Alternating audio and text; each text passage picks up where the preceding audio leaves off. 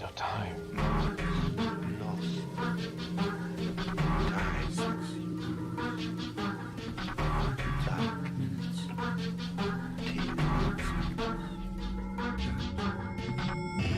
The time is 13 o'clock.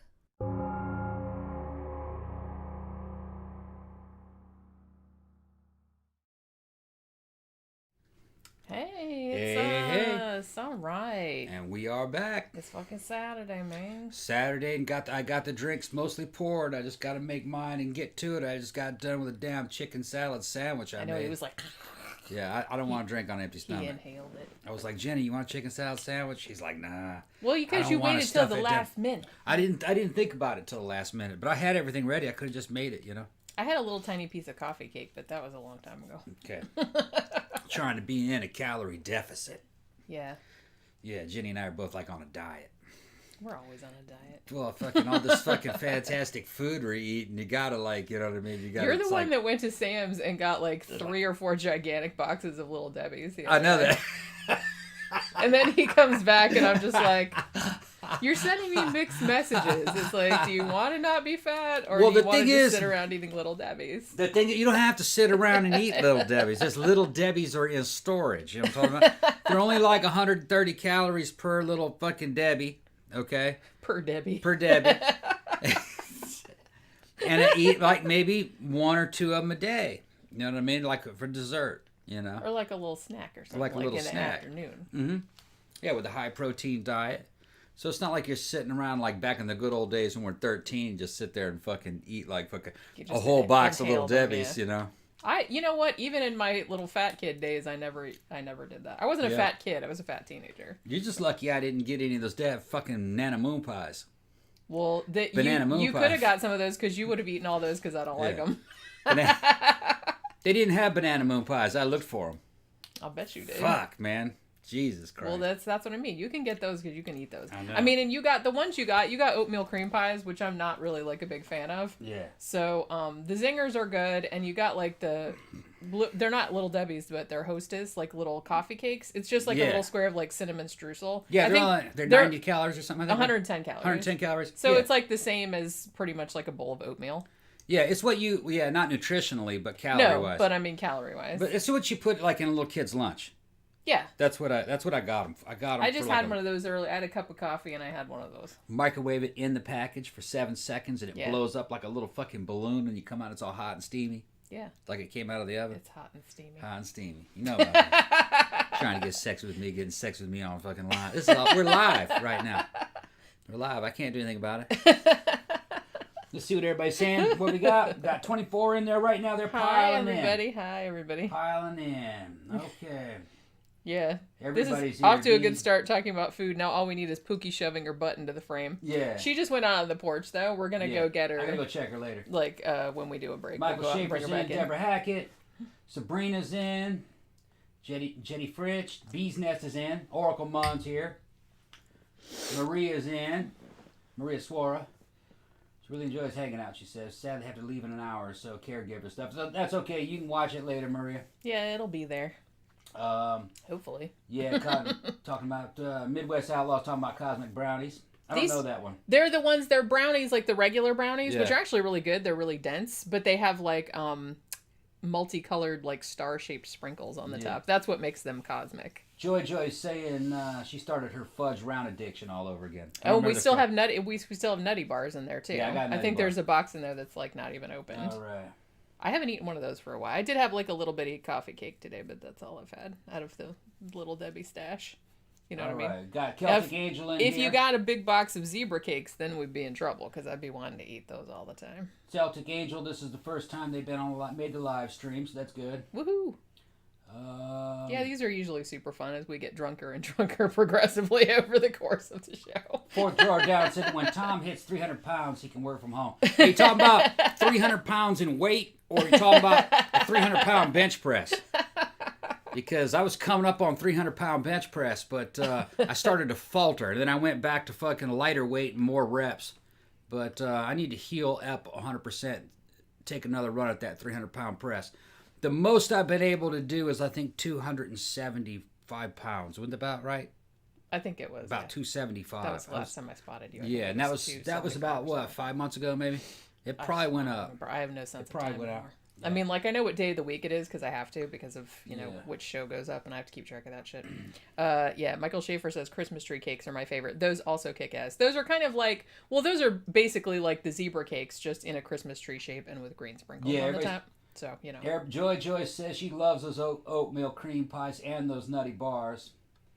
Bella Hauersberger. I hope I spelled. That's a Germanic ass name, Hauersberger. Hauersberger. Man, that's like the name of a replicant or something from Blade. She likes those nutty bars too.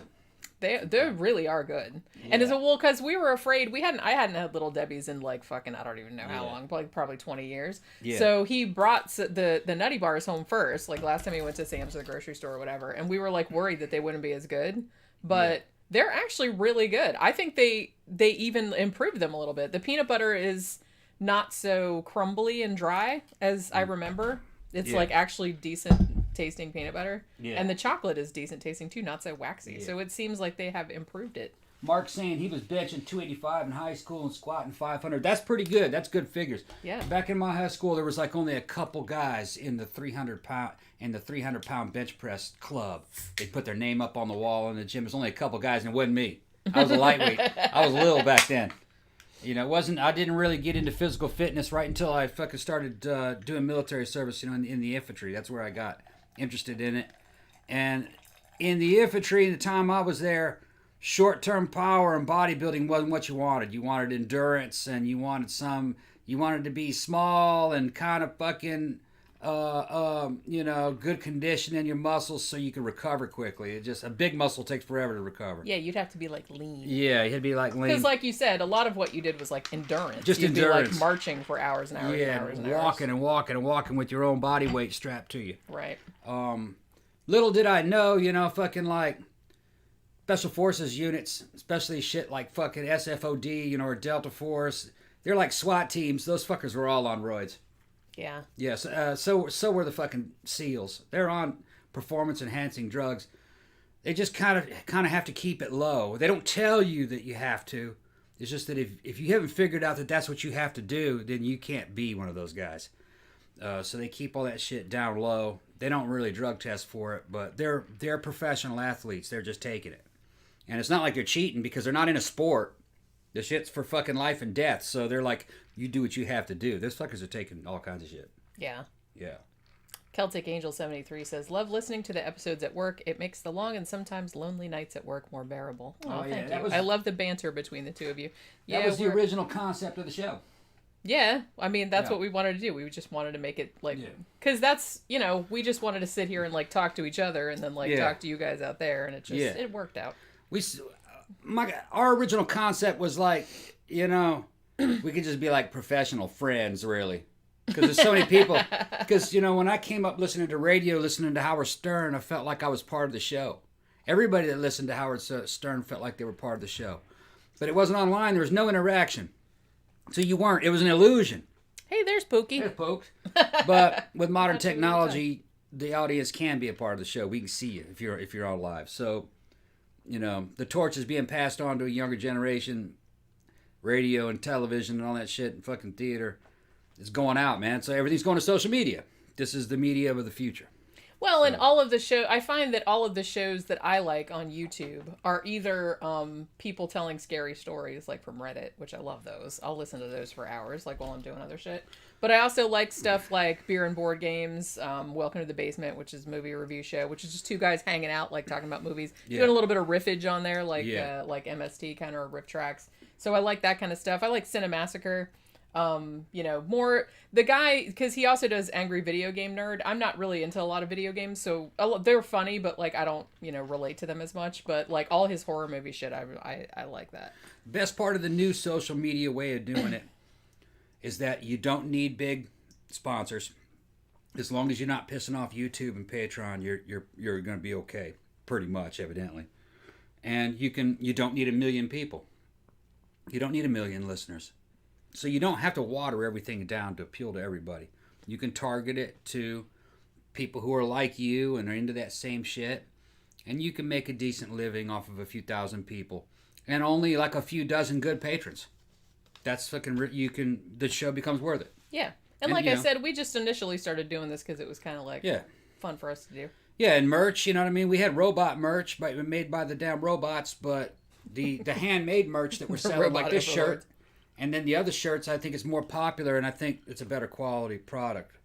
And it's a lot more, it's custom. Like that we actually started doing those. We're making them. Me and Jenny make them. Yeah. They got your name on it on a little tag, and we know who it's going to and everything. Yeah, I just buy the shirts, the blank shirts off jiffyshirts.com, and then make the design, and then I execute. I make the design. We go to the FedEx office up here to print shop and have the shit printed on transparencies, and we make the screens in that closet right over there with a little hanging light bulb. And make the shirts in the kitchen. Yeah, on the island in the kitchen. And then heat treat them with the heat gun. And then we blow dry with the heat gun. And if there's any problem, just contact us. I'll fucking replace it if there's a problem. If it was our fault, we'll do it.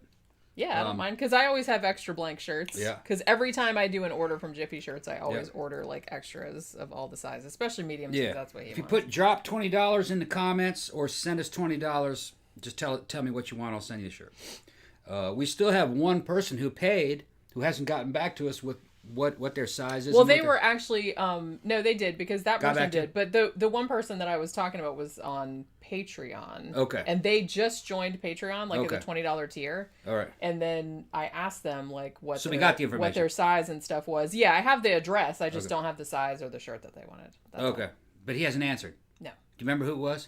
Mark. Mark Navarro. That's Mark Navarro. Okay. Yeah. He's got to contact us. Well, he's on Patreon. Just leave him a message. Yeah. That's what I said. Because I emailed him. I messaged him back a while back and said, what size do you want? What design do you want? Yeah, because he paid. We just got to know what it is he wants. What he wants. Michael Schaefer says, I found the channel looking for a review of the movie A Boy and His Dog. I was hooked after that. Yeah, all the, branching out into the movie reviews was another idea I came up with. And Jenny wanted to do it too, because we like movie reviews.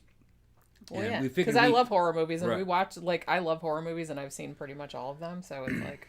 When it started the show, talk about them. I was trying to think of some way to advertise the show, besides the show itself.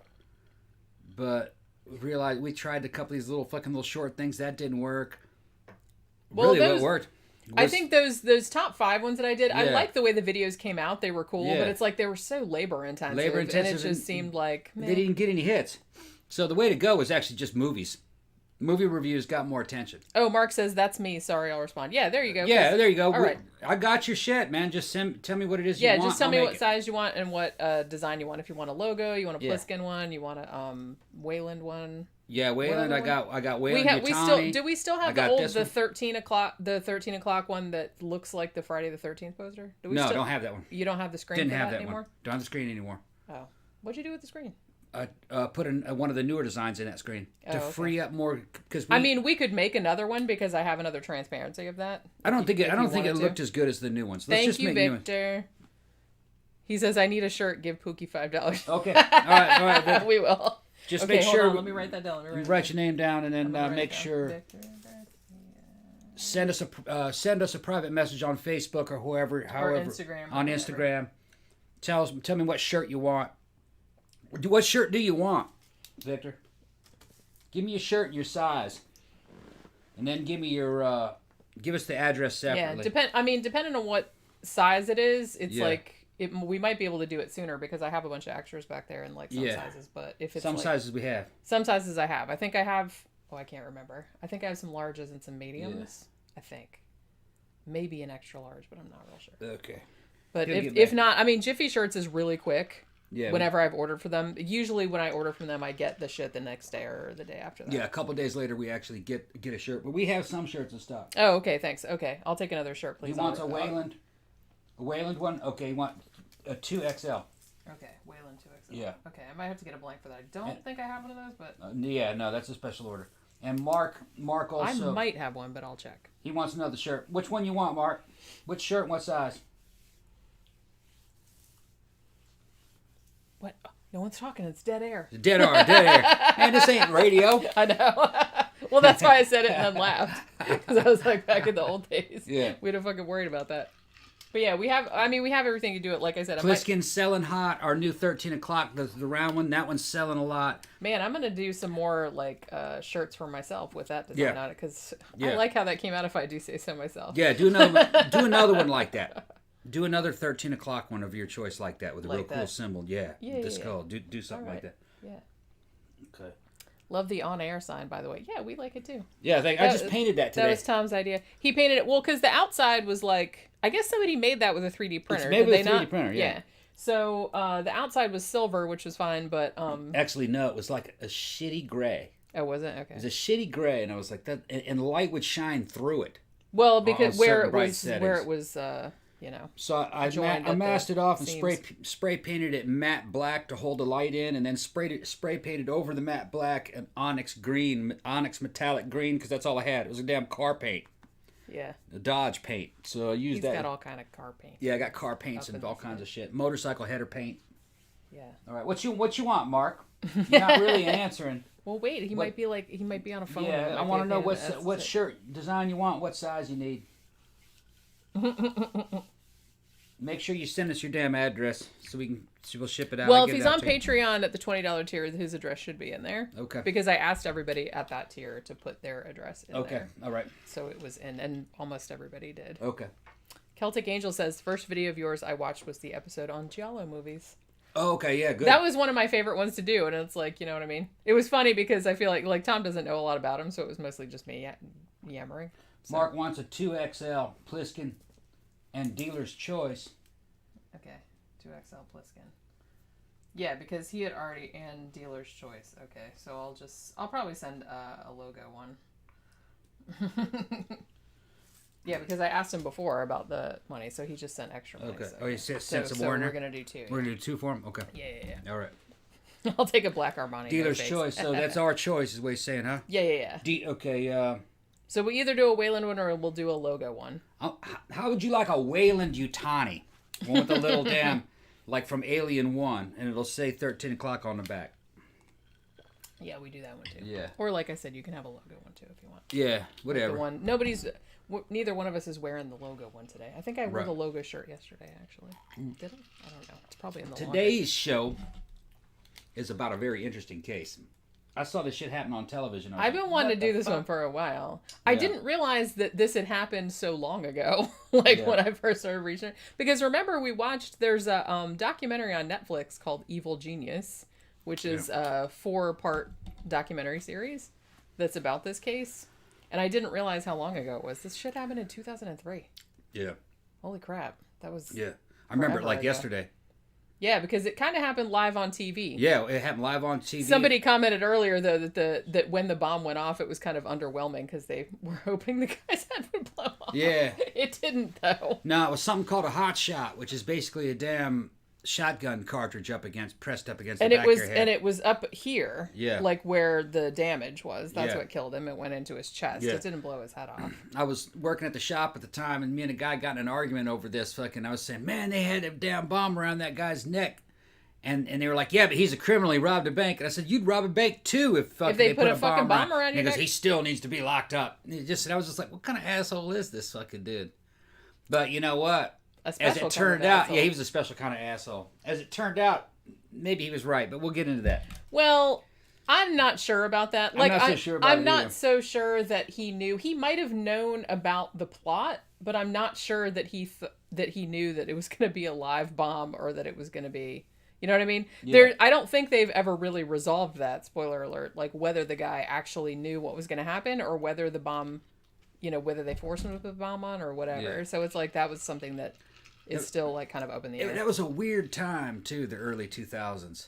The world was still kind of the old world at that point. It was still kind of sane, too.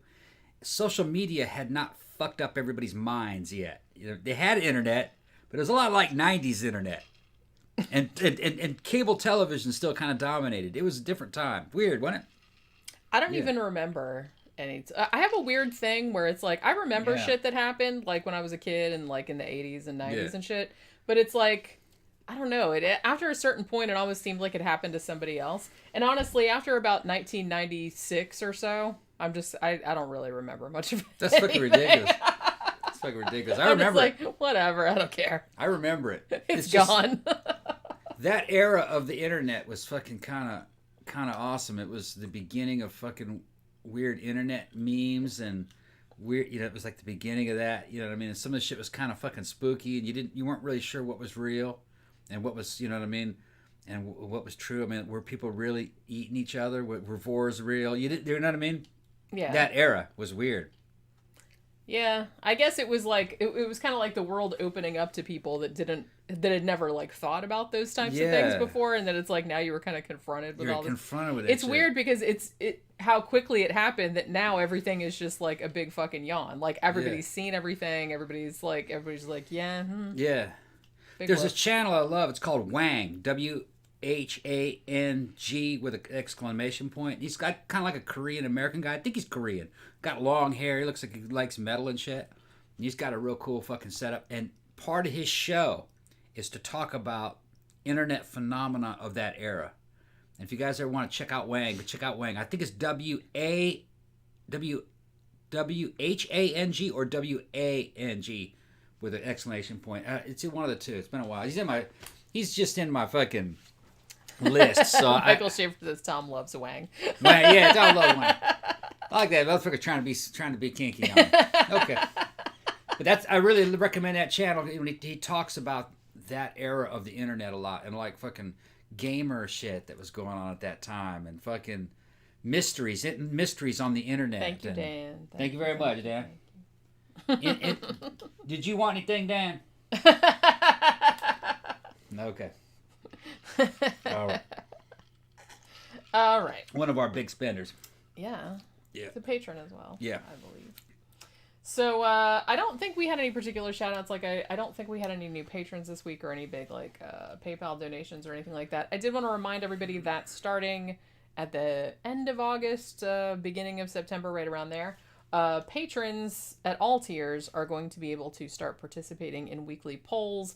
You're going to be able to pick what the next topic and what the next movie retrospective is going to be. I'm going to have 5 options, and you can vote on which one you want to do. And like I said, if nobody votes, we'll just do whatever the hell we want to do, like we were doing up until now.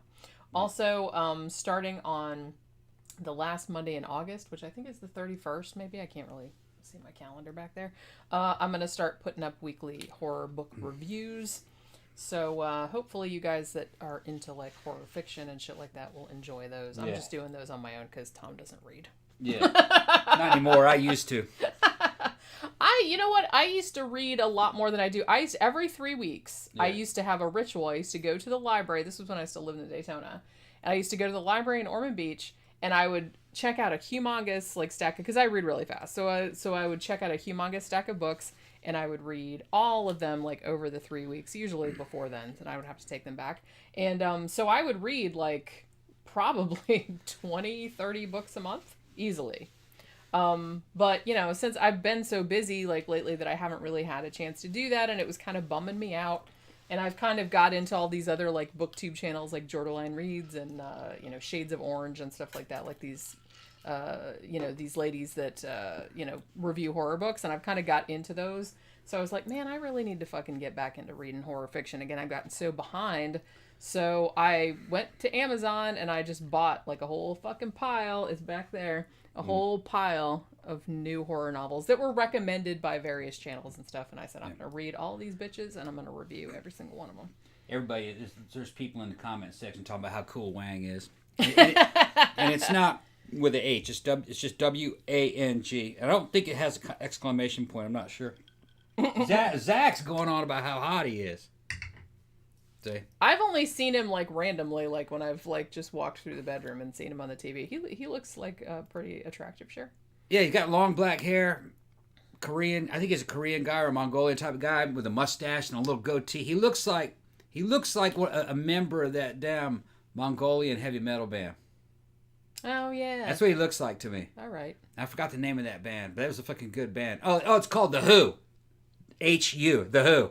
Really good Mongolian fucking metal band. Excellent. Yeah. No, we're not that The Who. No, the other The Who. The Who. It's spelled completely different. Yeah. Oh, somebody wants to update on the Golden State Killer. He pleaded guilty to all charges. And there's also some video of this bitch, because there was like a big deal about how they kept like wheeling him into the fucking courtroom in a wheelchair. Like, oh, look, he's just a frail old man, blah, blah, blah. Yeah, well, they have like fucking footage from his cell where he's just walking around and shit like a normal person, which we suspected all along. They're just trying to make him look like, ooh, look how sad and pathetic I am because an old man. Yeah, fuck you. He's just trying to avoid the death penalty. Well, they just gave him life in prison. Yeah, well, I knew that was gonna happen. I mean, at least he pleaded guilty, so nobody had to go through this big, long fucking extended Did they make trial. him do a confession or a statement, or did he just get fucking, I'm guilty, bye-bye? I think basically it was just like, yeah, I'm guilty. Okay. Because I mean, he's old anyway, so it's like, it's not like... Yeah, but, I gotta say, at least my boy fucking went up there and he expounded on his crimes.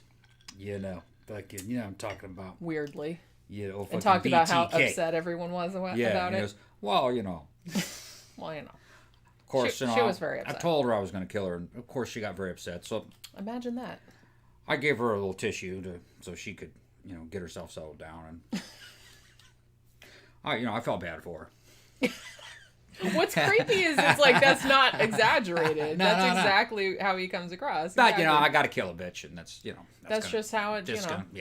I have sexual problems, and you have to. Sexual problem. I have to bind, torture, and kill. And you're just like. Yeah.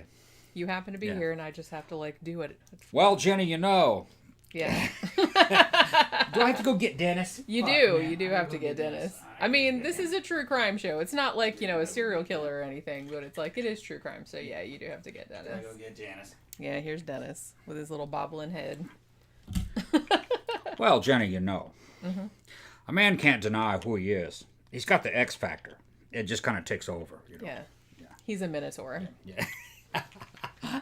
I look like a mortal man. But it's just an illusion. Deep down, I'm a minotaur.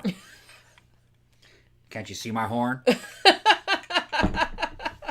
my god. I'm just going to leave Dennis's fucking head poking right there. Yeah. With it just going around? Yeah, I'm going to go over here next to you. I don't know. I'm not comfortable you being that close, Dennis. Don't let me stand in between you two. Even though you're I don't very mean to small. I did tell you that Tom was an asshole. You did not today, but you have told me. I'll take that under advisement. Not even a fraction of the man I am. Not even a fraction. He lacks discipline. He lacks all kinds of discipline. Okay. Yeah. When's the last time he's been at church? He's not right with Jesus. Dennis spends a lot of time in church, dragging victims there, tying them up, taking pictures of with them. his little fucking pantyhose and his garters on. Yeah. Trying to bury himself with a girl mask on his face. He thinks he's an anime character. Yeah. If he even knew what anime is. He seems a little square to know what anime is. I mean, I'm just saying. I think he had a little anime mask on, didn't he? In that photographs that he took himself when he was down that grave. You know what? It's weird. It's like, I can't remember. I'm just remembering the picture, like, offhand. To me, it looked like that one that was in Alice, Sweet Alice. Like, that one that kind of looks like a face, except it's clear. Yeah. Like, so it looks like your face, but not your face, which is, like, super unsettling. I'm just saying. Yeah. I think her name is Ilse. Ilse Lansdale. She's saying she wants a shirt that says visibly upset. You know what would be funny? Yeah. It's like well, I guess it's in poor taste, but it would still be pretty funny. Like to put a shirt like with Dennis Rader's face on it, and then underneath it just said she was visibly upset. Yeah. Oh shit. Mango Badger's in. What's up, Mango? We would get into it. I hope you didn't miss fucking Dennis. Dennis was here, man. Briefly. Yeah. Look, he's got a little knife and a cross. Yeah. I keep forgetting he has a little cross in one hand too. I was channeling Dennis. Yeah. It might happen again. Like it could at some happen. point. It could happen. You know what's really weird when you were holding... Dennis would have loved this case. Probably. Yeah. This is some shit Dennis would be into. This is some shit they would have gone to Dennis's cell and say, Dennis, could you help us with this case? Oh, of course. I can figure this out. Make him feel important. Yeah, this is some weird ass shit. It's like I rewatched, like, we had watched the Evil Genius, the Netflix series. We watched it like a long time ago, and then I just rewatched it yesterday, like in preparation for the show, and I had forgotten how fucking labyrinthine this fucking case is, because it just seems like it's weird enough that, oh, this dude just walks in this bank with a fucking bomb strapped to his neck, and hey, I'm just a pizza delivery guy, and some people like put this shit on my neck or whatever, and then his head blew up or whatever. But then like the more that they investigated it, it was just like there's like other dead bodies involved, there's like all these other people involved, there's hoarders, there's everything. Yeah, some of this shit there's something for everybody. Some of this shit verges on serial killer type stuff. And like clan cult type stuff. I'm saying clan, not like, the fucking KKK clan. Not like the Ku Klux We're just Klan. talking about like fucking mafia kind of weird shit in a way. You'll see. It's weird. This is a weird fucking case. Family crime gangs kind of. Sort of.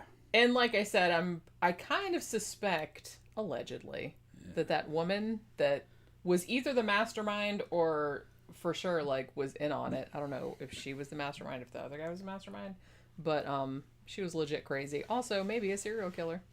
Yeah. Before we get off into this case, I want to crowdsource some knowledge from you bitches.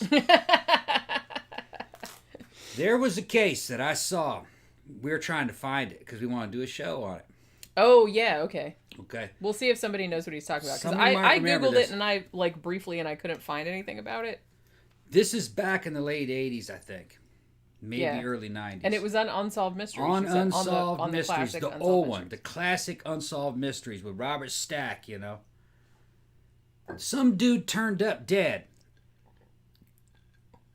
And I don't remember how he died. I thought he might have been shot. But when they tried to figure out who this guy was, he had some kind of an ID on him that led him back to his house, led the investigators back to his house. And at that house, he had a whole bunch of other IDs. And they all checked out as being like real fake IDs. In other words, they were expensive fake IDs with passports and all kinds of stuff that could stand up to scrutiny. Some of this, I think, has something to do with European aristocracy and royalty. Maybe like from Spain or Portugal or something. It's been a long time. I mean, I remember it from back in the time. He seemed to have a whole bunch of stuff that...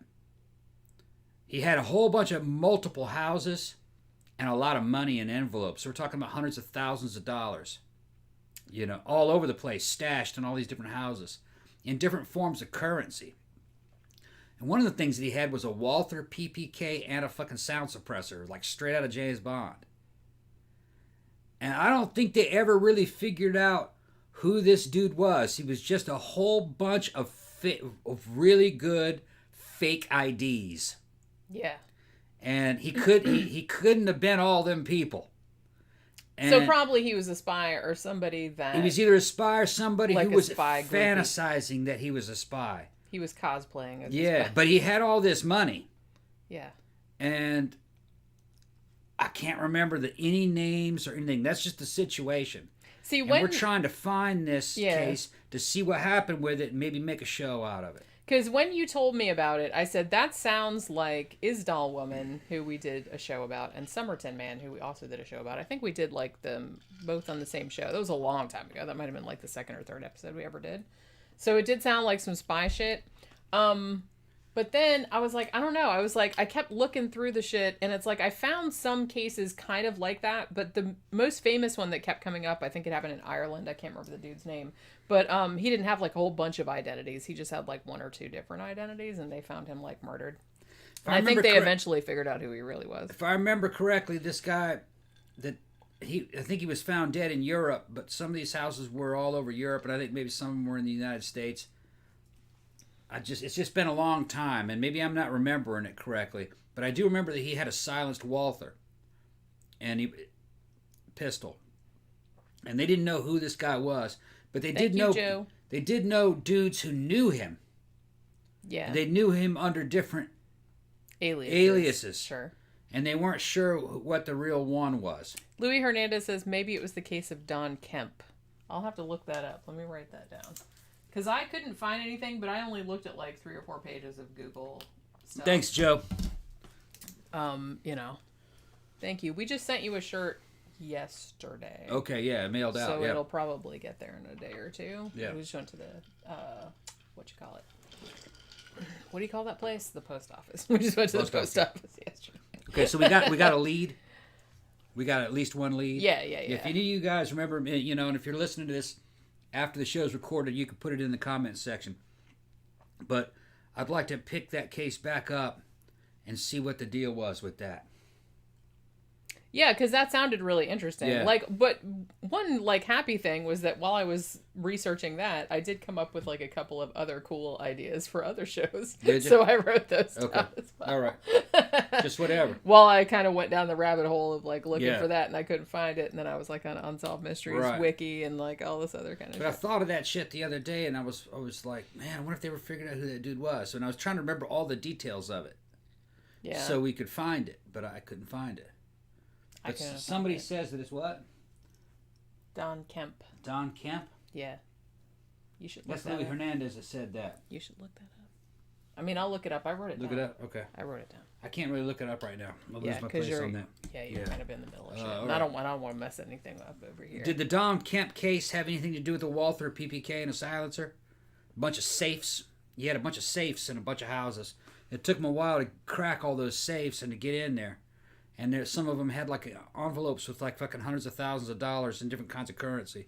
Yeah. And that pistol. And he had passports from a bunch of different countries.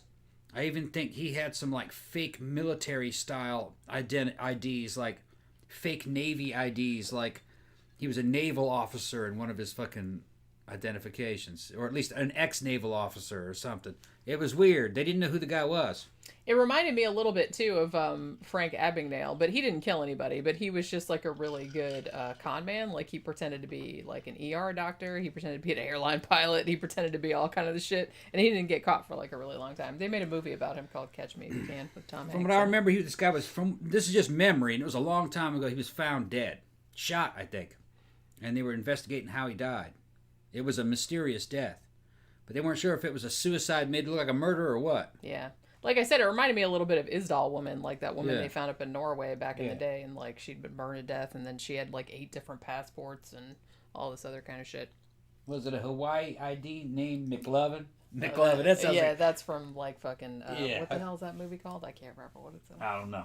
I can't remember. McLovin. I'm not drunk, I swear. I just Yeah. can't remember what it is. McLovin was that skinny little kid that's chasing them big old fucking fine black girls. Right? That's McLovin, right? Isn't that this skinny little white kid? With the little white man afro. Yeah, little white. I don't remember what it was. Some kind of movie. He was a character. Yeah, from a movie. it's a movie. McLovin. Yeah. Dan says I'd say Don Kemp is not the case you're looking for, but yeah, super bad. Thank you. That's the name of the movie. Yeah. Why? I don't know why I couldn't remember that. I was it's one word. It's something that has blah blah blah. All right, so are we gonna start talking about? Let's go ahead and start it. All right. Go ahead and start the show. Yeah, now that we're half an hour in. No, 40 Yeah. minutes in. We're 40 Yeah. minutes in. That's okay. That's what people expect, Yep. All right, so we're talking about the collar bomb heist, also known as the pizza bomber case. So, August 28th, 2003. This dude, who's a pizza delivery man, which they will find out later, his name is Brian Wells. About 2:30 in the afternoon, he walks into a PNC bank in Erie, Pennsylvania. Now, he's carrying a cane, which actually they found out later was a gun. that Yeah, it's a somebody had shitty ass made. shotgun. Yeah, If a you shotgun. look at it, you go, "That's not a cane."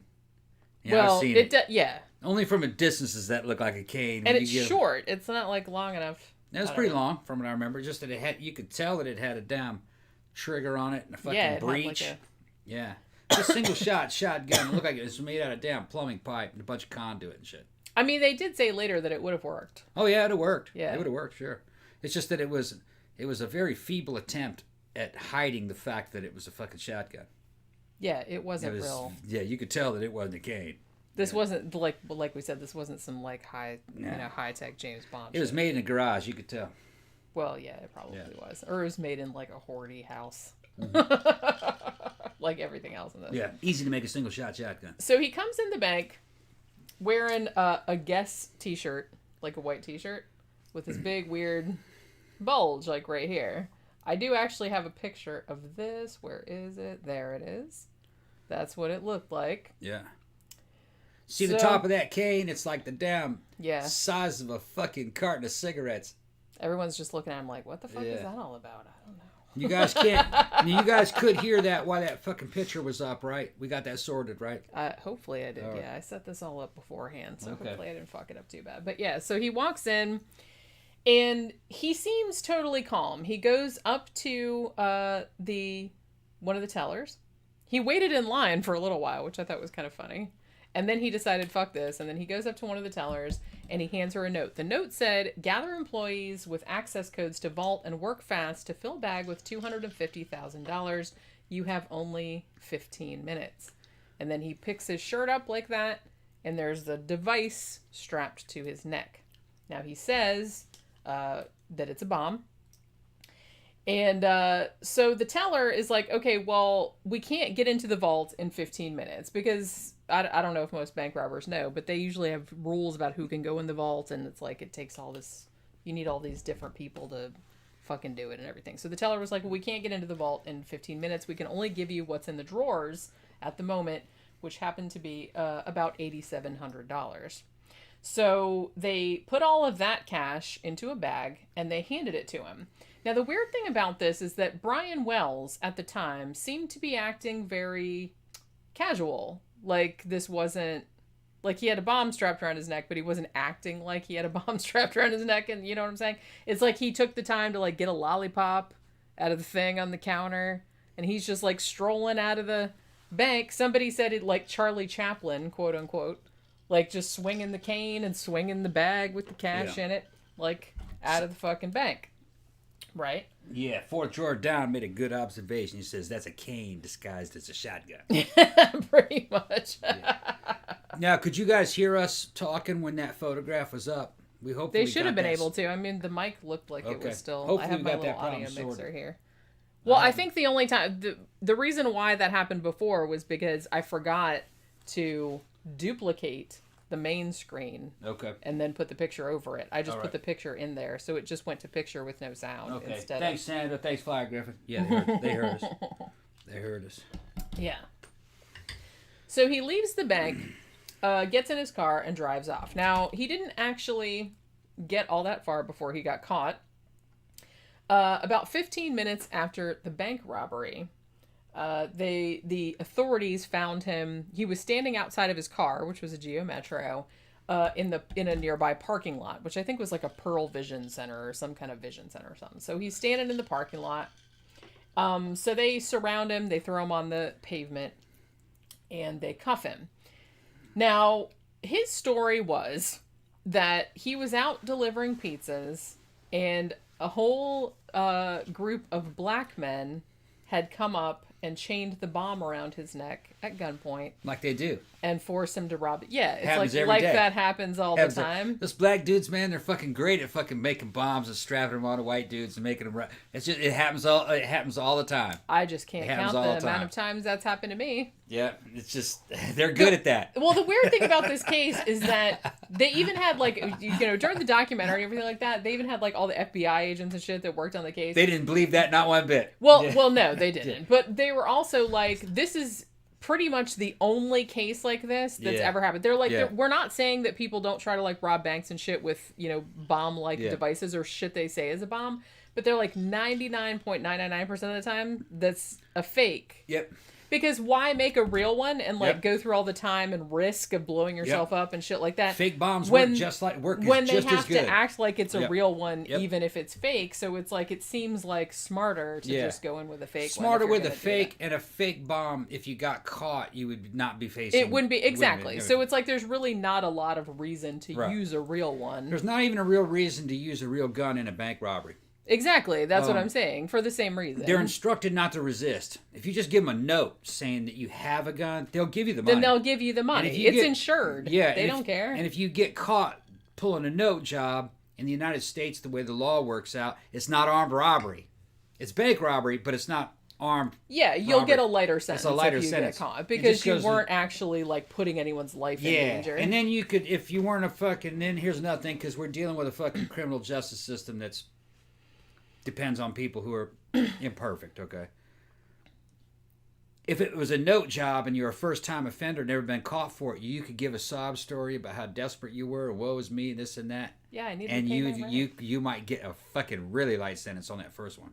Well, yeah, if you were like pitiful enough. Now, when I say light sentence, Don't really think I haven't considered. a really light sentence. What I'm talking about in the United States, 2-3 years, as opposed But to 10 that's years. a pretty light sentence. Right. I mean, If you ask me, bank robbery should be about 10 years. You know, that's about what that should be. I don't know. Well, No, I mean, it depends. has to be a stiff sentence, or they do it. They Yeah, go, that's "Oh, it's true. worth it. I'm gonna rob it." Yeah, it's just like in most states here in the United States, stealing a car is grand theft auto. There are some states, well, if you try to steal a car when a person's in it, it's considered carjacking. Well, that's carjacking. They can shoot you dead on a fucking spot. It's a fucking death penalty. because well, Okay? that's understandable Right. because you're putting that person Yeah. in danger. If a person above the age of 18 steals a car in an average state here, and they steal it by, picking locks or you know what I mean, by an aggravated means, using a gun or whatever, 15 years, If they break in through the lock and fucking jack the car and joyride like that, if you're above the age of fucking 18, first offender, you're going to go 2-3 years for that. But there are some countries, like in the UK, you can steal a car and they laugh at it. They think, oh, well, you're supposed to steal cars. I've heard that they steal cars for fun there. They do. Drive them around. And I don't when know they get about caught, nowadays, but back in the day, that seemed like, I mean, the murder rate was pretty low. Like, Yeah. the rate for other shit, like breaking and entering and shit, was pretty low. But car theft was like, because that was Yeah. just like what you did. You And just it was steal a car, usually yeah. like teenage boys. Yeah. They would just like steal someone's car, drive around in it, joyride, and then set it on fire on some hill somewhere. Yeah. That was just like a thing that you did. And everyone, like, nobody liked it, but everyone was just kind of like, The United States doesn't. boys will be boys. The United States doesn't play. We have a prison industry complex, which is kind of like the Soviet Gulag system. We got a huge number of people incarcerated, and they're making money off of it. They're making license plates. They're making stuff in factories and shit. And the way they see it is they say, well, we got two choices. You let this sucker stay free, and he's on the welfare system, and we're actually losing money. We're losing tax money, keeping this guy free. Or we put him in prison and make profit off of him. So where's the incentive? It's prison. That's why there's so many Prison. people in prison for like bullshit drug charges Yeah, and shit prison. like that. Okay. And it's because, in general,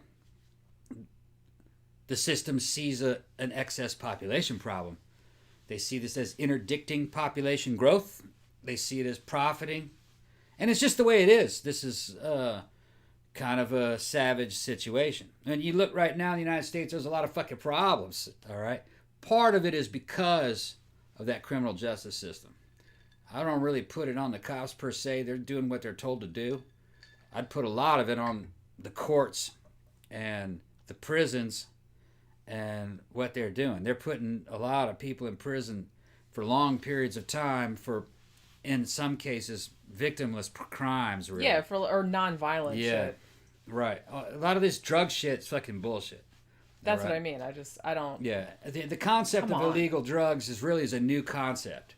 Back in the 1800s, early 1900s, you could take whatever drugs you wanted. They didn't give a shit. Yeah, it's like, And that's your body. Your body. Yeah. Well, that's kind of how I feel about Well, it. I mean, as long as you're not going out and affecting other people. Right. Like I said, it's like you can drink as much as you want. You can drink yourself into stupefaction Yeah. in your own house if you want Right. to. Now, if you get out in the street and start driving, Yeah. then that is everyone else's problem. That's a different situation. That's a different situation. That's still driving while intoxicated, Right. and you should get slammed for that. Right. But it has to be kind of... There's a difference between a dude who's had a few drinks but is driving successfully and a dude who habitually drinks himself into a stupor and fucking wrecks. There's a big difference. Because you come out on a Saturday night, everybody's driving home drunk. They're all driving home drunk. They are. But most people can drive pretty drunk. They're driving pretty sane. I mean, It's just true. saying, It's yeah, not that's too just the way it is. scary. and the cops know. I mean, And here's my advice to you. I have worked with for companies that work for law enforcement. I know a lot of cops. If a cop pulls you over and you're fucking drunk and he says, have you been drinking tonight? What do you tell him? yes. Yes. You fucking lie to a cop, you're Yes, going to get deny it. locked up. Don't deny You're it. going to get... Yeah, I've been They know drinking. you're lying. They know you're fucking lying. They're going to blow you already. You been drinking? Yes, sir, I have. How much have you had to drink? 3 or 4 drinks from what I remember. Are you drunk? Yeah, I'm pretty drunk. I'm driving good, though. I got experience. And a lot of times they can fucking work something out. Depending on where you are and who you are. If they like you or not. Be honest with the fucking cops. Cooperate. Do you remember one time? Now, this was before we went to the club. We were going to the club, so we hadn't drunk anything. Yeah. We didn't pregame or nothing. Yeah. So it was me, you, and maybe Kaylee. Yeah, Kaylee, they tore the car apart. Yeah. They pulled us over for... What? Why'd they pull us over? I don't even remember. We had a headlight out. Reason? We had a headlight out. Oh, was it? Oh, okay. Yeah, so there was a reason. Okay, but so one of my headlights was up. They used that as an excuse to... pull us over because we looked like weirdos? Yeah, we were goths. So and I think we were going out. I think the cops were fucking flirting with Kaylee. We're looking at Kaylee, too. Maybe. They just wanted... They searched my car. They searched and searched and searched. They went all through there. They were looking for drugs. All through my trunk and everything. I'm like... Because they were like, well, can we search your car? I'm like, hey, knock yourself out. I don't have anything better to do. Go out on a weekend. Do not carry fucking drugs. Well, we didn't have any. Don't carry none. We didn't have any drugs. We didn't have any booze. We didn't have anything. Nope. We're so boring. Don't carry drugs and don't carry fucking booze in your fucking car. I mean, you know. That's all you gotta do. I never have drugs or booze in my car. Follow the fucking rules. So, I was just like, I don't know. I was pissed because I was just kind of like, well, I'd like to get to the club in like a timely fashion, but I was like, if the cops want to waste their time fucking turning my car over and find nothing. Yep. Okay, go ahead. I just stood there on the side of the road and looked at him like, and here's another have a good time. Here's another stupid thing. I watch all these fucking videos of these guys getting killed for resisting arrests on minor fucking charges. I'm looking at this and I'm going, wait a minute, hold on. This is a DUI or something pretty minor. Why is this guy fucking resisting arrest? You know what I mean? He's going to go to jail and he's going to bond out in fucking about 12 hours. You know, he can't do 12 hours. Why is he resisting? Well, he must be running from a bigger charge. Maybe that's not, though. Maybe but they're not. But that's what you start thinking. You go, he must have committed a murder. He must be wanted for other things. Why is he resisting so hard on a minor charge? It boils down to some people just don't have any fucking sense. They're stupid. All right? Don't resist the fucking cops. All they're going to do is just take you to jail, and you're going to bond out a few hours later. If you can't bond out, you're probably out in a few days. It ain't going to make a difference. If you're white. Yeah. No, if you're black too. It won't make a difference. It won't make a difference. Or they might just shoot you. Depends on the... No, they won't. I've watched all those shootings. There's a channel called Police Activities. Glenn says, don't they need probable cause to search a car? No. They don't. No. If they ask you and you say it's okay, then they can. And I didn't have anything in my car, so I told them, it's like, hey, if you guys want to waste your fucking time searching my car, then go right ahead. There's a bunch of misconceptions. A lot of it depends on the state that you're in. Each state's going to have... You know, the United States has 50 fucking states, all right? Each one's like a different country. For the most part, they can search you because they want to. They just can, if you're in your car. They can't come in your house. They have to have a warrant, but they can search your car. If you say no, they'll just get a warrant and they'll search your car. So you might as well just say, yeah, search it. Okay? Well, like I said, I didn't have anything in there. So and they don't have to read you your rights. That's another myth. They can just arrest you. You have to read me my rights. No, they fucking don't. That's something off of TV. They don't have to Mirandize you. Yeah, they can just arrest your ass. And they don't have to arrest you. That's another thing. Is they can just hold you, which is different. That's called detainment. And well, they can do it up to a certain number of 24 hours, 48 hours. Yeah, what is and it? a lot of dudes start freaking out before they're even arrested. They're freaking out when they're being detained. And I'm watching these videos and they're like, dude, chill the fuck out. You haven't been arrested yet. You're being detained. And they're judging whether or not they're going to arrest this dude based on how he's acting during detainment. If you start getting antsy, you start freaking out during detainment, you're going to get arrested. If you chill out during detainment and fucking cooperate, joke around with the cops, and you don't really have anything to hide, they're going to get bored like a cat with a mouse that isn't struggling. They just let it go. A lot of times. Depends on what the charge is. Stop or what they says, what do you do when they plant something? Well, then you're hosed. You're hosed anyway. Sandra says, is it not allowed to have alcohol in your car in the USA? You can, as long as the container is closed. You can't have an open container in your car. That depended on the state. Louisiana, you could drink while driving for a long, long time. I think they finally sorted that out in the 90s. But that was a weird time. Ilse says, what if you have an open bottle but it's in the trunk? Yeah. I think you can do that. That's all right, yeah. I mean, as long as it's not open container, like, in the car that looks cabin. like you're fucking drinking it. Right. If shit's in the trunk, because I've driven with booze in the trunk before. Yeah. Like, we were going to a concert and we were going to pregame when we got there Right. in the parking lot, so I had whiskey in the trunk. Most states will not allow you to have a firearms within arm's reach of operating a motor vehicle, unless you have a concealed carry permit. or concealed weapon, then you can have it within arm's reach. Some states allow it. Yeah. Some states allow it because they've legally determined that a car is an extension of the home. Okay, so you being in your car is a lot like being in your home. And I don't know which states that were, and I don't know if it's still like that. But from what I remember, some states were like that. Many states allow you to use lethal force if someone attempts to enter into your vehicle. Yeah, what do they call it? Castle doctrine? Yeah, that's the same as breaking and entering into a person's house. They have that in Florida, too. Yeah, and in Florida, if a person touches your car door or hits your window, that person can pull out a fucking pistol and open fire.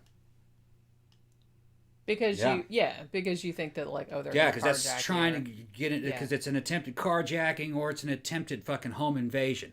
So it's like castle doctrine. Dan says, all this talk of alcohol made me get a Jack go and get Coke.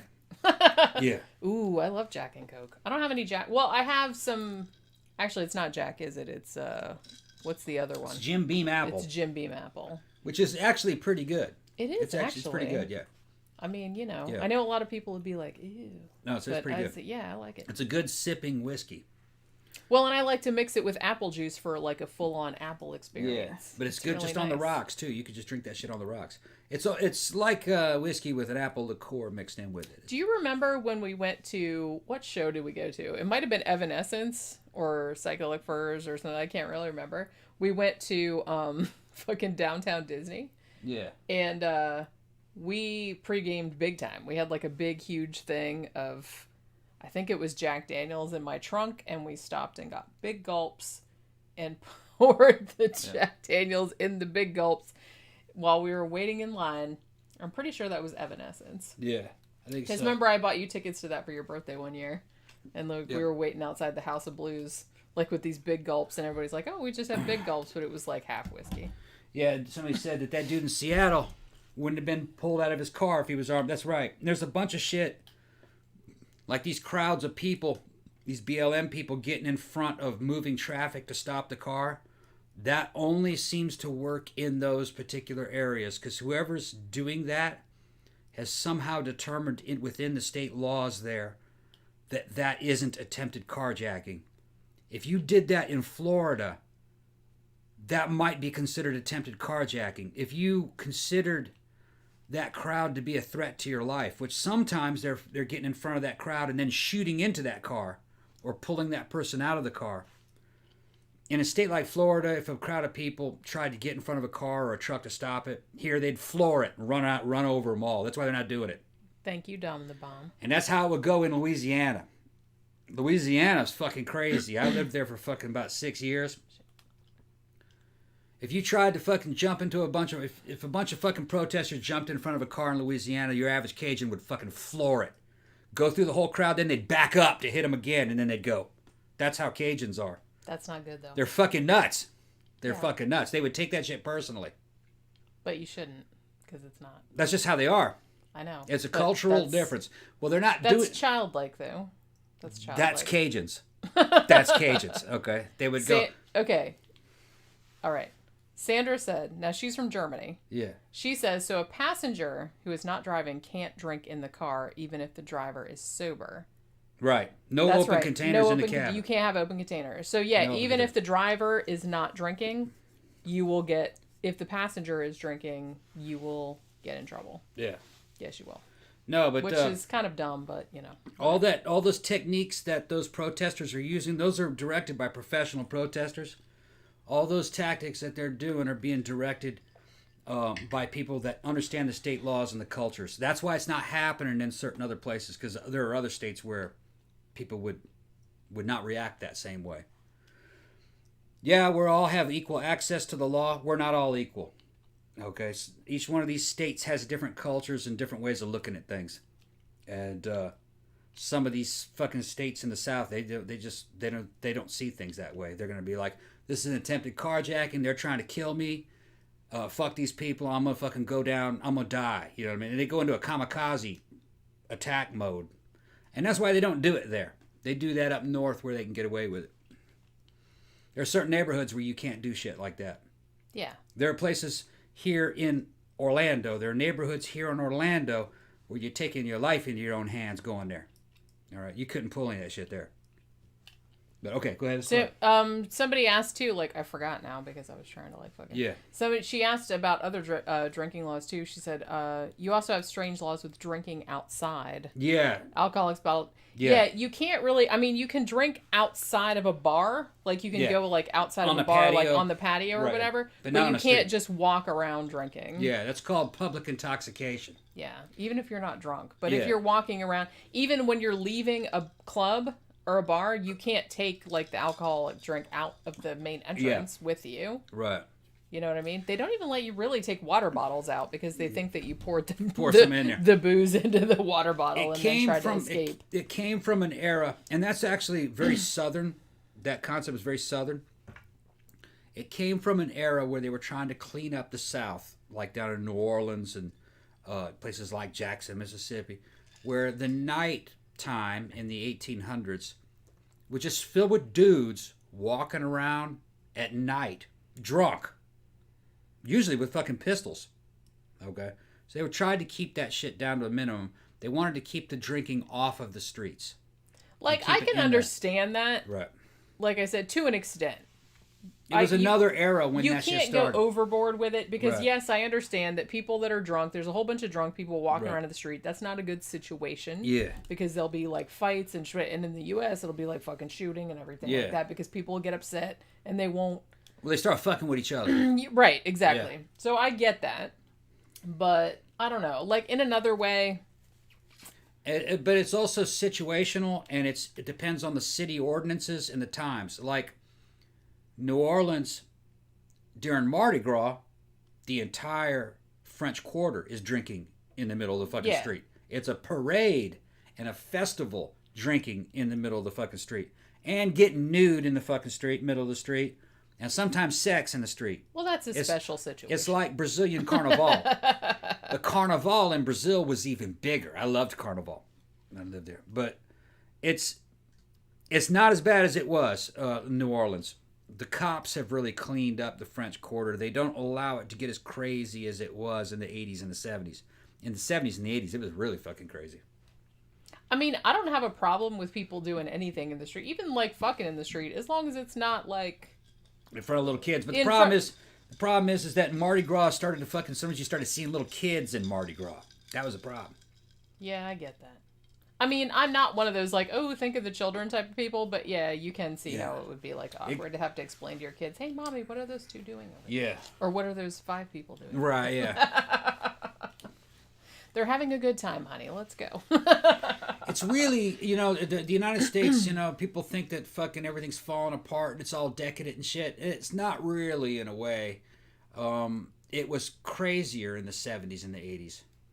It's just that people didn't know. That's what I mean. I feel like people like get all fucking freaked out about shit nowadays, but it's like the 60s, the 70s, the early 80s were way worse. It was worse. Way worse. Way worse, and not always in a good way. There was a lot more violent. It was way more violent back then. And it was, but the average person didn't know because there was no social media and there was no internet. So when something would happen, it was isolated to that area and just the witnesses. The general public didn't even know that shit happened.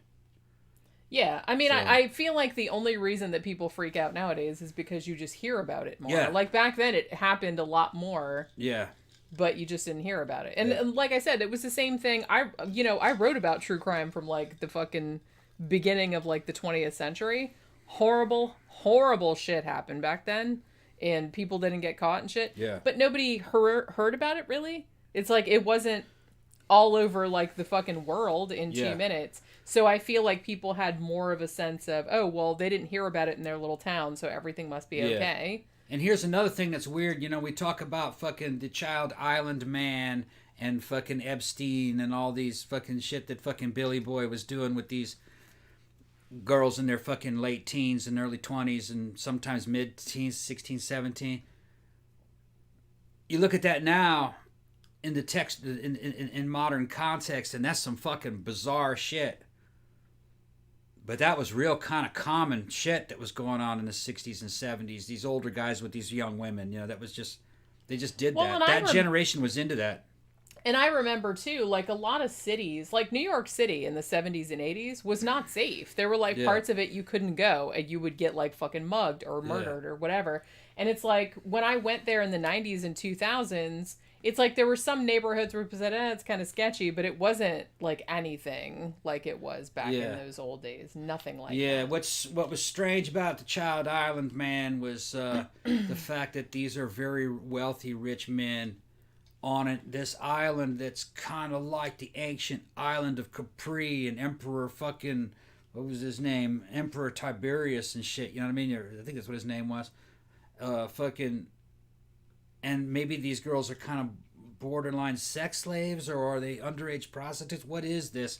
So this is fucking really freaking out the average person, and kind of rightly so, but why wouldn't it be like that? The fucking ruling classes have always been pretty fucking degenerate. And well, because they can be. They can be. Bad behavior is at the very opposite ends of the spectrum. At the very poor, it's cockroaches. And at the very rich, it's fucking sharks.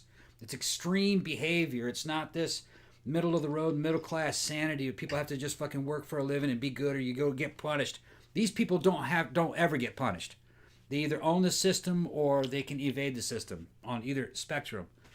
And, you know what I mean? It's just, of course they're going to be degenerate.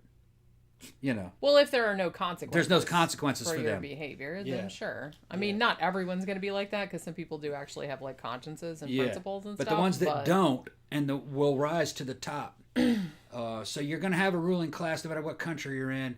Because it was like that in Brazil, too, you know. I went to Escola Graduada de São Paulo, which is a real expensive Brazilian fucking private school. And the kids of the fucking presidents and the fucking would-be king of Brazil and the fucking celebrities and shit. It was a little small American international school, you know. And because my mother was in the State Department, I went there. And, you know, it had fucking armed guards and shit, you know. You can look it up on the internet. There's fucking videos, fucking fantastic videos of how they educate people. It's a real good education. You know, it's IB, International Baccalaureate. All those kids were fucking wild. A lot of them were doing fucking drugs and cocaine and shit. And well, yeah, like I said, they could do whatever they wanted. They could do whatever they fucking Nothing want. bad The would happen. teachers were fucking terrified of them. The teachers were terrified of them because their parents were kind of like the equivalent of like Saddam Hussein. They were the former military. Well, and teachers were just trying to do a job. Yeah. It's like, I'm going to get fired if I fuck killed too much. Or killed. Exactly. They were scared of them because Brazil was coming out of a fucking military dictatorship. And these were the fucking kids of the former military dictators of Brazil. And the new people in the Senate and shit. They were fucking like Saddam. And Brazil was kind of like run by cartels. They were kind of like drug cartels. Like something you got of Colombia. Well, I was like... I thought they were just fucking spoiled rotten, you know, fucking indisciplined. Half of them just shit, you know. The girls were fucking super fucking... I can't even fucking... I'm getting kind of too jumped to describe it, you know, but real fucking arrogant and real mighty, you know. Anyway, they were like royalty. And they owned almost all of Brazil's wealth. You know how fucking wealth tends to gravitate towards the very, very top. Well, they got there because they were just fucking ruthless. And it's like genetic. And it's like passed down to their children. And they kind of stayed in an infantile state even as they grew up. Man, it was fucking wild. It's been a long time since I thought about that. But as time went on, I realized, you know, I thought the United States was fucking kind of... immune to that, but no. As time went on, I go, no, we're ruled by the exact same kind of people. They were just shielded by the lack of internet, you know. But now that the internet's around, everybody knows who they are. That's why they're scared. Yeah. And most of them have left the country. They live overseas, offshore. They kind of run the United States by remote control because bandwidth and computers allow them to do it. But a lot of them don't really live here anymore. Well, yeah, because they'd probably get fucking...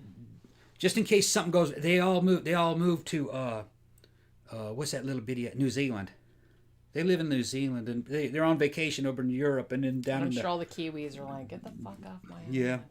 Holy crap. They all have houses down there. But it's not just America. The European oligarchs kind of live there, too. It's all the same clique.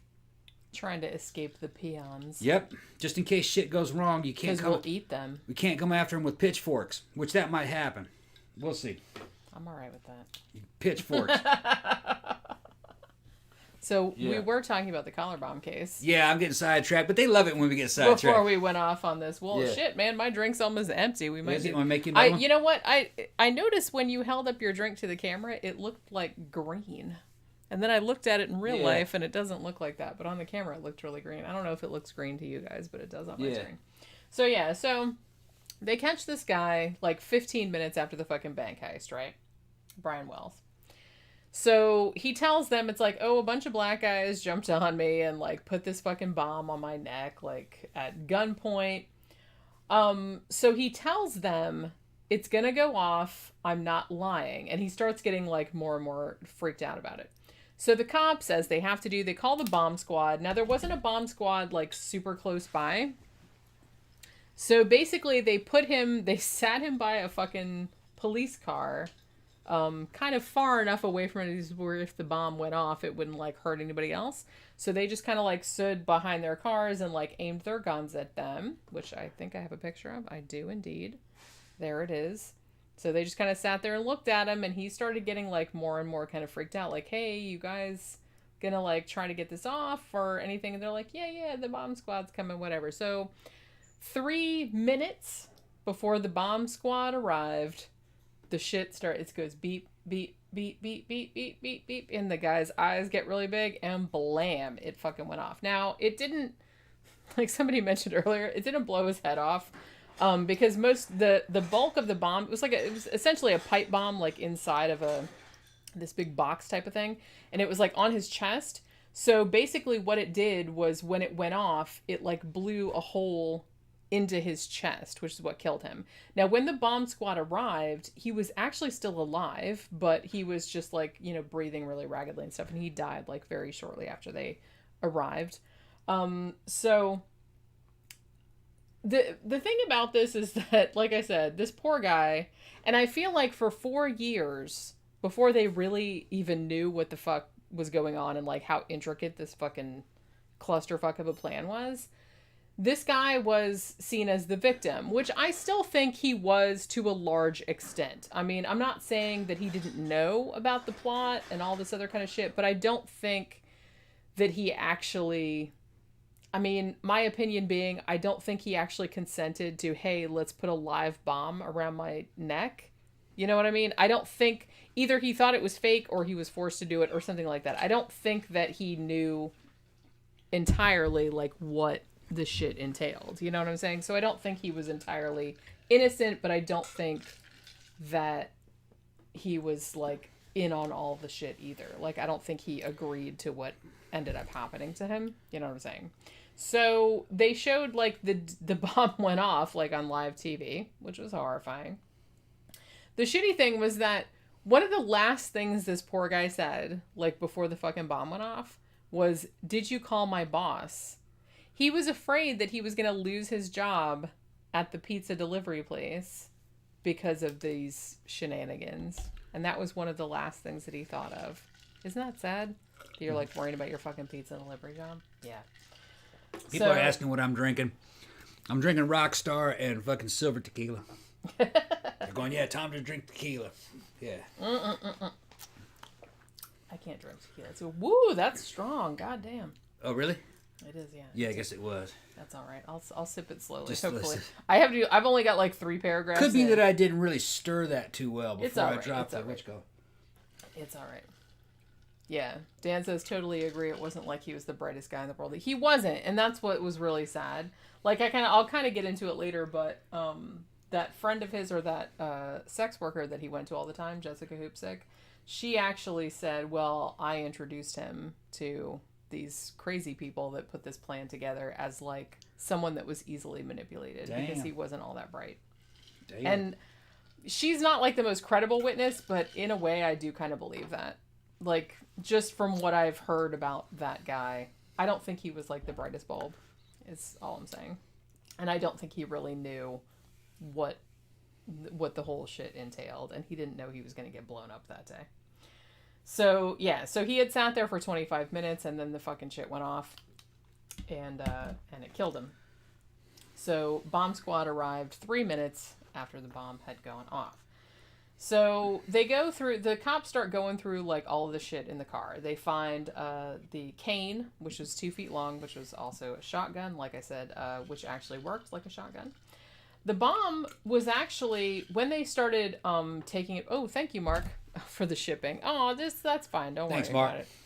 about it. Yeah, so... Keep them flash bulbs rolling, people. I love it when that shit happens. He does. He I gets love it very when that shit excited. happens. I love You are it going to when be incoherent by the time. Be this is incoherent, but I'll have a job to do when this is all over. I have to make all these fucking shirts. Yeah. It doesn't take that long. No, just make sure you keep all the orders straight. I'll get them done. I try. All right. I try to keep everything straight. We need to come up with some new designs. I'm the one that's got to keep everything straight. She's like the secretary. Because if he doesn't, because he can't do it. No, I can't do it. Someone got to do it. I get like stressed out about like having to just. She does fine. She stresses herself out over these little things. She's a master organizer. Yeah, but yeah. I'm a master organizer because I get stressed out about shit. If I didn't get stressed out about shit, I would never get anything done. Probably right. So it's like, it sucks having to be stressed out about everything all the time, but if I didn't stress out about everything all the time, then I would never have shit done and have it done correctly. This shit started out as your business, though. You know what I'm talking about? It did. And it grew from a small seed, it grew into a fucking willow tree.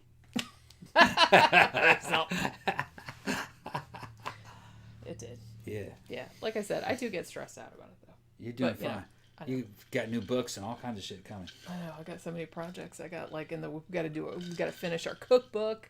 I got a Halloween themed game coming. Yeah. I got my next audio book coming, which is one of my older novels that I'm finally doing an audio book. Okay. Yeah. So, the Edgar Allan Poe game that I made, which is an Edgar Allan Poe trivia game, I ordered a proof copy of it.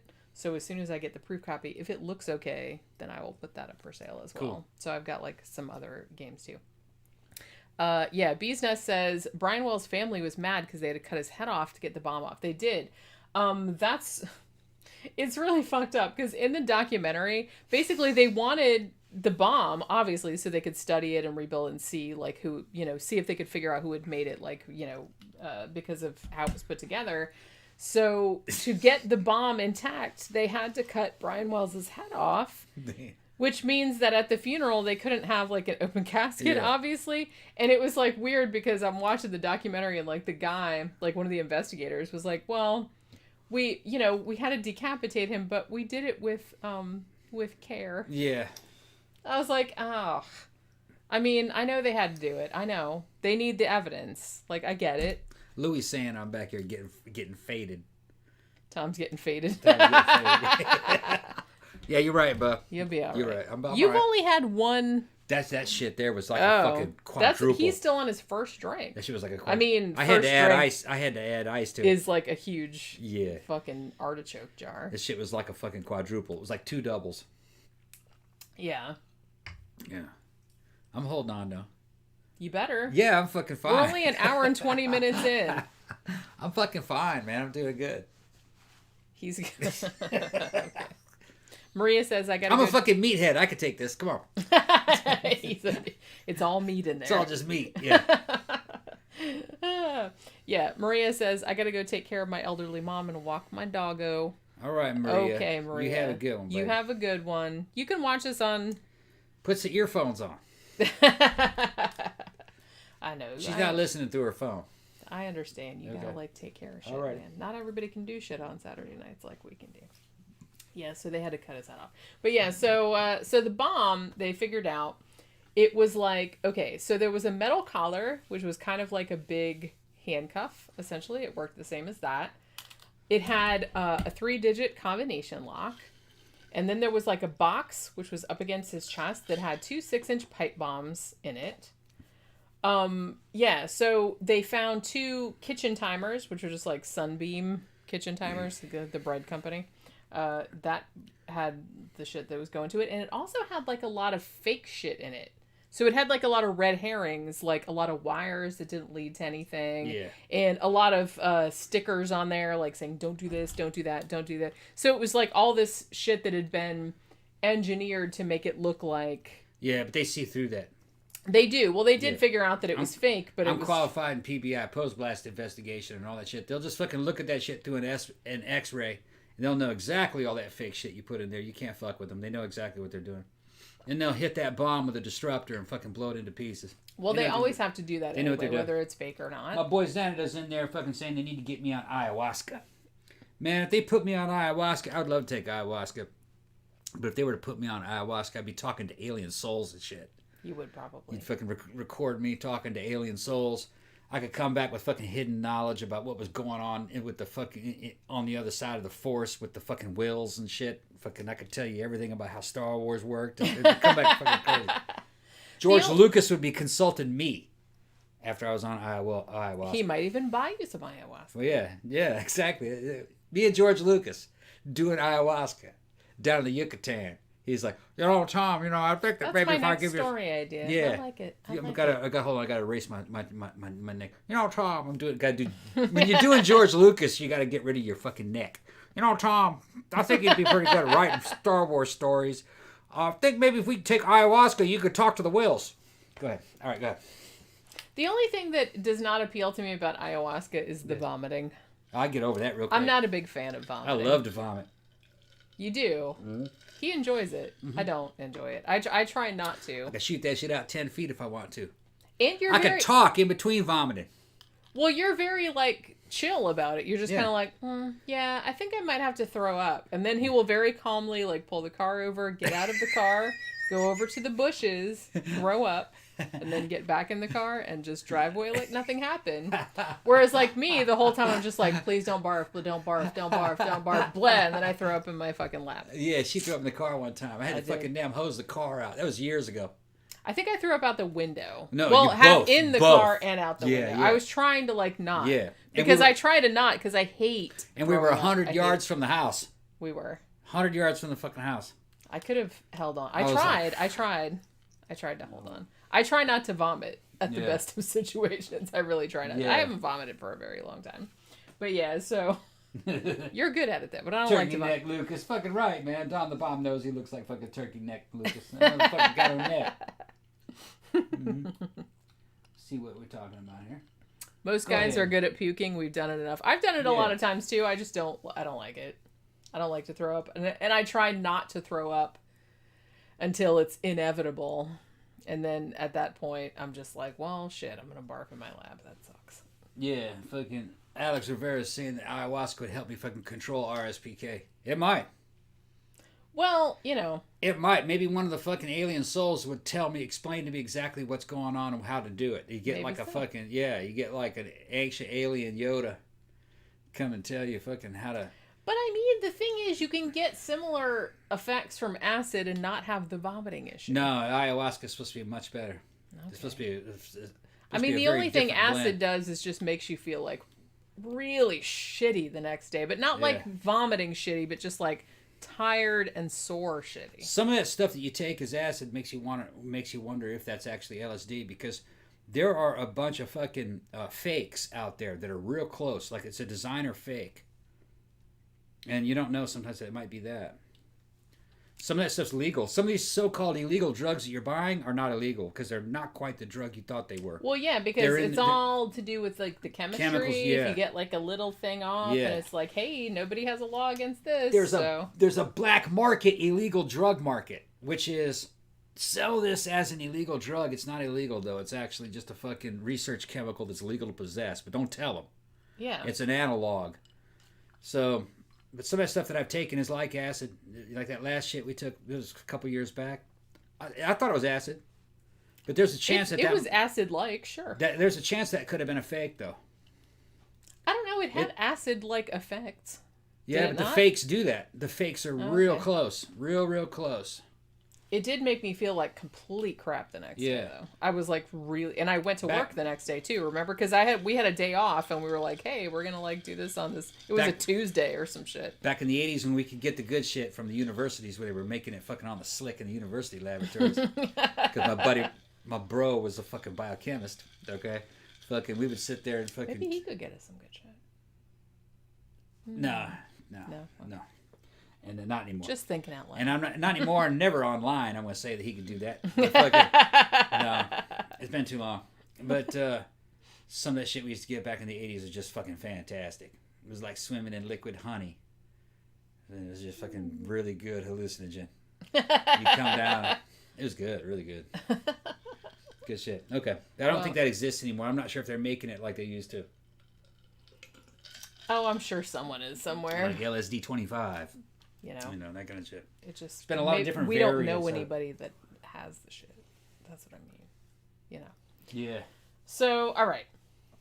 So they search Brian Wells' car. Not only do they find the cane that looks like a gun, but they also find like a whole bunch of handwritten notes. These notes were addressed to quote-unquote bomb hostage. Now, the notes told Brian Wells that he had to rob the bank of $250,000, and then he had to follow this set of like complex instructions to get like all these keys that would supposedly defuse the bomb. Like after you go to the bank, ask for $250,000, come out, go to this McDonald's, like at the sign, like at the drive-through, there'll be like a little thing that has a key in it that'll do this, and it's like, so it was like a scavenger hunt essentially. So there's all these drawings in there, there's all these maps in there. Now, according to the notes, apparently, if he did all the shit in order in enough time, then he would have been able to defuse the bomb before it went off and killed him. Obviously, that didn't happen.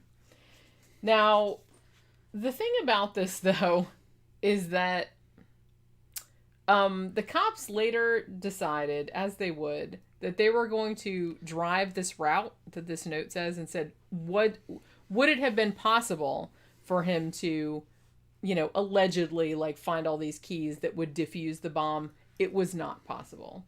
So I feel like whether Brian Wells was, a participant that knew about this going in, or was just like an unwilling participant or whatever, it's like he would not have been able to do the shit that it said in the notes to defuse the bomb in time to keep the bomb from exploding. Like, he was going to die pretty much regardless of what he did, which, that kind of sucks. So like I said, the cops kind of like went through the shit. They were like, okay, well, there's no way that he could have done all this stuff. So, what time is it? What, is it time to take a break? Probably. I can't Well, see it's what like time. an hour and a half. I'm just like losing my 6:27. You probably need to take a break. I probably needed it. All right, I tell you what. Why don't you What? Why don't you start playing some commercials? All right. Or do you want me to sit here with them? I don't really need to pee. I just need to like find my place in the notes again. I thought you needed to take a break. No, I don't. I don't need to take a break. I just lost my place in the okay. notes. All right. That's all I'm saying. Says you don't need to take a pee. I don't need to take a pee. Girls are funny. I don't need to pee. I have a call giant it pissing. bladder. I call it pissing. I have a giant bladder. Okay. All right. I make fun of him all the time, but like when we go out to the club, because he has to pee seemingly every 10 minutes. I'm a man. I was like, I can go all night without peeing. I'm a man. I whip that shit out and fucking take a piss wherever I am. It's just like it's like a man's privilege. It's male privilege. We have a portable urine dispenser. We just fucking unzip, pull that shit out, let that shit fly. You're talking to the dude next to you, man, fucking talking about it. Yeah, man, we could do this and that. So there's no reason for us to hold it. Isn't it awesome? We don't have to squat to No squat, none of that shit. Man doesn't have to hold it, so we never get these big ass bladders. We just fucking take a piss. like a fucking animal. I'm wondering if evolution has given women bigger bladders because for that. No, you're holding it longer, so you're stretching it. You're holding it longer, so you're stretching it out. You're stretching it out because you're holding it longer. Men don't hold that shit. Fucking Xanada. All you motherfuckers in the comment section, go ahead and you put that shit right there in the comment section. We don't hold it. You guys can back me up on that. We don't hold that shit. We go when we have to hold it. It fucking kills us. I don't usually hold it either. I just usually don't have to. Because when dudes piss, man, it's like a fucking party. You know what I'm talking about? It's like it's a piss party. You're standing next to the dude talking about something. Dudes You're gonna do weird. this and that. And you're both pissing. You're talking and passing a bottle between each other. We used to do that shit fucking in the army. Just fucking, yeah. Canada says, I pee all the time. It's a problem. Yeah, you just fucking piss. You just let the shit fly. The only thing that sucks, I will tell you, one thing that sucks about getting older is that I can't sleep through an entire night without peeing now. Yeah. Which I usually be able. Yeah. Like, I usually just get up and it's usually between 3 and 4 a.m. Yeah. And then I have to get up and pee. Although I always, like, weigh it. I always wake up and I'm just like, do I really have to pee that bad that I have to actually get out of bed? You're fucking funny. You know what I mean? And then I'm like, sometimes I'm just like, no, not worth it. I don't have to pee that bad. I just go back to sleep. We're in the new economy, though. We're in the new economy. We don't have to go to the fucking physical office somewhere else. Although I still get up early every morning. You don't have bosses, though... but you can do whatever you want to do. So it's not like, it doesn't matter if you wake up early or not. You can sleep back in if you want. But I noticed that as I started getting into my late 40s, my sleeping was more efficient. 4 hours of sleep started to feel like 6 hours of sleep. You know what I mean?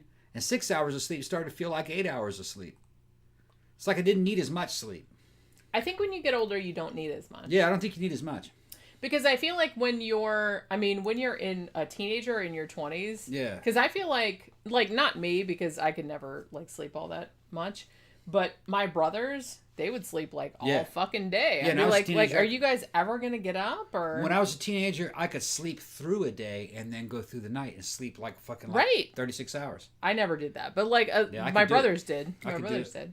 And I think it's because, fucking, you probably have a lot of fucking inefficiency in the connections between the neurons of your brain. So there's a lot of little dendrites fucking going everywhere. So your thinking is very fast. It's kind of inaccurate, but it's also very imaginative. It's like an inefficient thinking process. And as you get older, I think those neural pathways start getting ingrained and more efficient. So you don't tire as readily, and you kind of fucking rest a lot faster. You know what I'm talking about? Yeah, I think there's a lot of. I think the creativity and energy of youth is really kind of a side effect of fucking inefficiency, neural inefficiency. It's almost kind of like you're under the effects of a drug. Well, you're like hyped up all the time. You're hyped up. You're amped up all the time. Your thinking isn't very focused or concentrated, so it's all over the place, but it's also real spontaneous. You know what I mean? You can come up with new ideas and new innovations real easily. They may not be right, but they're fucking a trip, you know?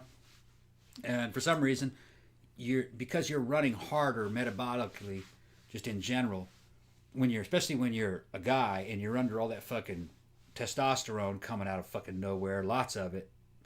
You got erections, like leading you in this way. It's this. It was the equivalent of fucking doing roids, because steroids are just it's just exogenous, artificial, super testosterone, healing stuff, and you're under the effect. You're basically under the effects of a fucking internally generated high performance drugs.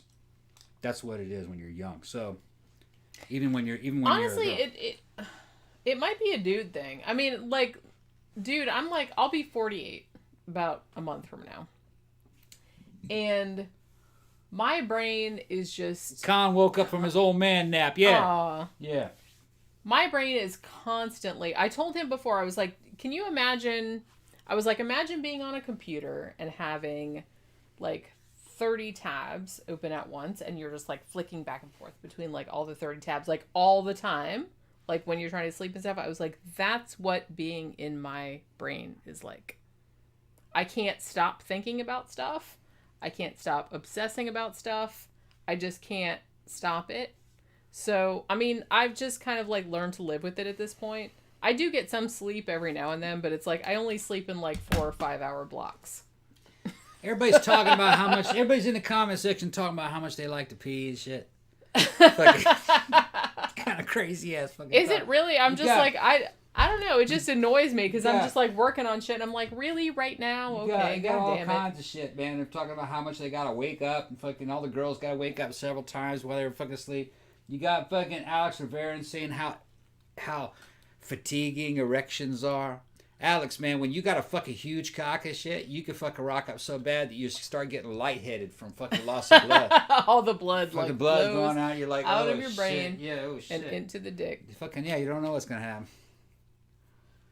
Celtic Angel, you get it. That's exactly how I am when I'm trying to get to sleep. This is what I do, and even when I was like working a 9 to 5 job, which I hated, and I knew that I had to get up at, 6 a.m., 6:30 a.m., which I still do, by the way, because I don't know why. I just can't stop doing it. So I would wake up at 2 or 3 in the morning, and I'd be like, okay, I still have 2 hours. I still have 3 hours that I could sleep. And then I just lay there, and I don't go to sleep. Yeah. And then I'm still awake when my alarm goes off. See, Ken's in the comment section, he's talking about how horrible that is when you rock up so much that you fucking lose consciousness. He knows all about that shit. Or you get so relaxed that you start tripping. You start tripping over that third leg. You gotta fucking wrap it. No, I ain't gonna talk about it. Yeah, like an elephant's trunk. It is. Yeah. You're like sucking up some water. And sucking up water with it. Sandra says, my brain works similar. That's maybe why I'm never bored. Exactly. Yeah. I just can't. I gotta go to the restroom. Okay. Now, y'all just talking about pissing. Yeah. I gotta check on the cat. See what the cat is. Yeah, go find Pookie. Bring her butt. Well, she was in here. I woke her up. She's asleep in the little... Oh, she's asleep in the...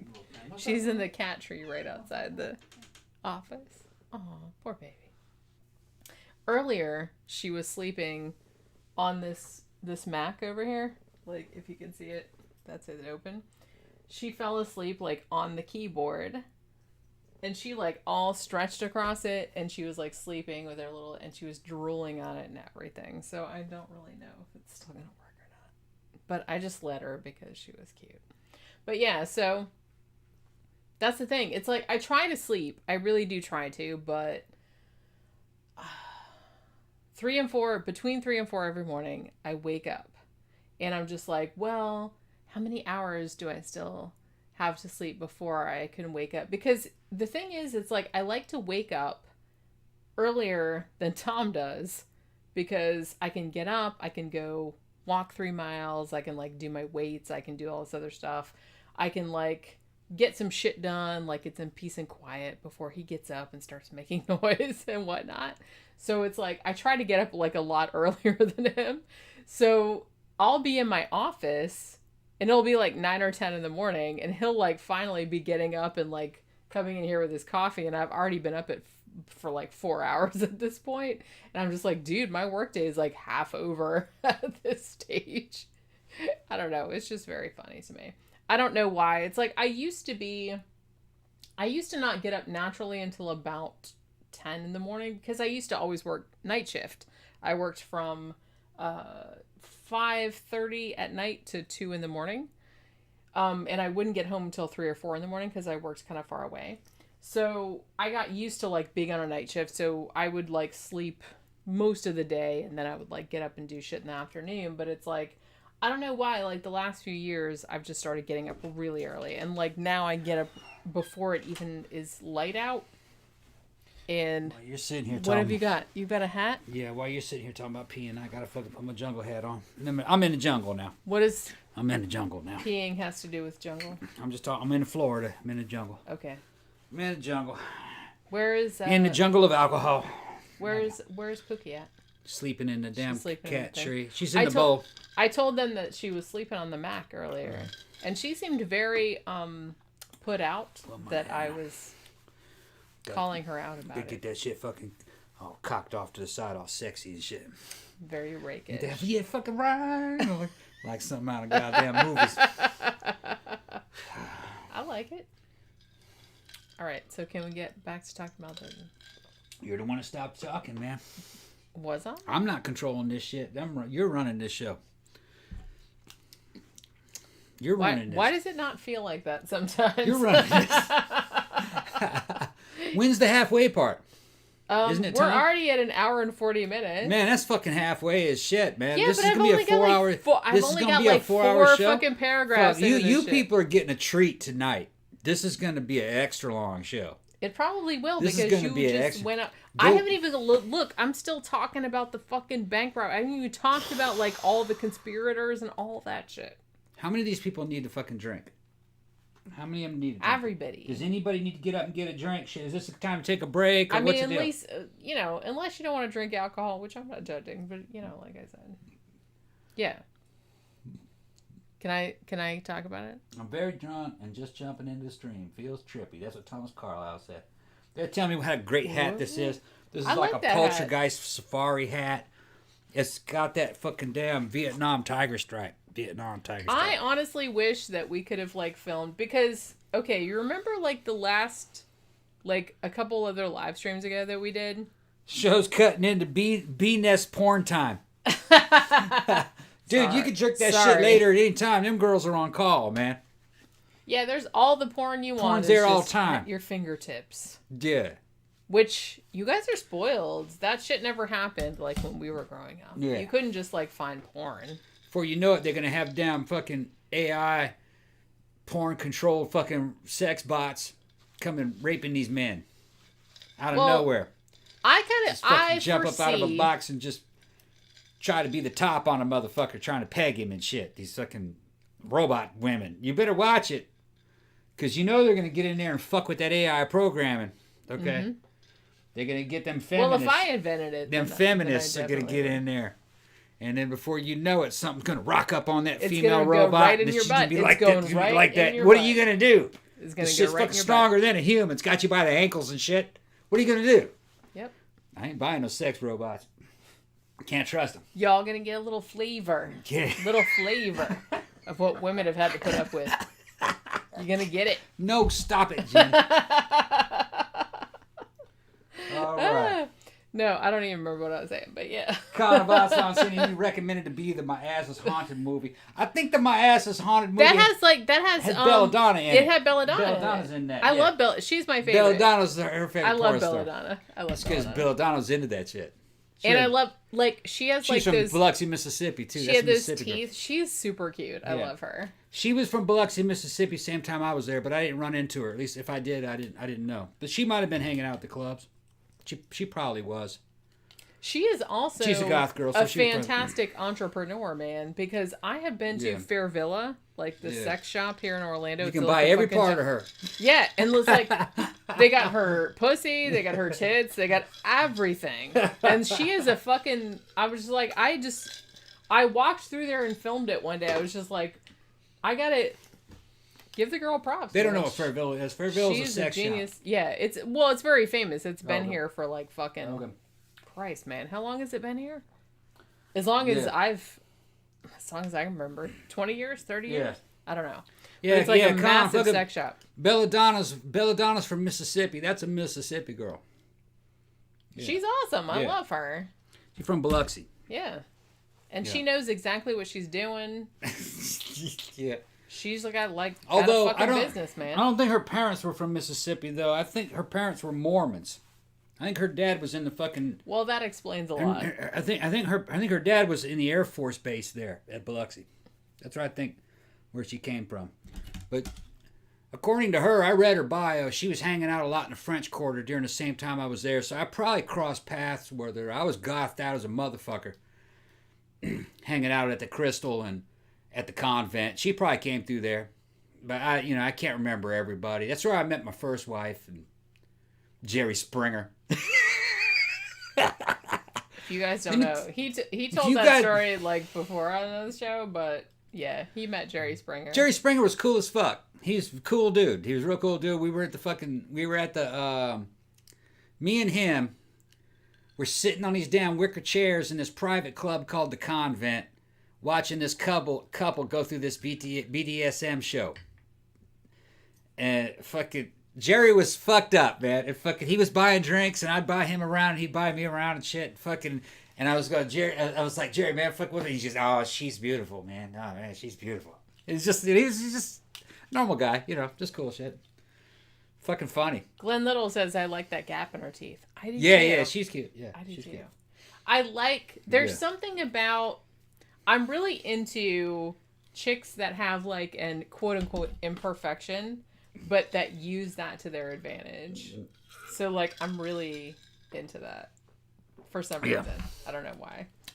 It's like just make that shit work for you. I like it. So so this guy gets his head blown off. Not literally, but like the bomb goes off. So the authorities start looking into this case, which, like I said, is weird enough as it is. This dude comes into a bank and he says, dude, I have a bomb like strapped around my neck. Give me $250,000. Hey, we only have $8,700, so that'll have to do.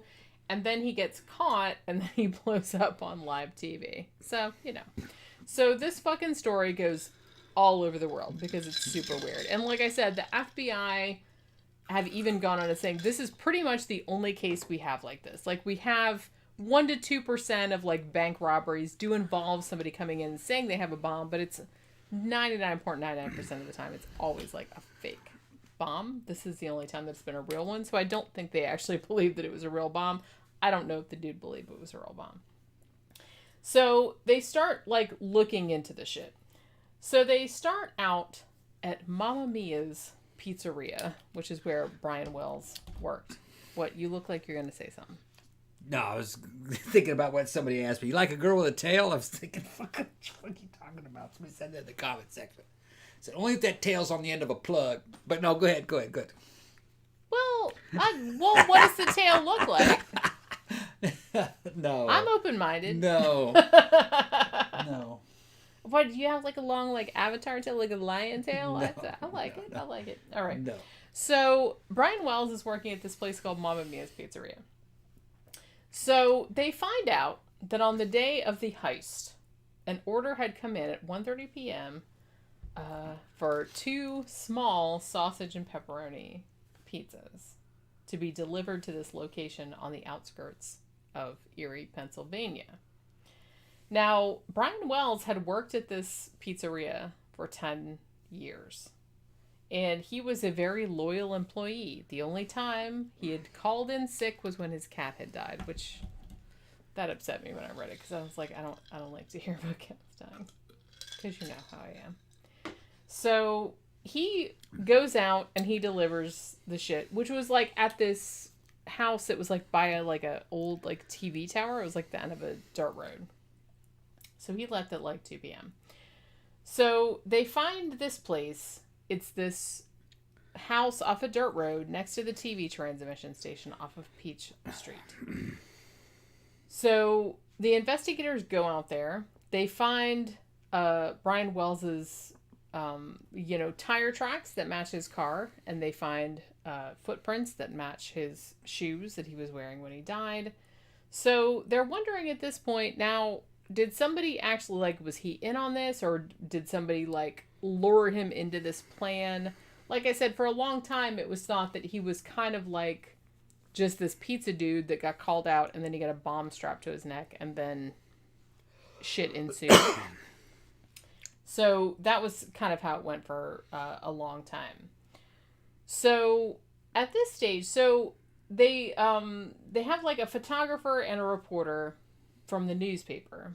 They are out there like the day after the explosion, and they're kind of wandering around this area, and they see this tall dude with overalls on, and he's kind of pacing in front of this house that's like right next to this TV tower.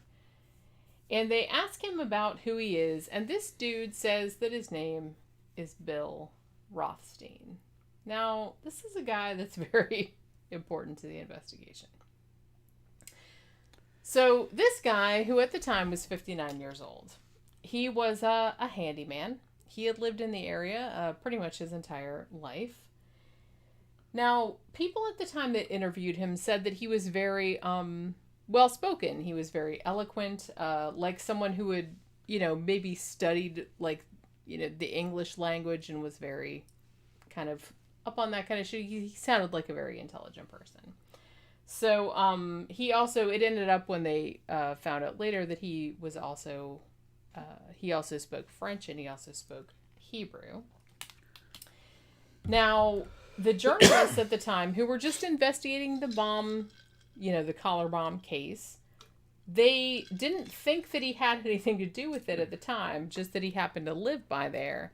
But he's like, hey, can we kind of like film around your property? And he said, fine.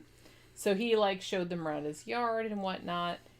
And so then it turns out that this guy was kind of like going to be the key to the whole fucking situation.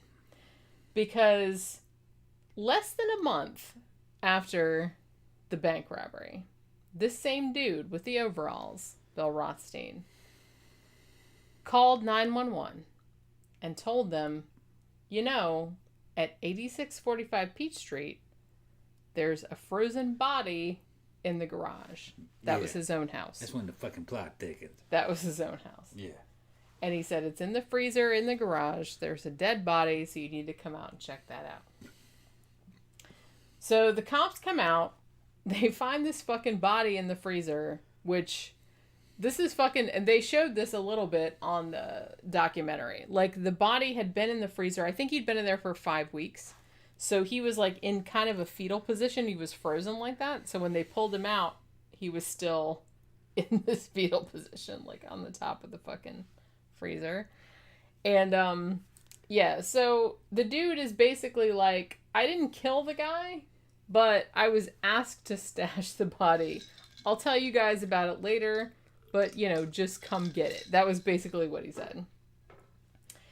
Now, he said when he gets brought into custody, obviously, because a dead body has been found on his property, he said, yeah, this has been like an ongoing shit. He's like, I was going to kill myself. He had written a suicide note, which they found later at a desk. And he says that the body in the freezer belongs to a dude named Jim Roden. Now, he says, I didn't kill the guy. I didn't participate in the dude's death. I just had to do with, like, hiding the body. And weirdly, one thing that he said at the very beginning of the note that he wrote about, you know, who the body was and shit like that, he said, this has nothing to do with the Wells case, i.e. the bank robbery with the collar bomb. Which, you know, authorities were like, well, that's a little suspicious. So he's in custody for a couple of days, and they, you know, the police are questioning him, obviously. They're like, okay, well, how did this dead dude end up in your freezer? Bill says, okay, mid-August, he says, I get this phone call from my ex-girlfriend, this woman named Marjorie Deal Armstrong. He's like, I dated her a long time ago, like in the late 60s, early 70s. We were engaged to be married, but then it didn't work out. You know, if you've seen the documentary, she was actually quite a beautiful woman back in the day. So apparently she had told Bill, she's like, look, I shot my current boyfriend with a shotgun. Hold on, let me say goodbye to Con. All right, Con, you have a good one, bro. He's up in fucking TJ getting drunk on that damn Bohemian beer. It's fucking during the heat wave. Saying goodbye to everybody. Half the damn comment section's just lit. Y'all ought to be ashamed of yourself. So are we. Drinking Which to is good. excess and shit. Like, all the stress has come off me now because I feel like I don't have to be quite so coherent. They're all fucked up. I'm just trying to, like, read my notes without it's all fucking good. it up too much. Hold on. So it helps if you guys are drunk too. He said he's still there. Oh, you going somewhere? Hey. Dan says, what sort of freezer they got? I can only get arms and legs in mine. Stay here and fucking drink, bub. This one was, it was like basically squished into like a fetal position. Like the knees were up like that. They had to thaw it out for several hours before they could do like an autopsy or anything. Like I saw the video where they were pulling the video out, or they were pulling the body out of the freezer, and the knees were all up like that. Yeah. All right, Con, cool. He's not going anywhere. He's saying goodbye to somebody else. Oh, okay. That's good. You need to stay here, bitch. Drink that fucking beer, bro. Yeah, we're all all right. There ain't nowhere to go on TJ, man. Tijuana, all right? Look, I know you got all them cute girls out there selling all their bodies on the fucking streets of Tijuana, but you're a married man and you got fucking booze and a whole fucking family. You sit there and drink that Bohemian beer, bro. We're going to put on a whole show for you. Don't go anywhere. You guys got to understand something about the friendship I have with Khan of Atzlan, all right? Because we know about the coming Atzlan, all right? Out of the blue, I'll be up in bed watching fucking movies with Jenny, and Khan will send me a photo of some Mexican girl's ass. Yeah. Like last night, we were watching original Star Trek. Yeah. And it'd be a fine ass, you know what I mean? And being a South American man, me growing up in Brazil, we understand each other, okay? And a lot of North American people, especially when you're talking about way up north with all them fucking hardcore Yankees, they wouldn't approve of our behavior and our mentality. But he's just like, look at that. And I'm like, oh, yeah, that's right. And then a discussion might break out about some faceless booty. An ass. An ass. And we're just talking about the roundness, the fullness, maybe certain angles. It's like a fine art. It's very mathematical. It's a fine art. It's like art appreciation. See? They don't understand it up north. They don't have an art appreciation course at Harvard University to understand the Latina ass. Okay? The Latina ass has a certain dynamic to it. Okay? No one race has a monopoly on ass or assitude, but each race and each blend has its own gestalt. Okay? A connoisseur of ass understands. All right? I can't explain any longer. All right? It's like, how can you explain the color yellow? How can you explain the color red? You have to experience it firsthand. Okay, Jen, that's all I gotta say. I feel like my white/Native American ass is pretty cool. Yeah. Each one is individual. Yes. He does this while I'm watching Star Trek.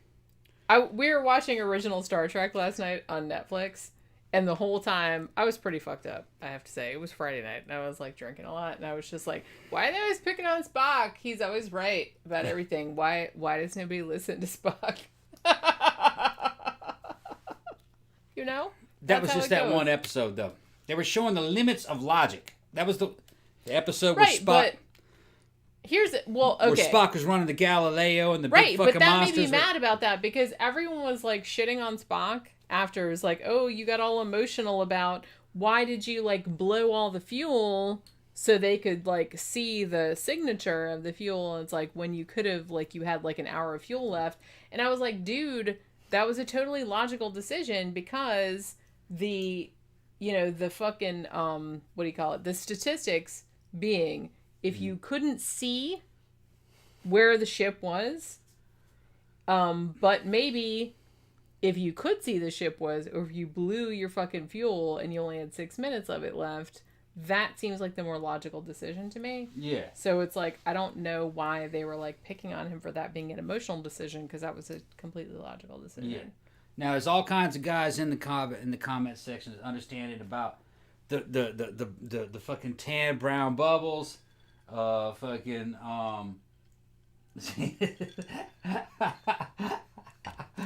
What episode somebody is? What is the name of that episode says that we were watching? Isaac Newton level science of ass. It is. That was I think it was called. It was in the first season. I think it was episode 16. It was either Balance of Terror. It was the one after that. It was the one after that. Balance of Terror had the Romulans in it. That's right. It was about the Galileo, the little shuttlecraft. Yeah. Spock is running the shuttlecraft. It crash lands on a fucking planet where they have to fight these gigantic aliens, the big fur Yeti that are throwing these gigantic spears, and guys are getting killed. And Spock's trying to get him off the damn planet. He has to turn the fucking Galileo into a damn fucking... he has to burn all the fuel. He has like an hour worth of fuel left. He makes like a big flare. So the fucking... Yeah, he's like, look, I only have 6 minutes. Like, if I burn it all, I'll only have 6 minutes, but it'll be more likely that it will be seen by the Enterprise. And I was like, that was a totally logical decision. And it's like, by the time they rescue them, because obviously they do, and they get back on the fucking ship, everyone's like... picking on Spock because like, oh, you made an emotional decision. I'm like, it wasn't though. It was a completely logical decision. Well, there was a bunch of other stuff that had. Now we're critiquing fucking Star Trek episodes. It just made me mad. That's all. All right. In that particular one, don't pick on Spock. In that particular one, they were showing the limitations of logic in the application of the leadership role, because it has to do with mass psychology and leading groups of men. Logic isn't enough. There also has to be some empathy and emotion. But yeah, Spock's logic did save him in the end. It did, because like I said, from a statistical standpoint, it was way more likely that they would see the burnout than they would see them just like drifting around. But during that journey, all right, Spock was questioning what he was doing, and people were questioning Spock's leadership abilities. And Yeah, in the end, it worked out. Yeah. But the road was kind of rough It was, to that. yeah. I get and that. That's I all get they're that. talking about. But like I it wasn't said- saying that logic was not useful or bad. It was just saying that the average person doesn't think that way. Yeah, it worked. All right. Yeah. But then there was the question of, was that desperation that caused him to fucking actually risk making the signal flare? Was that emotion? Did he actually use emotion to save the club, the crew? And that's what But they like I let said, you decide. You wouldn't have had to, because like I said, in the situation, that was the most logical decision to make. Because if you like said, like, look, how likely is it that they will see Okay, all this right. fucking shed This is all I'm going to say. without like, or is it more likely that they'll see it if I burn out all the fuel and they'll see this big flare? I mean, I feel like that's the most logical decision to make in that situation. There's this fucking Spock and Kirk dynamic between me and Jenny. Jenny's like Spock. I'm more like I fucking am. Kirk. And I'm going to fucking say something, and I'm hoping you guys will agree with me. So people don't pick on Spock, man. The beauty of Star Trek is that it did not force a conclusion on you. It showed you a story and it let you decide. And that story was a good example of that. It let you decide, was Spock actually working through logic or was he working through emotion really in the end? And it let you decide. Yeah.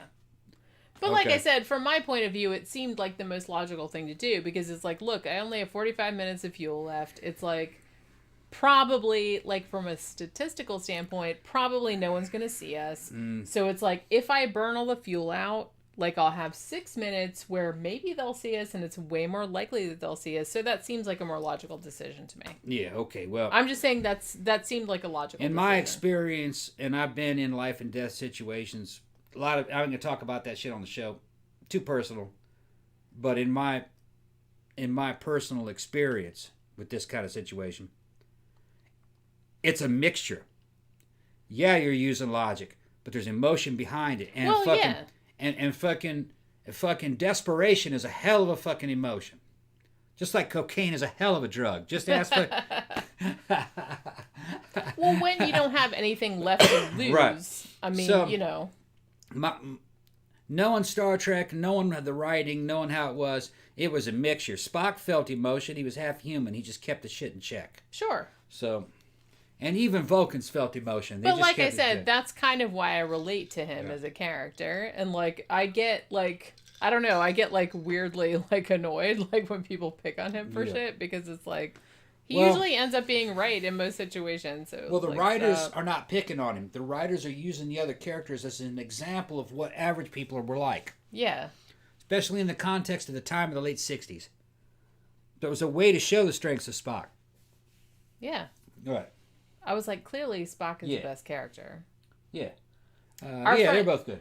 Our They're- friend Sophie, although, who is much younger than us. Yeah. Probably like young enough to be our daughter, maybe. not that young. But she is watching Star Trek the original series for the first time, and we're kind of watching it too. We're only like an episode or two ahead of her, and so she's never seen it before. So she's kind of like coming at it with like fresh eyes, and it's like really neat to like watch it, because I've seen all the original series episodes like a couple of times. So it's really cool to like watch it in the context of like someone that's never seen it before, because she's like messaging him like while we're watching it, and it's like, it's really cool to like see somebody like that wasn't even born when the shit, well, I wasn't born when the shit was on either, but who wasn't even born when the shit was going, to, you know, get really into it and get really into these like character like interactions and stuff, because that was the thing that I loved about the original series more than You're saying anything. I'm more like O'Reilly than Kirk. O'Reilly was the fucking Irish. Come on, Kirk. I was telling him last night, it's like, I saw the Mystery Science Theater parody of that scene before I saw the actual episode, because we watched that episode last night where they went on the planet. It was called Shore Leave, where they went on the planet. It was like Alice in Wonderland. It was like the rabbit and Alice, and like everything that everybody thought of would like come to life. Yeah. So it's like, and then like Kirk, I guess he was still thinking about some dude in like fucking academy that was like gonna kick his ass or whatever. He was still thinking about that many years later for whatever reason. And so it was an Irish dude.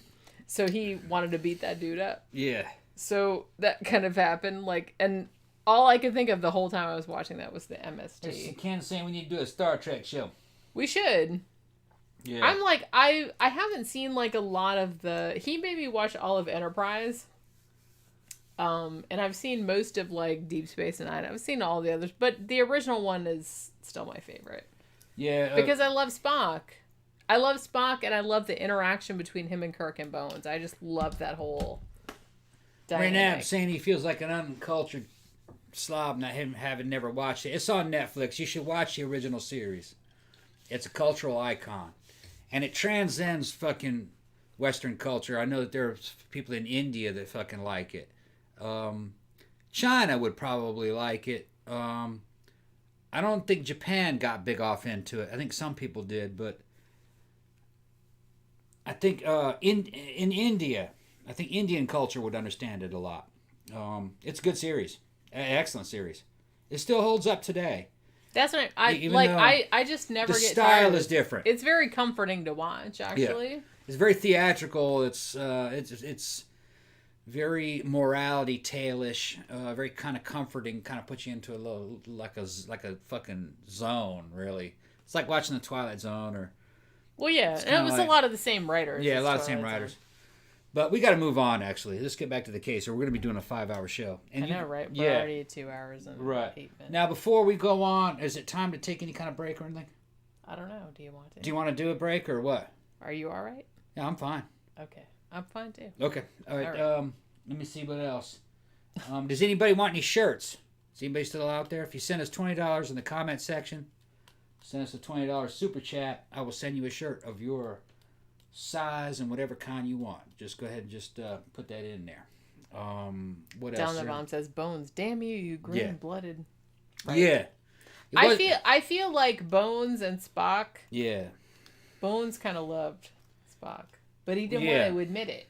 By the second season, they wrote into in this fucking triad where it was kind of like this bromance.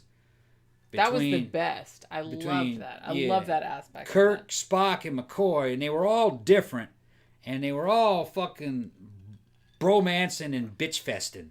All right, that's what they were. That's what they did. I know, it's fantastic. That's fantastic. That's like the best thing about that. It's like a bunch of bitches. You just get them all together, and right? But that's really what made that show, because it's 3 different elements explaining and expounding on one another. You have Kirk, who's kind of like the dashing, emotional, kind of hot-headed but decisive leader. He's a hero. You got Spock, who's kind of this logical guy who's under control, keeping it in check, but he's kind of dark and mysterious. And then you got Bones, who is this compassionate everyman who's fucking calling bullshit on Spock and trying to convince him that he's a fucking man and that he's human.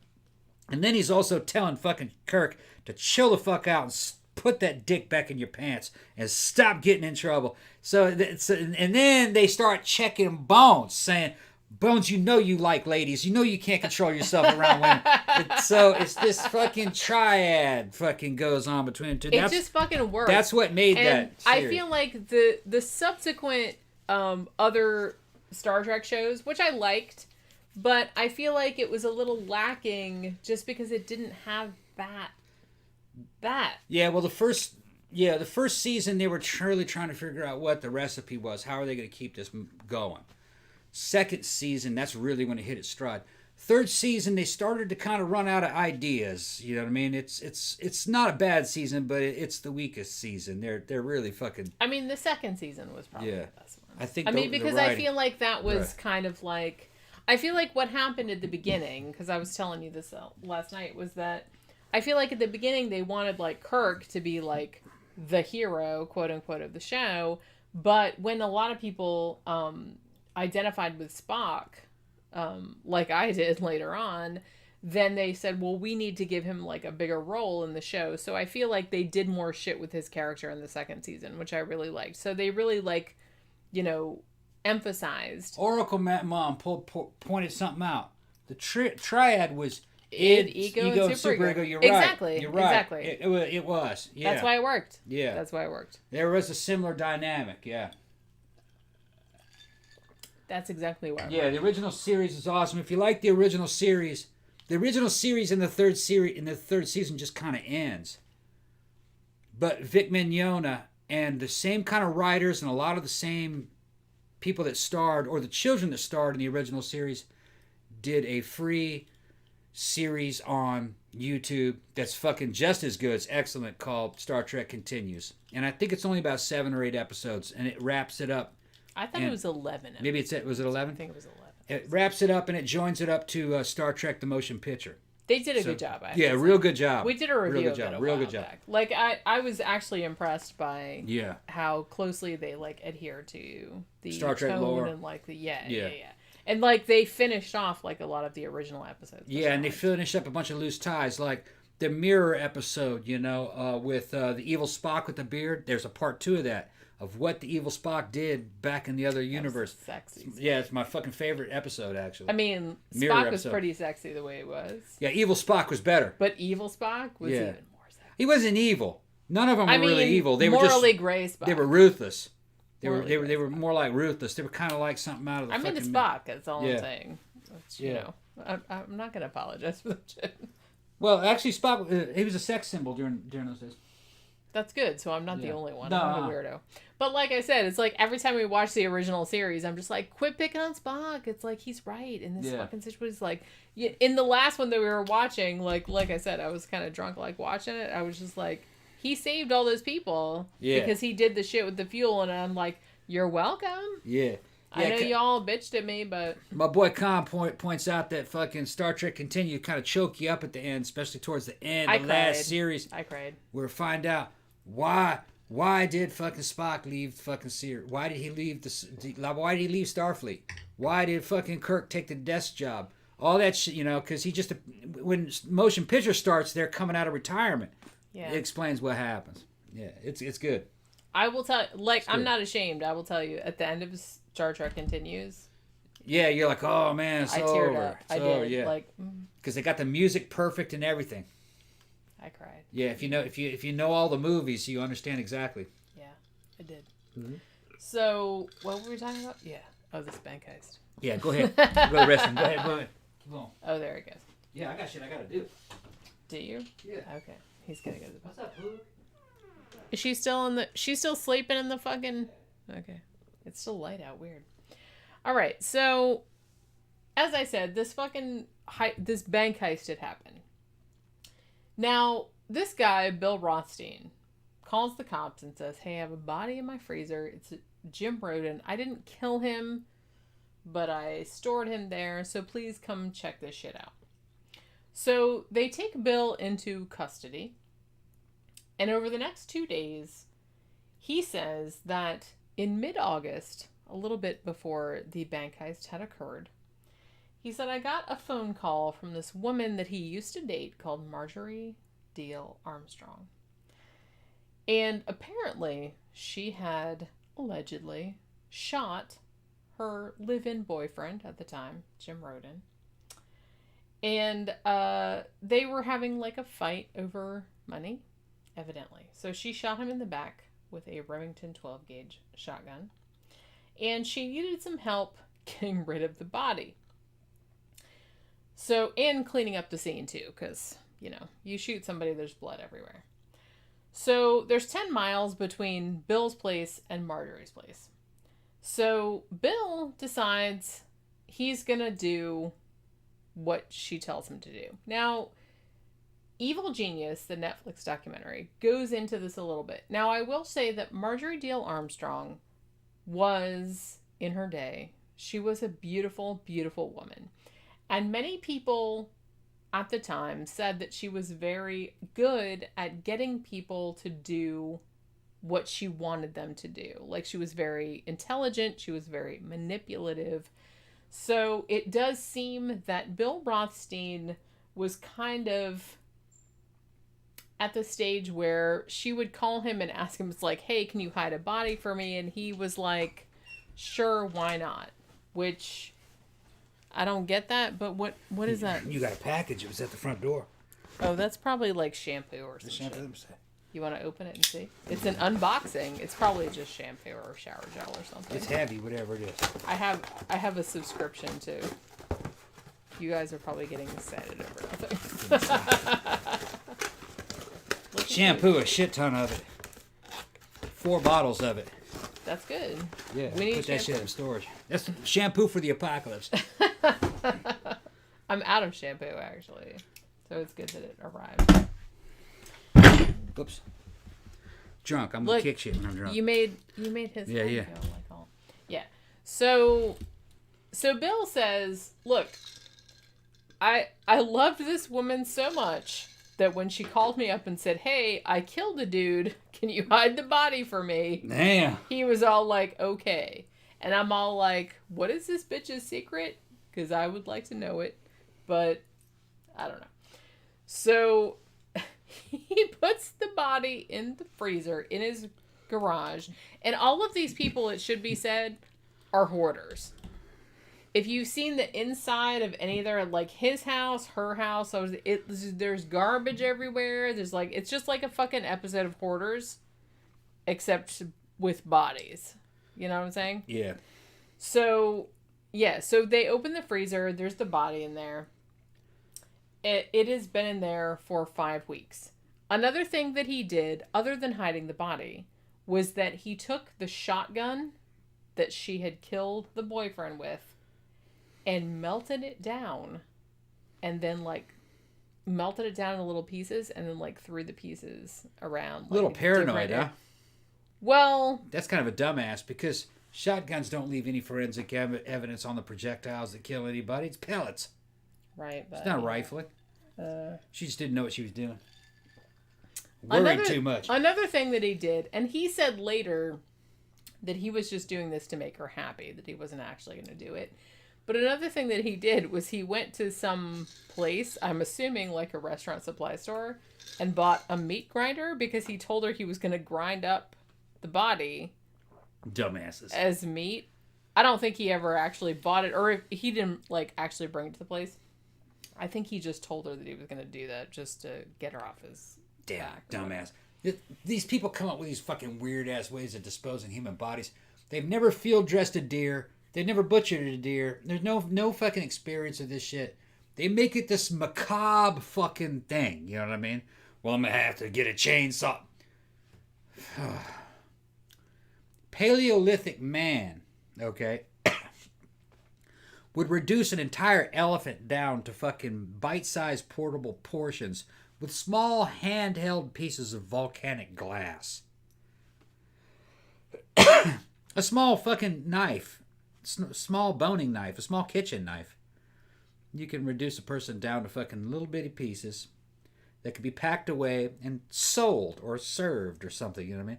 Without even fucking making a mess in your damn kitchen. Hopefully. Look at what you're doing. Oh, What's that? Pookie. After you've You gonna dressed... put your butt in the camera? Everybody wants you to. It's always weird. Like, you look at these motherfuckers like, oh, what's his name? Ed Gein. Well, and they're overthinking it. They overthink the goddamn shit. They fucking make a goddamn mess. There's fucking maggots and fucking leaving body parts around and everything. I mean, I know they're kind of into that shit, but they're making it like a fucking unsanitary fucking charnel house. It's just like... Somebody the says fuck are wood they chipper, doing? wood chipper. Even that's too... Why? Why? Hey, what's up, Oh Pook? my god. Hey, Pookie. Meat is biodegradable. You know, don't make such a fuss about it. You know, you can put it in... I'm not going to teach people how to get rid of fucking bodies. But all you Probably you know, not the best idea. Yeah. It's just when you understand nature, I guess, you know, having a country background and understanding the field a lot. Is she gonna stick her butt in the camera? I don't know what you're going to do. But Pook, look at the camera. It's very clean and easy and fucking very natural and not spooky or morbid in any way to dispose of any kind of body. Deer or whatever, deer or human. There's not a big difference other than the differences that In are the in your South, mind. just throw it in a swamp. Alligators will eat it. Exactly. Thank you, Tom. Exactly. Thank you very much, bro. Did I just get paid for advice? For sound advice? You better watch It's yourself, like, bro. ooh. See, Thank you very much. I keep He all says, this information. "Evening, guys. I'm afraid I got to work. Afraid I got to work tomorrow. Take care." Okay, Dom. Thanks, bro. Okay. We'll all be there for you tomorrow. Seriously. Send a So- super chat. I'll read that shit out. Yeah.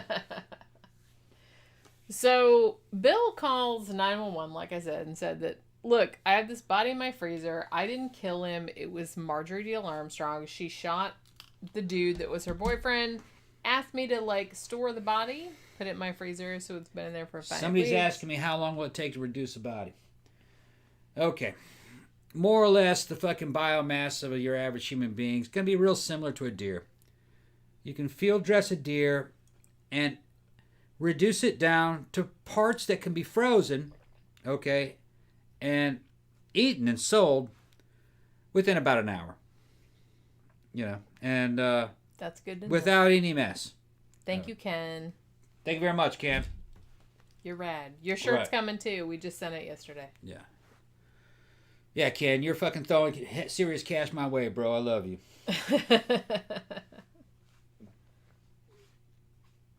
So, no, they're making a big deal about nothing, and it doesn't Well, even. these are not master criminals. Yeah, that and you're it talking and it about. doesn't take a big knife, and it doesn't take chainsaws and all this fucking weird shit that they come up with. You're just making a that's mess. yeah, you're You're, gonna make you're a putting fucking blood mess. evidence all Yeah. over your house that they will find with luminol. Yeah. Haven't you guys seen fucking any true crime shows or nothing?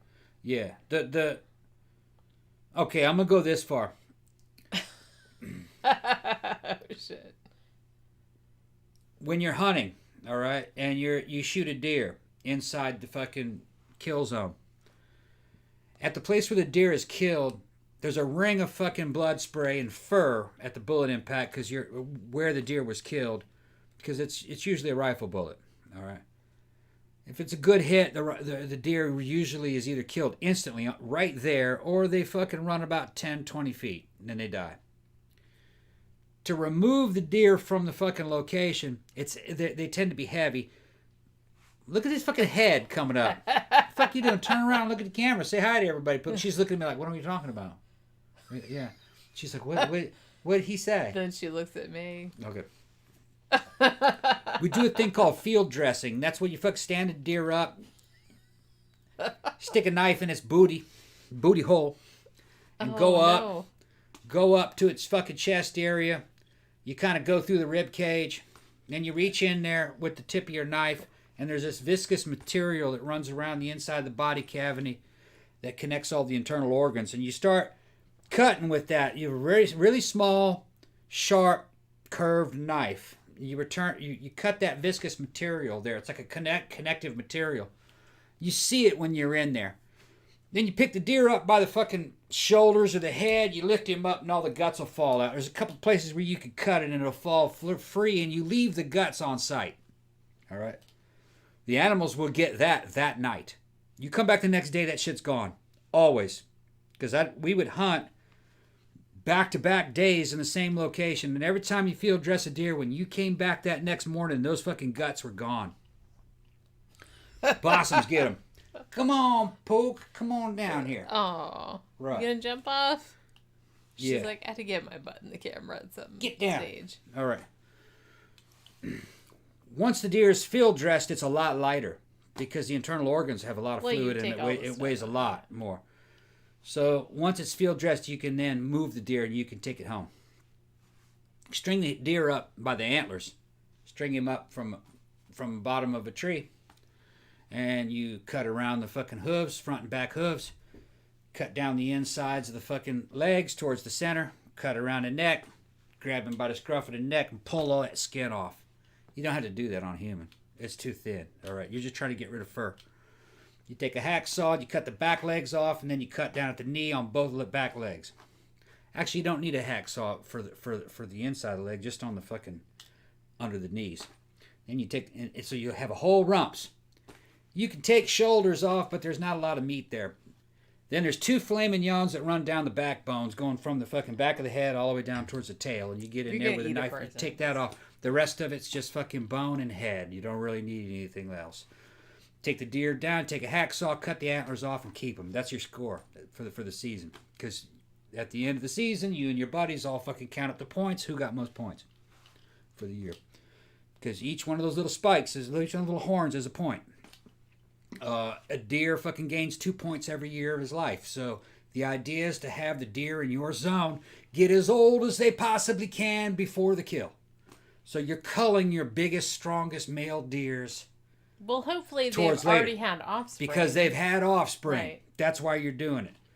And some clubs, in some zones, you have to have hunting rights in Mississippi. All right, unless it's an open area where it's free. But mostly in the county that we lived in, you had to have hunting rights. Okay. And you have to buy those. We bought them from the Masonite Corporation because it was logging land. Our club rule, and there was only 4 guys that had the rights to the land and visitors. I was one of the fucking visitors. Our rules is that you couldn't kill anything 4 points and below. You couldn't have it. So a deer had to be at least 3 years old, which is a 6 point. Okay, before you could take a shot. Only an amateur is going to shoot a spike or a 4 point. You know what I mean? That's desperation. That's scraping the bottom of the barrel. Yeah. You want 8 point, 10 point. I'm not averse to hunting. 6 point maybe. But at least know what you're doing. Yeah. Well, the idea is not to... This is a Yankee concept, a civilian concept where you hunt an animal to extinction. That's a fuck... No. Don't do that no. shit. Holy crap. The idea is to fucking have a territory and rights on a land. You seed it with the best foods that these animals like. You can't bait them. That's leaving out apples. Okay. But you can plant the food that they eat there. And you make a paradise to attract them. You allow them to breed there for a long period of time so you can hunt from a fucking strong breeding population. So you're not killing deer. You're creating deer. There's more deer than there would normally be. You understand what I'm talking about? Especially around here, there are Correct. Deer They're fucking everywhere. But in Mississippi, good hunters and good hunting clubs are creating deer. There's an excess of deer. Dan says they're you need a hunting license over there. Yeah. You do, yeah. Yeah. And these are deer production zones because they're fucking reproducing and they're walking out into other people's fucking clubs. You know what I'm talking about? They're spilling over. They don't stay because the bucks drive each other out. They're like, get the fuck out of here. You're too small to be here. They're all trying to dominate the herds of females. They don't want the younger males there. They're all fighting to stay. You know? But a lot of them are driven out into other people's areas. Okay? Yeah, get the males out of here. Yeah, males are fucking kind of like they're rogues. They're a nuisance. They're a nuisance to the deer.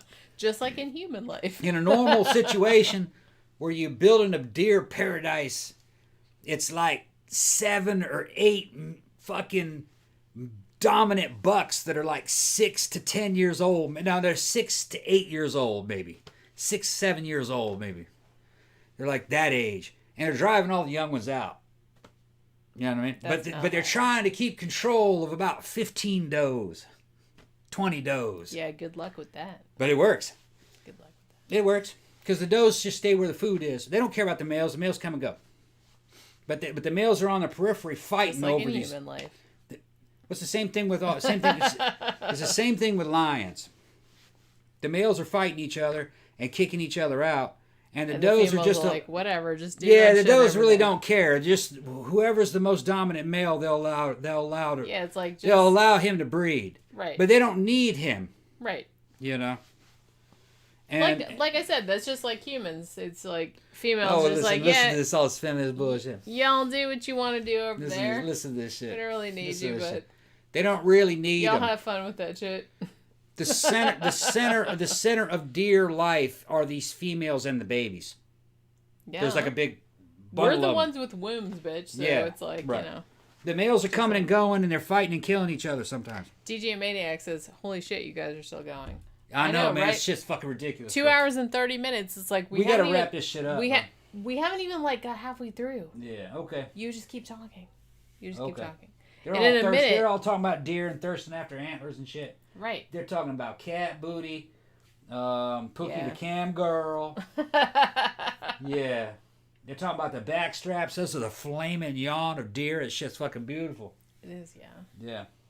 I'm a carnivore. I'm not gonna say that. Yeah, Joy's saying, like Tom's explaining away, all you can do is focus on Pookie's butt. Yeah. She does that shit on purpose. Yeah. Seriously. But yeah, so So Bill Rothstein calls 911 and says about the frozen body in his garage. Right. So this all goes, now for a while, this case, the frozen body in the freezer, and the bank robbery case were separate. Like, people didn't really, relate them. Even though Bill Rothstein's property was the one that the pizza guy had got called to before this whole bomb shenanigans had happened. So there was some, inkling that it was related, but maybe not. Hold on. Some person said that the deer aren't safe to eat. There's parasites in them. That's bullshit. That's bullshit. Most of those deer aren't very old. And I guess it would probably depend on where you are. But if there were any serious parasite infections, good hunters know what to look for. But no, it's not a risk. Most of this shit out here, especially in the South, is just fucking pristine shit from nature. And there isn't anything dangerous in those deer. I'd be more afraid of eating some of these fucking corporate fucking cattle that come out of these fucking weird fucking cattle farms. Because of basically the steroids that they give them. You don't really know how that hormonally can affect you. They keep a lot of these animals. But the chicken's the same way, and I eat the shit out of that. So, yeah, who gives a shit, I guess. None of this food is perfect. And none of this food is Honestly, perfect. we have to say, the chicken that we get from Sam's, it's the breasts and stuff are, freakishly large. Yeah, not as bad as they used to be. We always make jokes about it when we're taking it out of the package and put it in the freezer. I'm just look at how big this is. It's this is really, we probably shouldn't be eating it. There's a company we have down here called Sanderson Farms Chicken. And Sanderson Farms Chicken fucking has strange practices. They have strange labor practices too. They were hiring a lot of illegal aliens there and underpaying them. They were working them like slaves. Figures. Yeah, and fucking ICE got on them and fucking sent them all back. This illegal worker shit fucking is not good. It's a modern day version of slavery. Basically. Don't enslave people. It's a type of slavery. That should not have to be said, but apparently it does. Because don't do that. Some of these political parties have vested interest in illegal aliens. They want them over here so they can fucking work them like slaves. All right, and that's got to stop. You want legal people here, and you want fucking legal salaries and fucking protections for these people. Okay? But Sanderson Farm was not only doing that, they were fucking using lots of steroids in chicken. And these fucking chickens were growing to fucking bigger than fucking normal. Like bigger than a chicken could be, and it was happening within a couple of weeks from hatching. That shit ain't normal. They sent all these fucking chicken breasts to Russia, and Russia sent them right back. This was about 6 years ago. They were like, no. They're like, that's not normal. We are, apparently. Even the Russians, as crazy as they are, was like, that's not fucking normal. Send that shit back. And after that happened, I noticed that wasn't 6 years. It's more like 3 years ago. And my dad told me about it because Sanderson's farm is in Mississippi. Where half of my dad's family comes from. So we know how some of that shit works down there. My dad was making jokes about Sanderson's farms. All right. But the chicken, Sanderson Farm made a lot of damn chicken, and a lot of it got sold to fucking Sam's too.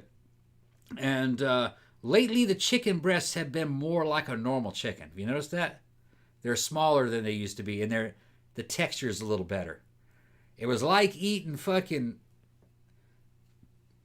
I don't know, man, big old flaky strips of fucking gelatin chicken.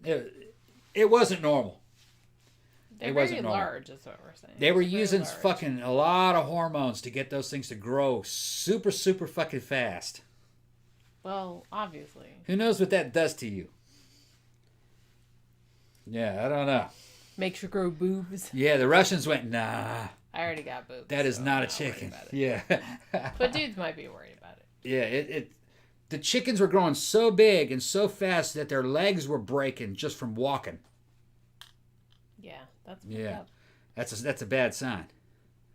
They said that my dad said that they would see chickens. They were selling Sanderson's Farms chickens at a discount on the fucking right on the main road. They were like 50 cents a chicken. Yeah, 50 cents a chicken. But every one of those chickens had broken legs.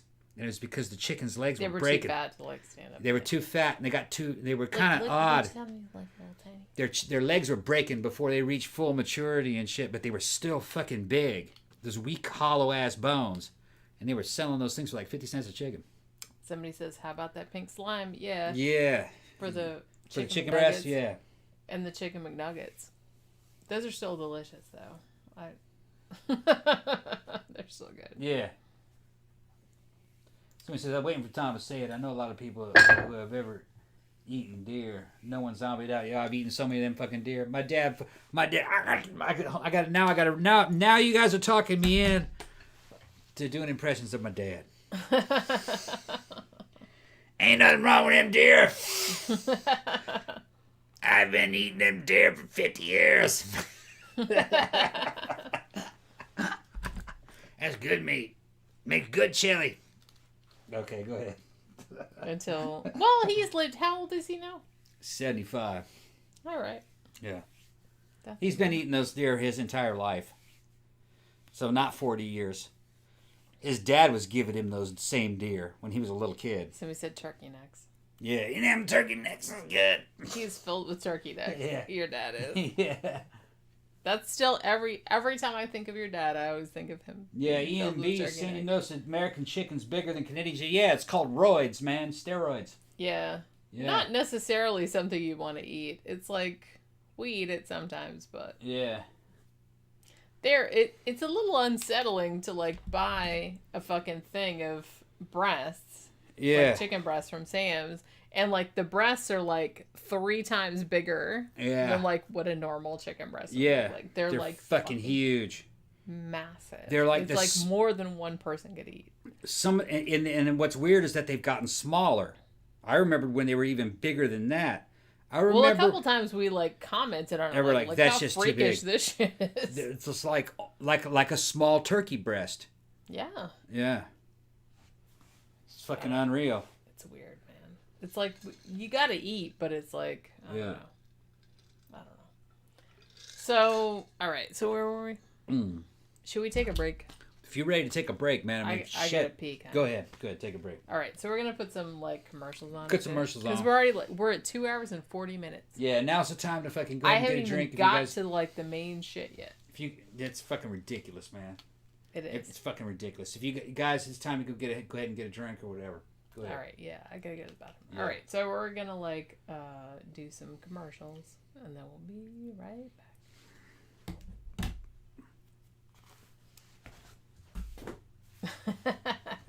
Join us September 25th, 26th, and 27th for a 3-day special streaming event, Strange Realities, to push the limits of your reality. Featuring authors, academics, researchers, occultists, experiencers, podcasters, and practitioners.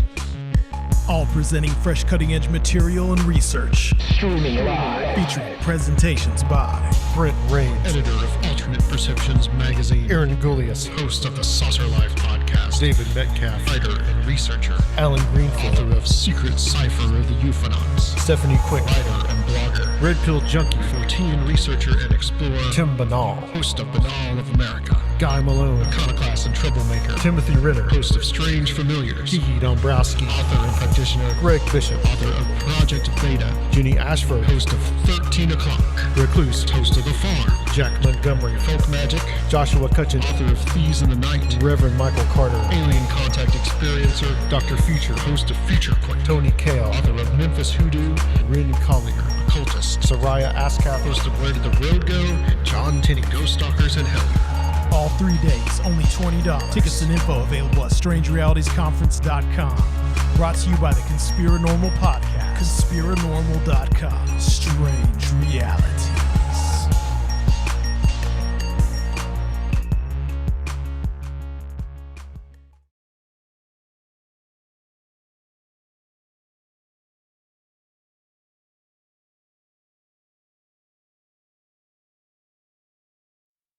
You love true crime.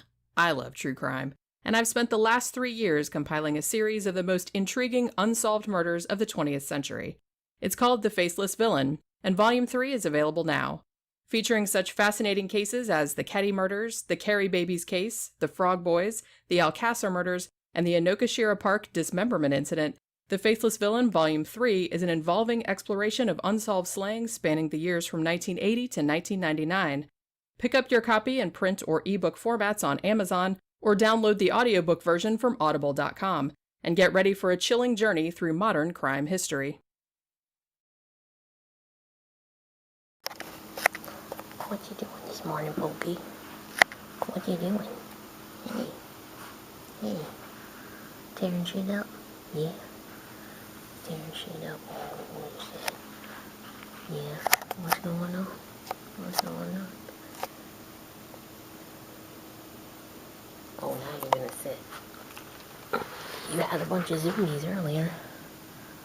She was running up and down, running up the cat tree. Running everywhere. Yeah. Not now though, huh? Now you decide to do It's gonna rub out the camera. You're silly. You're silly. I know. What you doing? You gonna eat my toes? Yeah, she likes my toes. Yeah. What a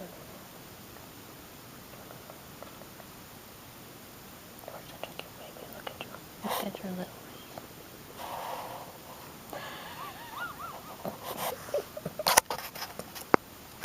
She looked evil there for a second. Yeah, look evil. What's up? What's up, y'all? Mommy's desk? Yeah. You're just running all over the place. Yeah. What you doing? What you doing? Yeah. 3D. Cookie in 3D. Yeah. Oh, you're kind of stinky. You been running around outside? Yeah. Getting all sweaty. She smells like Pookie sweat. Just running around on the porch getting sweaty. She just kind of smells. Yeah, you kind of smell. It's alright. That's alright. Yeah. You're such a cutie pie. Yes, you are. You're such a cutie pie. All right. Yeah. I took that footage of Pookie earlier today. She was up in my... Like I said, earlier today, she was sleeping on my Mac over there. And she was, like, super into it. Drooling on my fucking keyboard and everything. Where did Tom go? He went to, like, make me another drink. So... Are you using this computer? I must sleep on it. Yeah, that's basically what she does. Oh, look at this. I let both cats out back. Oh, shit. They're outside. Yeah. Okay. Oh, you're in my chair now? We're switching? Give me that chair. Oh, I didn't know. Yeah. You moved mine that... over. You moved that back there, and I moved my seat. I didn't realize what you did there. Wrong chair. I didn't realize what you did. Wait, I don't have much room. Okay. What you did? You messed up the whole situation. All right, so I made that. This is all good. You messed up the whole situation. I took 2 videos of Pookie earlier today doing her... I wish I had got... Because here's what I did. She was zooming around earlier. She had zoomies, like, this morning when I got up. And she was running back and forth. And I tried to, like, videotape her, and then she stopped. Yeah. Then she, like, just sat down. Condescending Raiders looking at him funny. There you go. Now I'm sorry if that's... Like freaking YouTube down. I know it is kind of like unsettling. Yeah, so where was I? So like I said, so this body in the freezer case and the bank robbery was initially, you all right? Yeah. Okay. Was initially not connected. Okay. Even though Bill Rothstein, the dude with the body in the freezer, was basically the house where the pizza delivery was sent to. So some people were like, maybe there's like some, some relation there. But it's like they weren't really like, they thought the two things were unrelated for a while. So Ugh. then they bring. You all right? Fighting it back, man. Fucking You gonna be all right? tequila monsters got me. You gonna be able to like get through Tequila this whole monsters got fucking me. case because we've really only started to delve into this. I'm gonna fucking blame this shit on fucking Con of Atzlan. Oh, I thought you were gonna blame it on me. 'cause No, that's no, what no, you I'm usually playing, do. no. I gotta blame it on Mexico. Gotta blame that shit on I was Mexico. gonna say usually I get blamed. This is Con's people doing this to me. It's a fucking Mexican plot. All right, so Marjorie gets blamed for the body in the freezer, like I said. But at first, they don't know initially if this had anything to do with the collar bomb, pizza bomber plot, right? Even though it seems related, but they're not entirely sure. So, all right. Marjorie Deal Armstrong. Now, once they arrest her for the murder of the dude that's in the freezer, they kind of look a little bit into her past. Now, this woman, like I said, I'm gonna show. Let me show like a picture. Yeah, I of gotta her. see this. I haven't seen this. I forgot. I think I've seen her, but I forgot what she looks like. Hold on, let me look. Well, she was like a good-looking lady back in the day, because like, look, she's a beautiful girl. Yeah, I guess. That's Bill when he was. Bill looks like a fucking younger. wolf man. Looks like the So, wolf man, you know. Jack. And apparently, the thing about Marjorie that everyone said, even though she had some mental illnesses, was that she was very good at getting people to do what she wanted to do. She was very manipulative. She had some mental illnesses. She was variously described as bipolar, narcissistic tendencies. She had like a whole bunch of different diagnoses over the years. She had like a hard time keeping a job, shit like that, over the years. So she did actually have something the matter with her, but from an early age, she was like a very attractive woman, so she didn't seem to have like a lot of trouble getting dudes to do what she wanted them to do. She was very good at that. So what ended up happening apparently was that over the years, she had apparently, allegedly, killed a bunch of her boyfriends and husbands. Well, they do that sometimes. Sometimes you got to. I mean, sometimes you got to. Dudes, You never know when you gotta knock a motherfucker They off. don't listen. They don't like. Bitch don't listen. Bitch don't listen. They don't fucking do the laundry. They don't fucking do what they're supposed to do. So sometimes you gotta like. Gotta knock a motherfucker off. You gotta knock them off. Yeah. Well, there's money involved. I'm just saying. Yeah, money involved. I don't even, like, in her situation, I don't even think it was that. I think she Yeah. was just, like, they were just annoying her, so it's just, like, that she Gotta get rid of it. decided, Gotta get rid of a motherfucker. well, it'd be much easier if this dude would just drop dead, so I'm gonna, like, you speed wouldn't wanna up go- that process. You wouldn't want to go through the trouble of divorcing them or anything. Exactly. Yeah. That's what I'm saying. No. I think that was more her thing. I don't Yeah. think she really Too much got trouble. anything financially out of it. I think they just, like, annoyed her, so she was just kind of like, well, if they would just die right now, it would be a lot more convenient. She has too much trouble. Right. I feel like that was kind of like her thing. So she had actually been brought to the public attention in 1984 when she was 35 years old. She was actually charged with murdering a boyfriend of hers named Robert Thomas. Now, she says that she shot the dude in self-defense, even though she shot him 6 times while he was sleeping. Bitch kept coming. Bitch kept coming at her. Well, okay. He was sleeping, right? And then he got up like that. He started coming at her, and she's like, pow, pow, pow, pow, pow. And he's like, he's still waking up and coming at her. You know like, what I mean? well, I don't want to get too much into that because here's the thing. Like, a lot of women are in abusive situations, right? So it's like, I don't want to get to the thing where it's like, well, they don't want to, like, shoot the dude while he's awake because they might, like, You gotta be cowardly. kill Shoot her or him while he's something. asleep. But while he's sleeping and, like, you know where he sleeps, maybe I should kill him while he's sleeping so he can't, like, do anything. So I get that. He's sitting there snoring, and she, pow. And then the motherfucker 6 times. Yeah, and then Times. she shoots him and pow, and then 6 times. he snores again. So she goes, that motherfucker's not Well, dead. he didn't know Pow! it was So coming. He didn't know it was coming. And He he might have snores been again. dick. I don't know. Oh, 6 man. times she shot him. Now, she went to trial for this. Like I said, she was 35 years old. And that was her boyfriend at the time. And she got off self-defense. Because she claimed that he was abusive. And, like, that was the only time that she could, like, get back at him. Gotta believe a woman. So, yeah, well, not always. Honestly, they don't always. Because that's why a lot of women don't report that shit. Yeah. That's why a lot of women don't report that shit. Don't you believe women? I've known women that happened to, and they didn't report it because for that very reason, because they thought no one would believe them. Yeah, okay. So All right. I'm just saying. I don't All know. right. I feel like I wouldn't report That bitch it. murdered that motherfucker. She probably did, but Yeah. I mean, He in might have been an this- asshole, in though. this You don't case, know, though. Like I said, it's Yeah. you know, He might have been an asshole, too. that's what I'm saying. Chances are they were both bad. Yeah, I'm not saying she's awesome. Yeah. She's a horrible person. Yeah. But he might have also been a horrible person, and I'm just saying. So yeah, so she shot him 6 times in self-defense. Now she got acquitted. Now 4 years after that happened, uh-oh, I got the Rona. 4 years after that happened. Fuck, it got you, huh? No, I just Okay. something went down the wrong way. All right.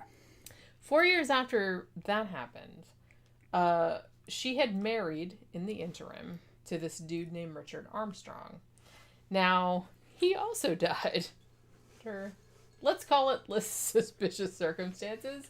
He, apparently fell and his head hit a coffee table. So, that could have happened. I'm not saying that. But How many times do you have a motherfucker die in your house around you, though? You know that's what I Like, mean. I feel well, like this at one- this point, this woman seems like allegedly I'm a just serial gonna- killer. I'm just Look. saying. I feel like she gonna killed be at hon- I'm a- least 3 of her boyfriends or husbands. I'm going to be honest, okay? What are you doing with that weapon now? Oh, that's not a weapon. That's just a tool. You gonna stab me with No, it? Or? I cut that box open with it, remember? But I'm just going to be honest, all right? Imagine if you had a man, all right, who said, yeah, I shot her. She was abusive. She was sleeping. I shot her. And then like a couple years later, yeah, she fell. Yeah, she fell. That one fell. Nobody's going to believe that shit.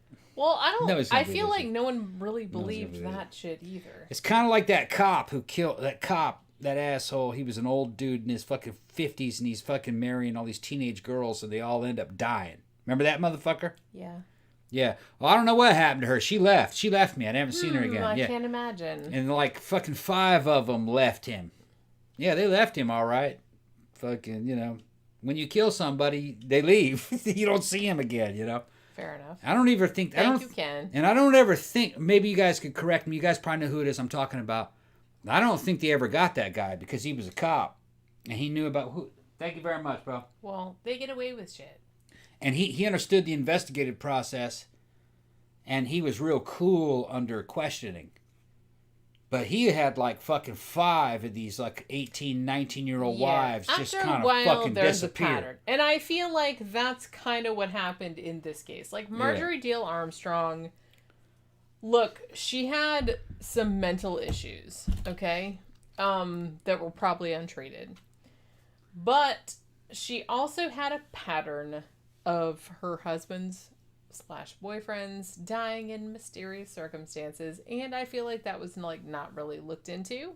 So I feel like maybe a serial killer, because they interviewed her for the Netflix documentary, and she for sure seems like, sadly, she seems like a really mentally ill person that didn't get all the help that she needed. Because here's the thing, like, a lot of people said when she was growing up, she was a beautiful woman. She was super, super, super intelligent. And a lot of people thought that she was, like, going places. But it seems like mental illness kind of struck her in her 20s. And it didn't really get better from there.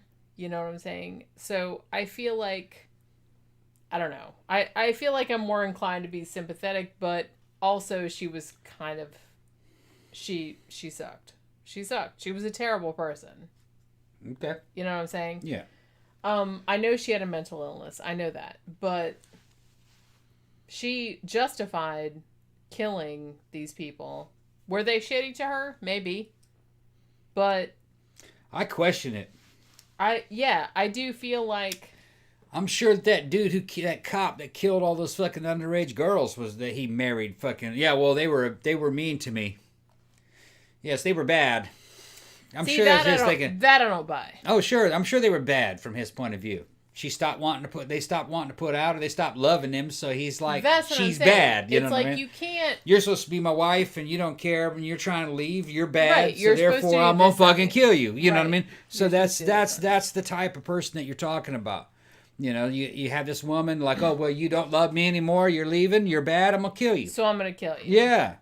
So and then I they're do going like, feel that's like, your fault. Was this It's dude your fault. abusive? Maybe. But Yeah. it could have been that she was just perceiving it like that's that. what that's usually what Right. it is. It could have been that she was just perceiving She's it like, bitch, you don't love me. Bitch, you this and that. You're bad. You lied to me. I'm going to fucking kill you. And then look what you made me do. See, if you were a good 'Cause person, that's what- then that wouldn't have happened. That's how they what rationalize. that's how dudes do. That's how women They're do. well, She was doing that same shit. that's what I mean. So it's like you can't like forgive it. Just See, this is 'cause some it was- shit. That's what dudes do. When have you seen me do that? Well, no, I'm just saying like It's not what dudes do. I'm not talking about you. It's just assholes. It's assholes of either like sex. assholes. Yeah. That's what they do. It's assholes I'm of just either saying sex. it's less likely for a woman to do that because we don't really think like Most that. women in don't give a general. shit. Women don't think like that in general. Most women are like, well, I'll just get another man. If I can, I'll get another man. That's Well, that's they're all the same to us. So you know. Ain't that some shit? So you're saying if me and you broke up, you just get another one, I'd be like that one. You're like, oh, fuck Tom. Fuck that motherfucker. They're all the same. If they were all the same, you'd still be with that first husband. Well, they're all See, they're not all the that's same. man reason. That's man reason. But they're all like similar. because they're men. It's like you have to, They're men. when you're okay. Women are all similar. They're all women. When you're a woman, Women you are have women. to like be like, well, what is- amount of bullshit am I willing to put up with? That's kind of like what you have to deal with as a woman. What amount of bullshit am I willing to put up with? Me and every motherfucker on this fucking channel is we're just gonna sit tight. I ain't gonna say nothing. Me and every other motherfucker out in the comments section I'm just knows saying, exactly I'm what's just going being truthful. That's kind of how we're approaching it. Okay. And in a Spock-like way. on. Okay. How much, like, what percentage of bullshit do we have to deal with? Well, that's what guys are doing. The guys are doing the exact. Well, that's how much, what how much y'all might be doing that okay, too. Look, I'm just saying that's what girls are doing. I'm not trying to start the battle of the sexes. Okay, but your average dude is like, how much bullshit do I have to put up with? Right. And how much? But that's exactly what we're doing. How much bullshit? am I That's have to put up exactly with? what we're doing. And how much money am I have to spend to get that ass? Well, that's exactly what we're they- doing. They were like, How much? Is this gonna be like on the first date, the second date, the third Right. date? Should I But- take her to like a nice fucking restaurant, or should I just straight up knock fucking boots on this bitch?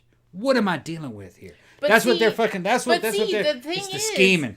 But see, the thing is that dudes don't realize I'm that gonna get up in there. women are doing the same I'm thing. gonna, okay, yeah, I understand Women that. are doing the Okay. same thing. All right.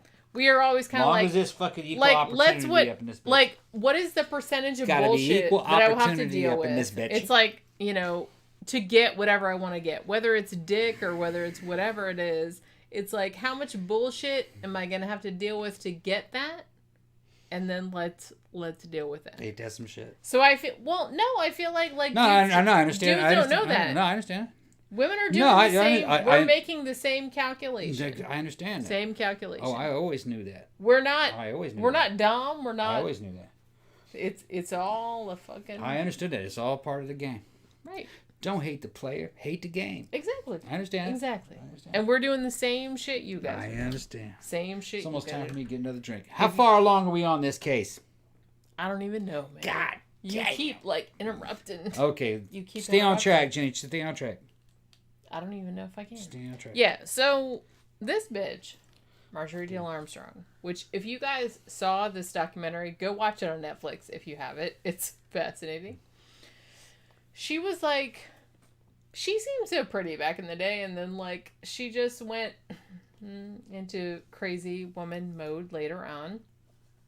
So, like I said, she gets charged with killing one of her ex-boyfriends, killing one of her, husbands also.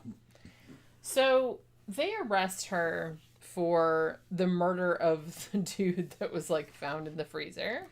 Because Bill Rothstein has said that is, like, she's the one that said, like, hey, I killed the dude, I shot him with my shotgun. It's like, then she asked me to, like, put the dude in my fucking freezer, so I did. Hernandez in there fucking laughing about me saying knocking boots. I took him back to fucking 1991 on that shit. That was some old school shit. It Hernandez. was. Well, that was you some were old a very school old shit. person, so. I do no, but I can do that shit, man. I time warped back to 91 and fucking pulled that one for it. It was funny. It was funny when I said it. You just keep on with it. Okay. So, all right. So, when they're investigating the case back in 1984, even back in this time, I feel like everybody involved in this case is a hoarder. Yeah, they're hoarders.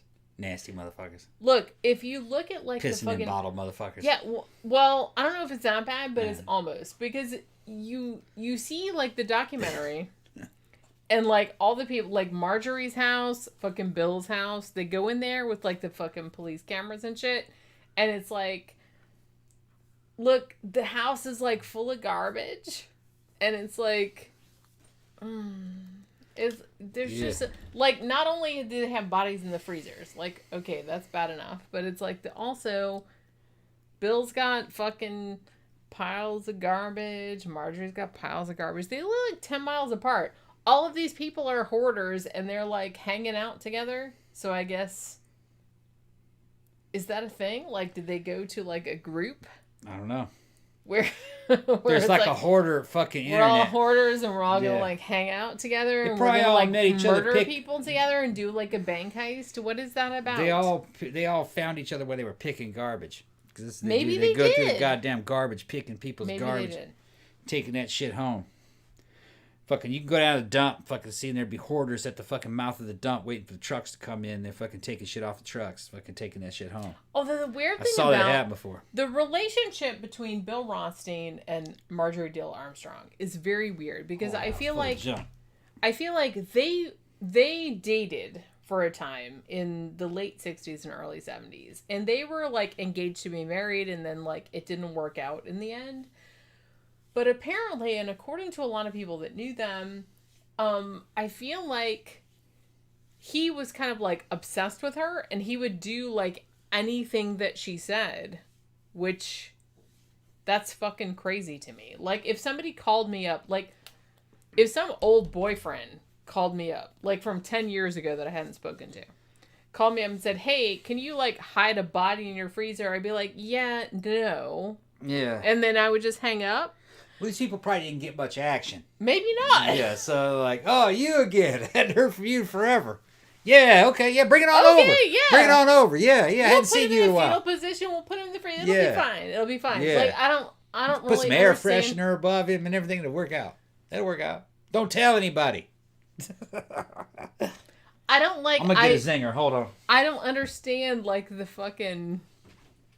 I don't understand the whole reality around the situation. I really don't, because, look, I've dated dudes in the past. It's like I can't imagine some dude I dated like 10 years ago calling me and saying, "Hey, can you hide a body for me in your freezer?" And me saying, "Yeah." Like, I don't understand how that works out. But apparently, he was so into her because he had never married. He had never, like, dated another woman. He had never done anything like that. Look at him bringing in cake. So, now, I was going to get cake. Actually, you're elevating the zinger to the fucking level of cake. It's cake. It's not a zinger. It's a cake. Well, it's but I didn't cake-like. I didn't get a Sure. zinger. I got a fucking oatmeal pie. Okay. Oatmeal cookie pie. You can have that. Look at that. He's going to eat it. And he's Man. going to, like... I need some sugar. Go ahead. Like, I don't understand, like, how a woman... Like, she was hot back in the day. All right? I'm going to say that. But at the time that this shit happened, she was, for real, not hot enough for this to have any. Well, they had all aged by that period. Right, but... Come on. Come on. If somebody, like, seriously, all of you guys, somebody you dated 5 years ago, 10 years ago, called you and said, I killed someone, hide them in your freezer, how many of you would say, yeah, okay? Nobody. There might be one motherfucker out there that would do Well, it. maybe one. Depending on how good he thought that pussy was. That would have to be really good. I mean, I that would have understand. some, like, magical pussy. They got some dudes that are fucking hard up. That's, like, the magical pussy right Gotta be. there. Pussy had grip on it like Velcro. I guess. Yeah.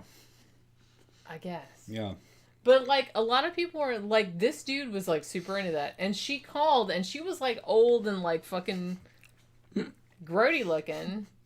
Because, like I said, she was, like, she was beautiful back in the day, but it's, like, she's, like, old at this point. She's, like, I'm not judging, but it's, like, she looked, like, super not good. And she calls him, and she's like, look, I killed my boyfriend, put him in your freezer. And he was like, okay. I can't picture any situation where that would be okay. I just can't. For a second, I thought we were doing this episode from Bombay Beach. Did you? It'd be awesome, wouldn't it? Bombay Beach down fucking Salton Sea in California. Site of the fucking American apocalypse. That's an evil place. It's like something out of Fallout. It'd be cool if we were doing a show from there. We should one of these days. Yeah. Art Bell would do that shit from out in the middle of the desert. We need to fucking do that shit from Bombay Beach. Go look up Bombay Beach, people, on YouTube. Bombay Beach, fucking Salton Sea. That's an amazing. Well, they made a movie a couple years back. My dad used to with take me Val there when Kilmer in it. My dad used to take me there when we lived in California. It was good then. Now it's just like fucking something out of Fallout. Well, yeah, there's nothing there. It's like One everything. big old fucking biohazard rotten fish. Yeah. Yeah. Yeah. Yeah. So, all right. So they bring Marjorie in for the murder of her boyfriend, who was found in the freezer. Yeah, Duke Celtic Angel said those oatmeal cookie pies are like crack of the snack world. Yes, they are. Yes, they are. It's like crack. I don't like them. I like them. They're super sweet. Sweet and Yeah. chewy. Sweet and chewy. Like I said, I'm into like the zebra cakes, or Swiss cake rolls are good too. You're saying that's a snapper. Okay. So they bring Marjorie Dale Armstrong into custody for this one freezer murder. At this point, they don't think she has anything to do with the bank robbery. So they bring her in. Now, she says she doesn't have anything to do with the pizza bomber case, right? She says that she kind of knew about it, but I feel like she kind of like strung... As a quick advertisement, oatmeal cream pie, Little Debbie's. That's a plug. Go ahead. She kind of like strung the investigators along. She's like, yeah, I kind of know about this dead body that was in the freezer, but also I kind of maybe know about that like whole like bank heist bomber thing, but not. So it's like she was kind of like she was very good at like manipulating the legal system, as in she would only say things that were that would get her certain things, that would get her certain privileges, but she wouldn't say any more than that. She was really good at manipulating the system like to her advantage, although like I said, she's dead now. So yeah, so she said that she initially said she didn't know anything about the plot. She said that, well, I knew the dude that was in the freezer, but I killed him because it was self-defense. He was abusive or whatever. And it's like, she's like, well, I kind of knew about the plot in the sense that I supplied the kitchen timers for the bombs, but I didn't know anything about it, other than that. And she's like, I also... Here was another thing, too, that she did. Because a lot of witnesses said that they had seen her and Bill Rothstein, who was very distinctive because of his fucking habit of wearing overalls all the time. He was an Elmer. He was a little bit of an Elmer. He was an Elmer. And a lot of people had said that they saw both of them calling for the pizza delivery, like from a phone booth at a gas station, like near the house. So they had like a bunch of witnesses that had seen that. So she initially denied knowing anything about it. And then when all these witnesses came out, they said, hey, we saw you and the dude in the overalls, and like you were at the fucking, you know, phone booth, like when the fucking pizza delivery call was made. So then she said, yeah, I was there, but it's like, I didn't really have anything to do with it. So she, like, every story she told was like, every time some new news came out, she would change the fucking story. You know what I'm saying? That means she was lying. That's what I'm saying. I feel like, I mean, she's dead now. Yeah. So it's like, she died in 2017. Okay. Of cancer. She had breast cancer. All right. She died in prison. Okay. So it's like, she's not going to sue me or anything like that, because that was her thing. That was how she made all of her money. I was telling him this earlier, when we went to the post office. I was like, I'm reading about this case. These fucking backwoods Pennsylvania rednecks, pretty much. They had all kind of money in the bank, apparently. Yeah, this is something we were marveling at. They had a lot of money. Where do you, like... How do you get that kind of money and hold on to it, living like that? I have like $1,000 in my bank account, and that's it. That's it. Yeah. They had fucking all that money's gone. I'm starving. They had hundreds of thousands. How does that happen? Yeah. How does that happen? I don't know. They didn't have a pot to piss in, really, when you think about it. And like all of them were living like paupers, hoarders. Yeah. Like their houses were like just full of like crap and garbage and stuff. And it's like, how did these people have $100,000? They had a way of weaseling money and squirreling it away. Yeah, I don't know. There's some people that just have the ability to fucking squirrel away money and make money multiply a little bit, and they just keep squirreling it away, I guess. And they're just real cheap. They don't spend money on anything. It only goes in. It doesn't go out. That's the only thing I can think of. They don't buy anything. I mean, like, we buy stuff. You know? I don't think they bought anything. I mean, I don't buy a lot of stuff other than shit to do with the show. Yeah, clothes every now and then.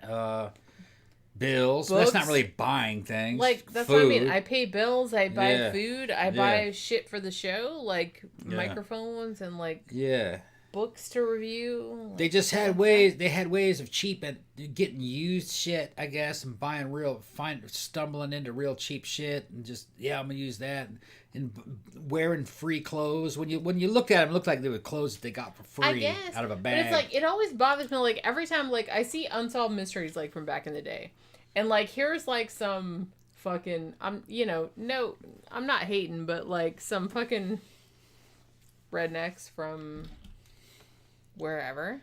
It's a southerner talking about rednecks. Ain't that something? But there is. It is true. Right. It is true.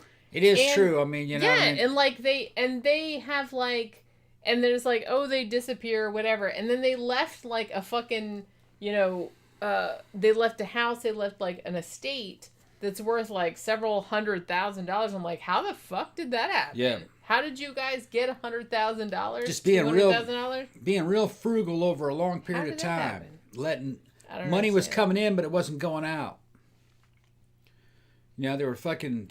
Dude, They were buying and wearing shit that you wouldn't own because they were getting it for free. Ever had more than $2,500 in my bank account at one time. I've never ever had more than that. It's because you're poor. I know. Ever. And like, I ain't saying nothing. I've had a pretty good chunk of change. These old people, there's like these people that are like, oh, it's like they like fucked them out of like $100,000. Like, where the fuck did you get $100,000?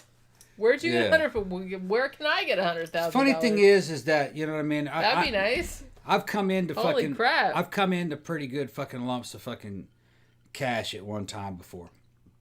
But the funny thing about it is that was happening when I was young and I was really fucking high rolling in Boston. All right. Not everything I did was fucking totally on the up and up in that time. Sometimes you come across a big old fucking chunk of change, you know what I mean? Wheeling and dealing with other salesmen. I was fucking hanging out with a bunch of corporate salesmen. We used to do all kinds of shit that was kind of like a little crooked, you know what I mean? A little bit, you know, kind of against company policy, but other guys did it and fucking weird shit. Those companies are gone now, though. It doesn't really matter. All right.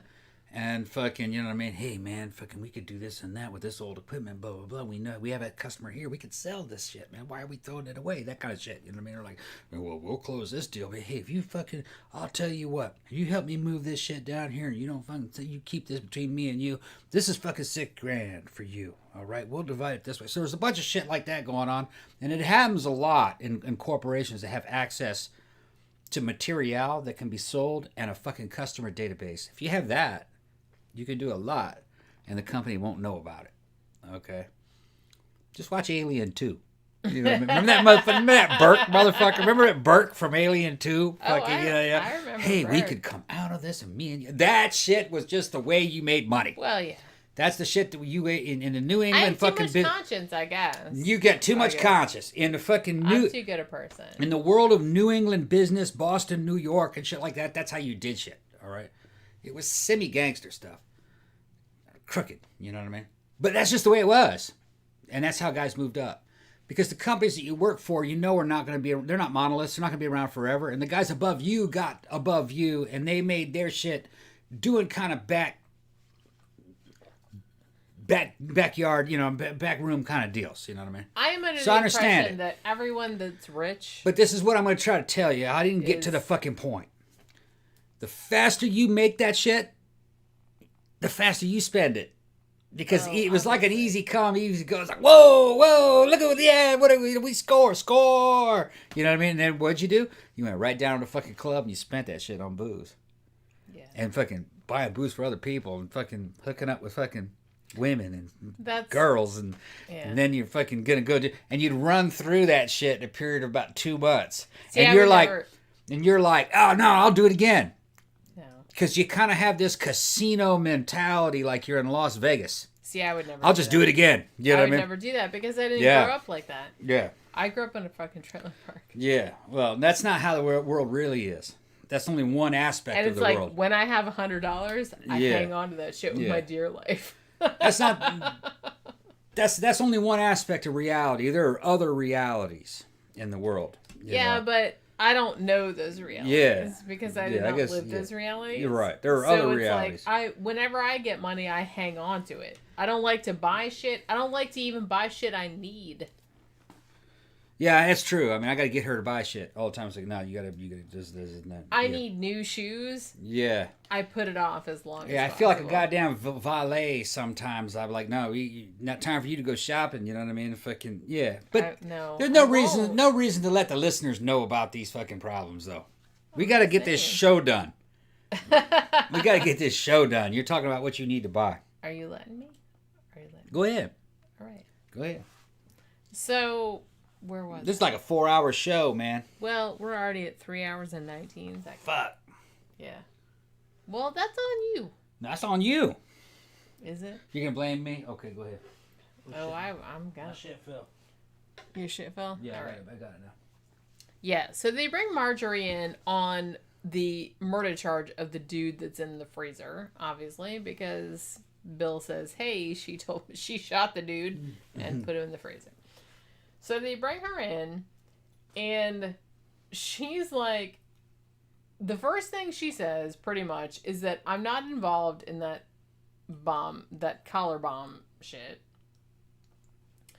But she did admit later that she was within a mile of where the bomb plot happened because several witnesses, she didn't say that at first, but she said that later, like after witnesses said, hey, when we were driving past this gas station with this phone booth on the day that the bomb shit happened, like the bank heist, they're like, we saw you and the tall dude in the overalls. We saw you at the phone booth, like calling for the pizza.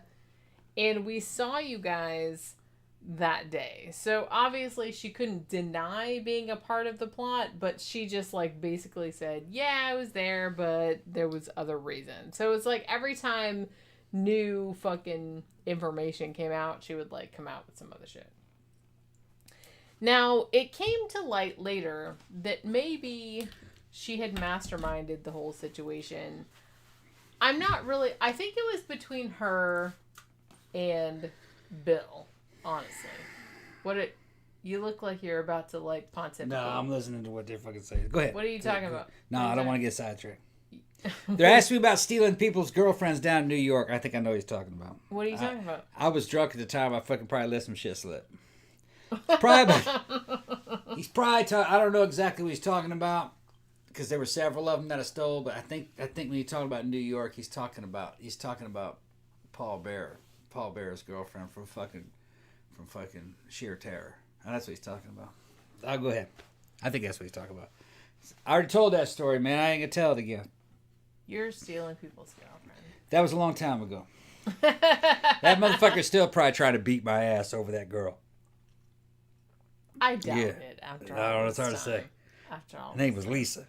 Although hairdresser. dudes are very sensitive and they will carry a grudge. For He was a guy from a band called Sheer Terror. I stole his girlfriend.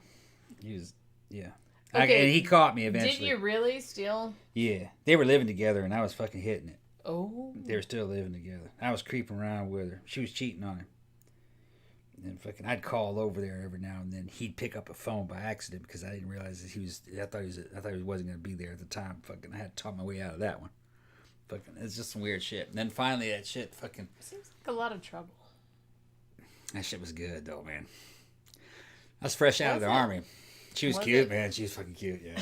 She was fucking cute, man. I couldn't say no to that, man. Come on, what are you talking about? I was like 24. I'm gonna fucking do what the hormones tell me to do. 25. Wow. She was cute. She's about 22, 21. Stop it. Stop asking me these questions. You're trying to get a good show out of me. We're doing a good show. I don't need to fucking tell these stories. Dudes are so funny. That dude sent every dude he knew out after me to try to whip my ass. And that was fucking down at a place called the Rathskeller. It was like a punk rock bar in Boston called the Rathskeller. A lot of punk rock bands used to play there. Sex Pistols played there when they came through. Ramones used to play there back in the day. It's gone now. Well, yeah, that was down Kenmore Square. I think it was Kenmore Square, if I remember correctly, where you got off the Kenmore station. It's been a long time. It was over there near Fedway. Yeah, I remember that shit. I remember that shit. Yeah. He likes to tell people that he stole me from my ex. I did steal you from your ex.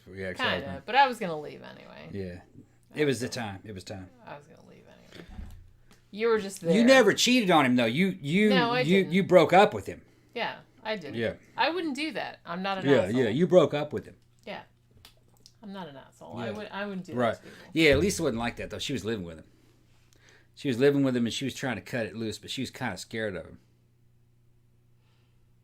Yeah. Okay. So she didn't really want to. But like I said, I wouldn't do that. She got caught though. We both got caught, but not directly. The word got out, and then they fucking had a big fight. He left. He went back to New York. I think that's who he's talking about. Let me see. I was bad, man. You were a terrible person. I was fucking bad. You were a terrible person. Yeah. They're saying I was a Sancho. You're fucking right, I was a Sancho, man. I was fucking Sancho. He's the worst, seriously. Yeah. Honestly, like, when I first started going out with you, or hanging out with you, we got a sheer terror. Do you know how many people warned me against you? Yeah. They warned me against you. Yeah, fucking Paul, the lead singer of Sheer Terror, fucking that was another time. It's another time. See, I'm just on a fucking podcast as the comedic relief. This is actually Jenny's show, but I'm just fucking, you know what I mean? I helped conceive this shit. I'm actually the clown of this show. But my fucking story goes way back. It goes way back. I know a lot of fucking people. All right. But this is how you do it now. You do the shit through fucking social media. I was trained as an actor, but in high school I had a real good drama teacher. Some of the people that I came up with, like Marilyn Rice Cub and fucking fucking what's her name, and they ended on to have a fucking I'm trying to fucking Parker Posey. There you go. Parker Posey, which that's not her name, but fucking I was friends with her and her brother and shit from Mississippi, and anyway they all went on to have Hollywood careers, but I didn't want anything to do with that. I joined the Army. I was actually, I ain't gonna fucking brag or anything, but fucking I was an excellent actor. Could sing and shit, did musicals. But I knew how fucking, I didn't like those people. Real corrupt, all that fucking casting couch shit. Fucking, they would have tried to Tom Cruise my ass. I'd ended up in fucking Scientology or some shit like that. Fucking, Somebody would have put something in your butt. Trying to push shit into my fucking ass and shit. Fucking me and Corey Feldman and shit. You know what I mean? Fucking, it's just, I ain't getting involved in that shit, well, man. some people want that, but most people don't want that. I didn't want to have a pretend life. I wanted to have a real life, you know what I mean? So I went out and had fucking fun and adventure. Fucking joining the armies and fucking coming out and fucking becoming a fucking corporate salesman and fucking weird shit. I saw Poltergeist kind of fucking woke me up about certain shit. Just things weren't as they appeared, and just life was interesting. Just had fun, you know. And then there was a Gulf War, and then fucking, I kind of did some contract work through fucking law enforcement and military type stuff, and then retire from that, and fucking, I'm and fucking. Then I met you and messed everything up. No, it's all good. I'm fucking. I'm a retired veteran. They still pay me and shit. So I'm all having fun on the show. Actually, technology caught up with me. This is the kind of shit that I actually wanted to do even back then. Like I said, I'm very excited about this shit because this is what I wanted all along. It's like, look, I can not actually talk to people, but talk to people. Like, I don't have to talk to people on the phone or talk to. And there's nobody controlling us or anything. We don't really have bosses. Awesome. And that's awesome. I love it. Yeah, it's our own ship. We can do whatever we want. Yeah, so Marjorie gets accused of masterminding the whole entire bank heist type of shit. Like I said, they thought that she had probably killed a couple of her boyfriends and maybe a couple of her husbands earlier on. So they think that, the thing about it though, they arrest her, and she initially, if you've seen the Netflix documentary, she basically, and she's dead now, she died in 2017. She basically points the finger at Bill Rothstein and says that he's the one that masterminded the whole thing. Now, I will admit that the FBI profile of the person that masterminded this whole plot does match Bill Rothstein better than it matches her. I will say that. But I do think that she was involved from the get-go. I do think that her and Bill Rothstein got together. I think he was the one that built the bomb. I think he was the one that wrote the letters. I think he was the one that did all that shit. And she was just in on it from the beginning. What are you... Why are you worried about what I'm doing? Because you're doing some shit? Weird shit. Because I fucking read what they said and I was thinking about it, but I don't want to interrupt. Go ahead. Oh, okay. Go ahead. I'm reacting to what they're saying. Oh, okay. Okay, you want me to fucking say... Somebody said, why is it that all fucking ghosts speak English? English is the international language of ghosts, okay? Is it? No. You would think that Chinese would be the international language. No, the language of the internet is fucking English, so the language of the fucking spirit world is going to be English. No, it's not. When I was in Brazil, I have friends, Brazilian friends, who, as kids, said that they heard fucking ghostly voices. And they were, in one particular case that I remember, I kind of believed him because I was there at the time. We were in a fucking house. It was his house. But his dad had died a few months before.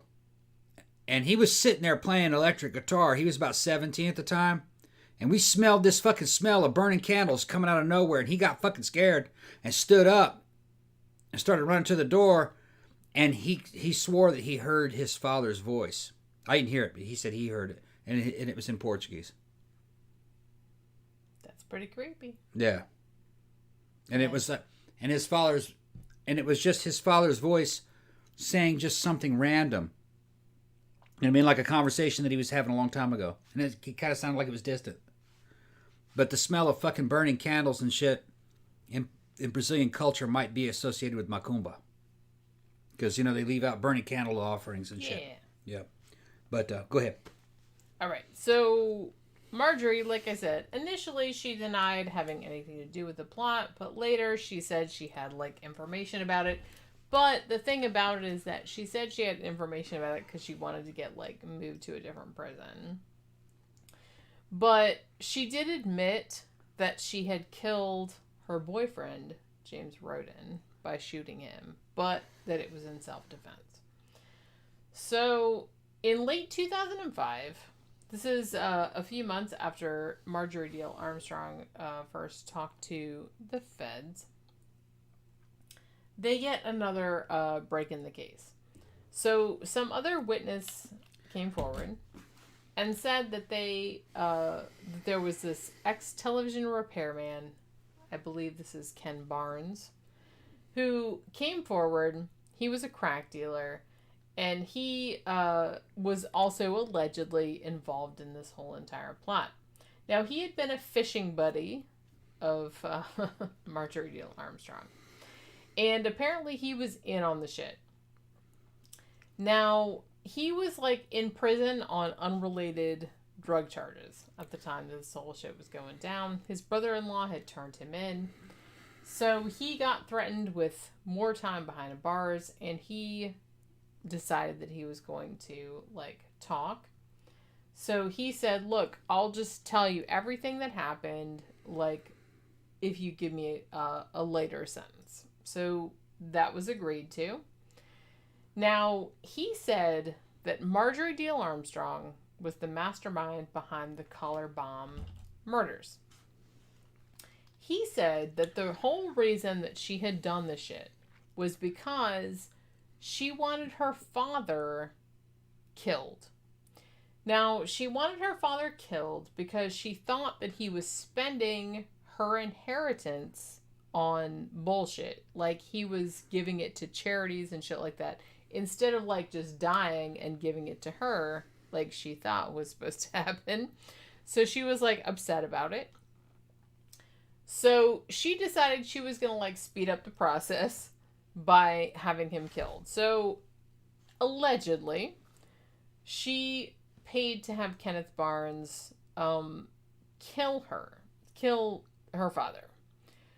Now, she didn't have enough money to do that, which is the whole reason why, allegedly, the whole bank heist plot happened, right? Because she needed to get money to pay the hitman to kill her dad so she could get the money.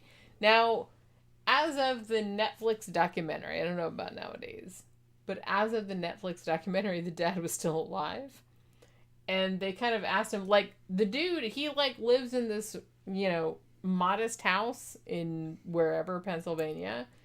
And apparently he's, like, a millionaire.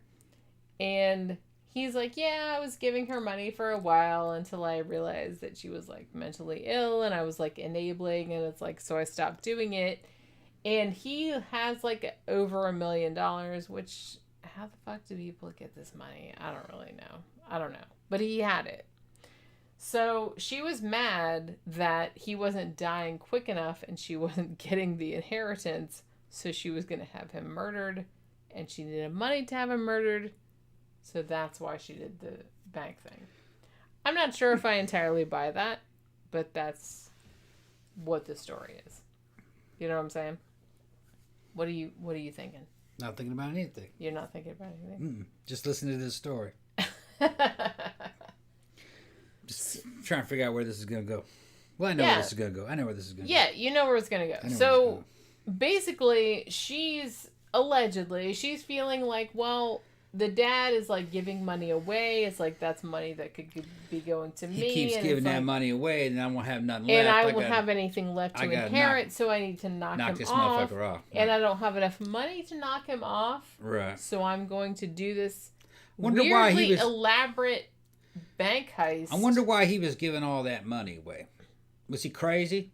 Or he didn't want her to have it? He did not seem... Well, From what I could determine from the interviews that were done in the documentary, he seemed perfectly lucid. I think he did not want her to have the money. Gotta be. Because you don't do that to your flesh and blood. He knew that she was a fucking nut. Not right. Yeah. He knew she was a nut. Right. He didn't want her to have that shit. He was not like just giving the money away willy-nilly. He was giving it away to like charities and stuff like that. That's the same as willy-nilly. No, it's those like charities are mostly charities rip-offs. that he believed in and shit like that. So it's like he did not think that she was capable of... I mean, he knew from a very early age that she was not right.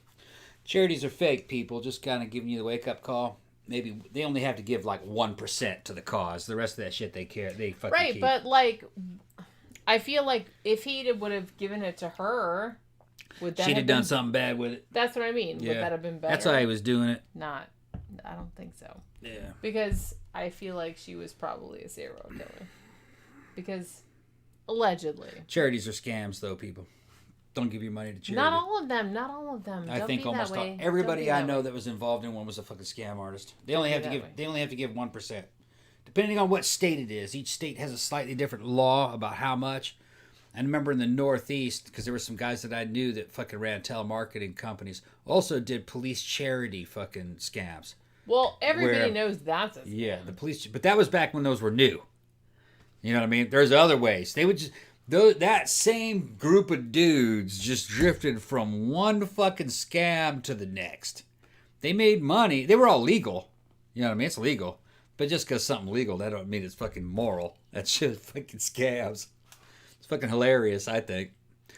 And they're totally, feel totally good about it. They're like, well, these people want to feel good by giving money away to their cause so they can feel good about themselves. And that's what they're getting when they give us money. Because they took almost all of that shit. Although, would it have been better for him to give like the money to this woman that was allegedly a serial killer? No, but it exactly. would. He should have given it directly to a person that could have done something good with it. That's what I would have done.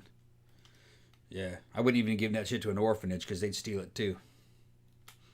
Well, I'd find yeah, most of them fucking scams also. Fucking, especially if it's owned by a church. Well, I wouldn't give anything to church-related shit. It is, but same shit. Okay. You know how I feel about that. Yeah. I would have chose a fucking worthy but needy person and given them all that fucking money. Well, yeah. That seems like she wanted the dad to give her all the money. Yeah. And the fact that he wasn't giving her all the money was making her mad. So she decided allegedly that she was going to pay someone to kill him so she could get the money. That was allegedly the reason behind the whole like bank heist is she was trying to get the money, $250,000, which was going to be used to pay the hitman that was going to kill the dad, and then she was going to get the inheritance. That's what the whole alleged situation was. So, 2006, federal agents meet with Marjorie Dale Armstrong. Now, they said at this stage, and this is, 3 years after the bank robbery, they said, look, we have enough evidence to, bring against you, not only for the murder of the boyfriend, which was in the freezer, but also for this shit. So she freaks out. She starts like slamming her fist on the fucking table and whatnot. And she's like, I don't have anything to do with that. I don't have anything to do with that. And she is like, even though people have seen her at the site, the fucking phone booth where the fucking call to the pizza place was made, they've seen her there. Multiple witnesses have seen her at this fucking phone booth. But she's still trying to deny that she'd had anything to do with this fucking shit. So, July 2007, this is the 4-year anniversary of the the heist.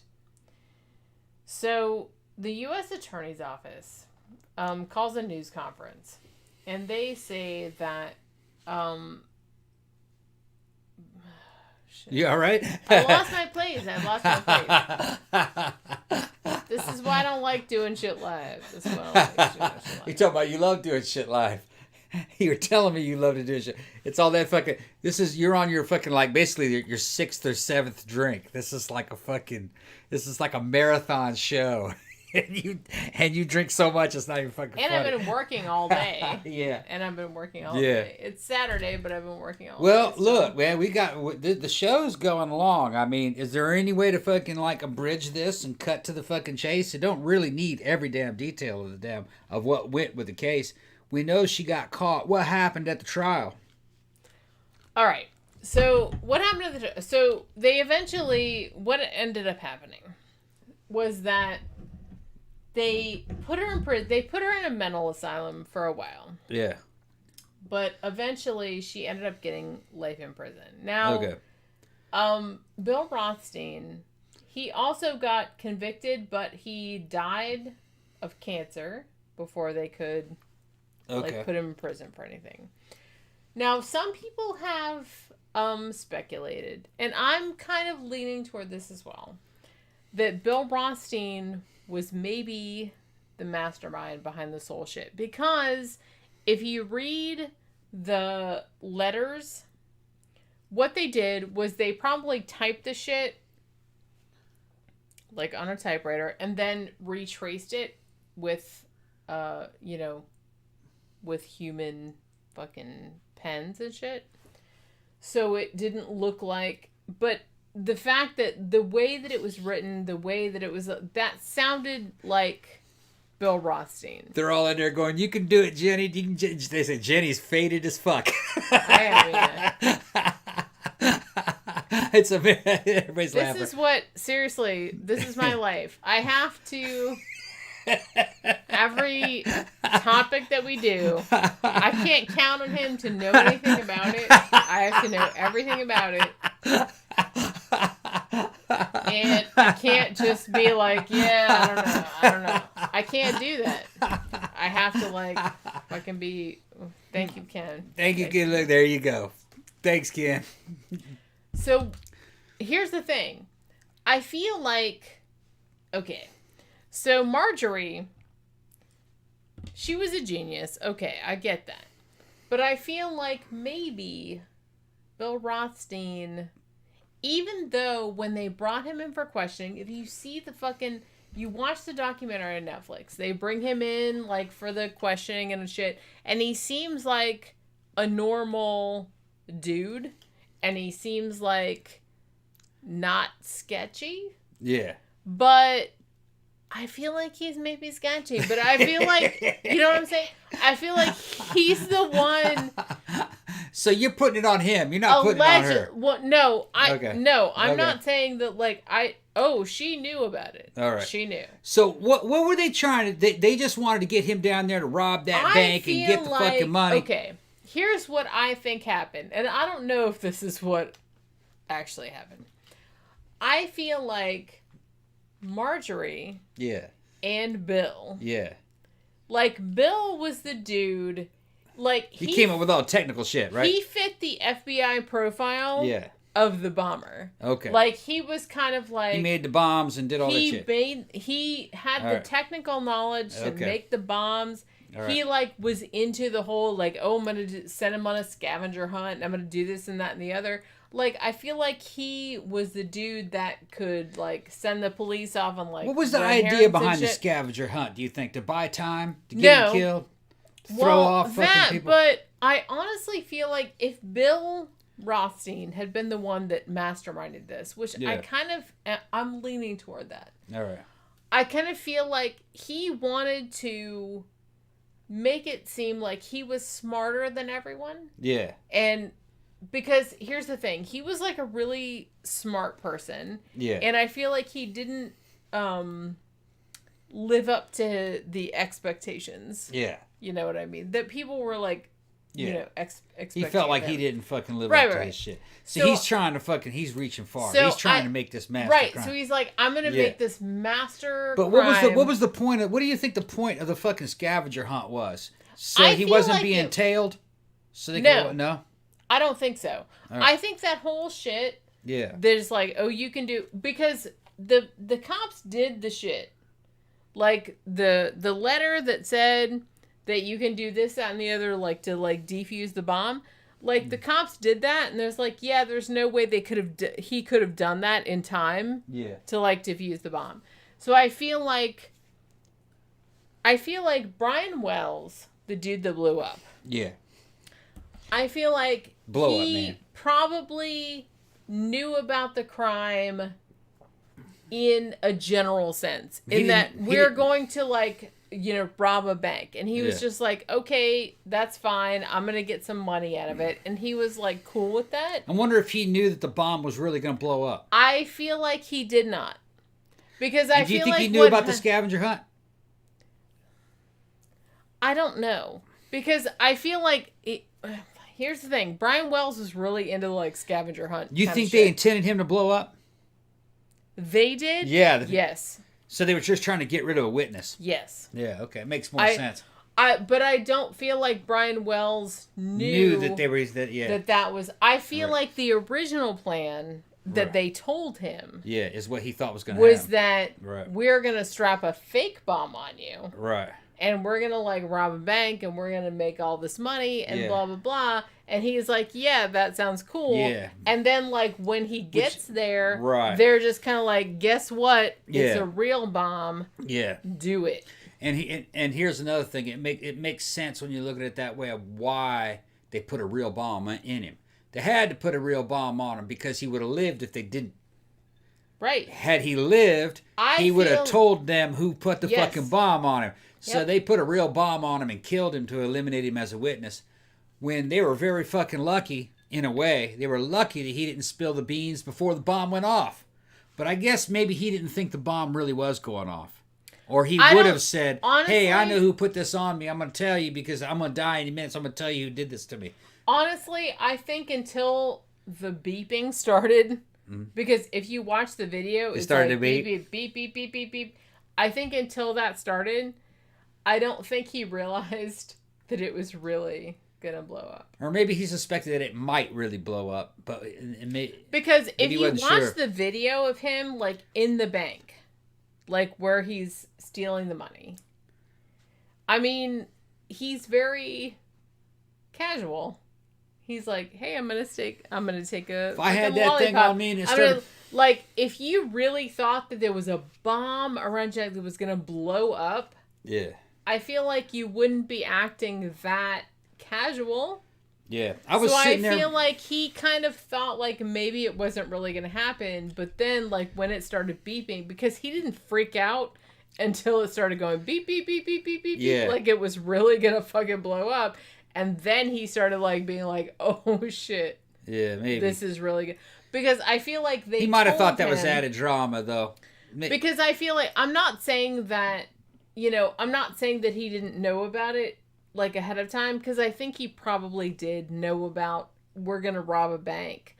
But I don't think that he knew that a live bomb was going to be strapped to his neck. I felt sorry for the dude. I don't think that he knew that. I was watching that shit pretty much live. I felt sorry for the dude. He's like, you better get the bomb squad here. This thing's going to go off. Yeah. And they're like, you just stay right there. And they got him on the front of the car. And they're just like, you just stay back right back there. And he goes, hey, you need to get the bomb squad here. This thing's really going to go off. It blew up. It blew up. Boom. It didn't really blow up. It was like a shotgun blast. Well, like I said, it was like... small.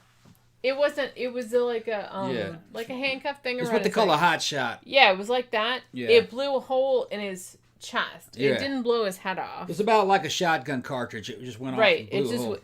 It was here. It was here. And it's just like, it takes a while to get a fucking bomb squad out. But I'm not sure they actually had a bomb squad coming. They probably did. They did. They probably did. They arrived 3 minutes after he blew up. Yeah, they wouldn't have had enough time. They were on the way. Yeah. It's just like the nearest bomb squad was like they wouldn't have had enough time. They wouldn't have had enough time. It's sad because I feel like that dude, and I feel like for 4 years. I think that's what all that fucking scavenger hunt was all about, is to fucking soak up all that time.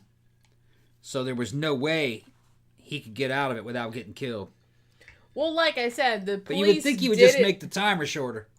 It doesn't really make sense. Well, the police did it afterward. Like, what was supposed to happen was that he was supposed to rob the bank, and then he was supposed to go to the McDonald's and get more instructions.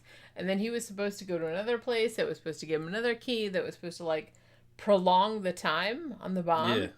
And it's like, I feel like the cops did that shit, and they were just like, yeah, well, there was no way. It wouldn't have worked. That he could have done it in time. Did the key thing work about giving more time? It was all just a ruse. So it was all a ruse. Yeah. I feel like they intended him to die from the outset, right? But he didn't know that, right? Which had to be. Which to me is very sad, because I feel like I said, they showed like footage of him in the bank, and he seemed like all casual about it, like, I'm like, my head's not gonna blow up.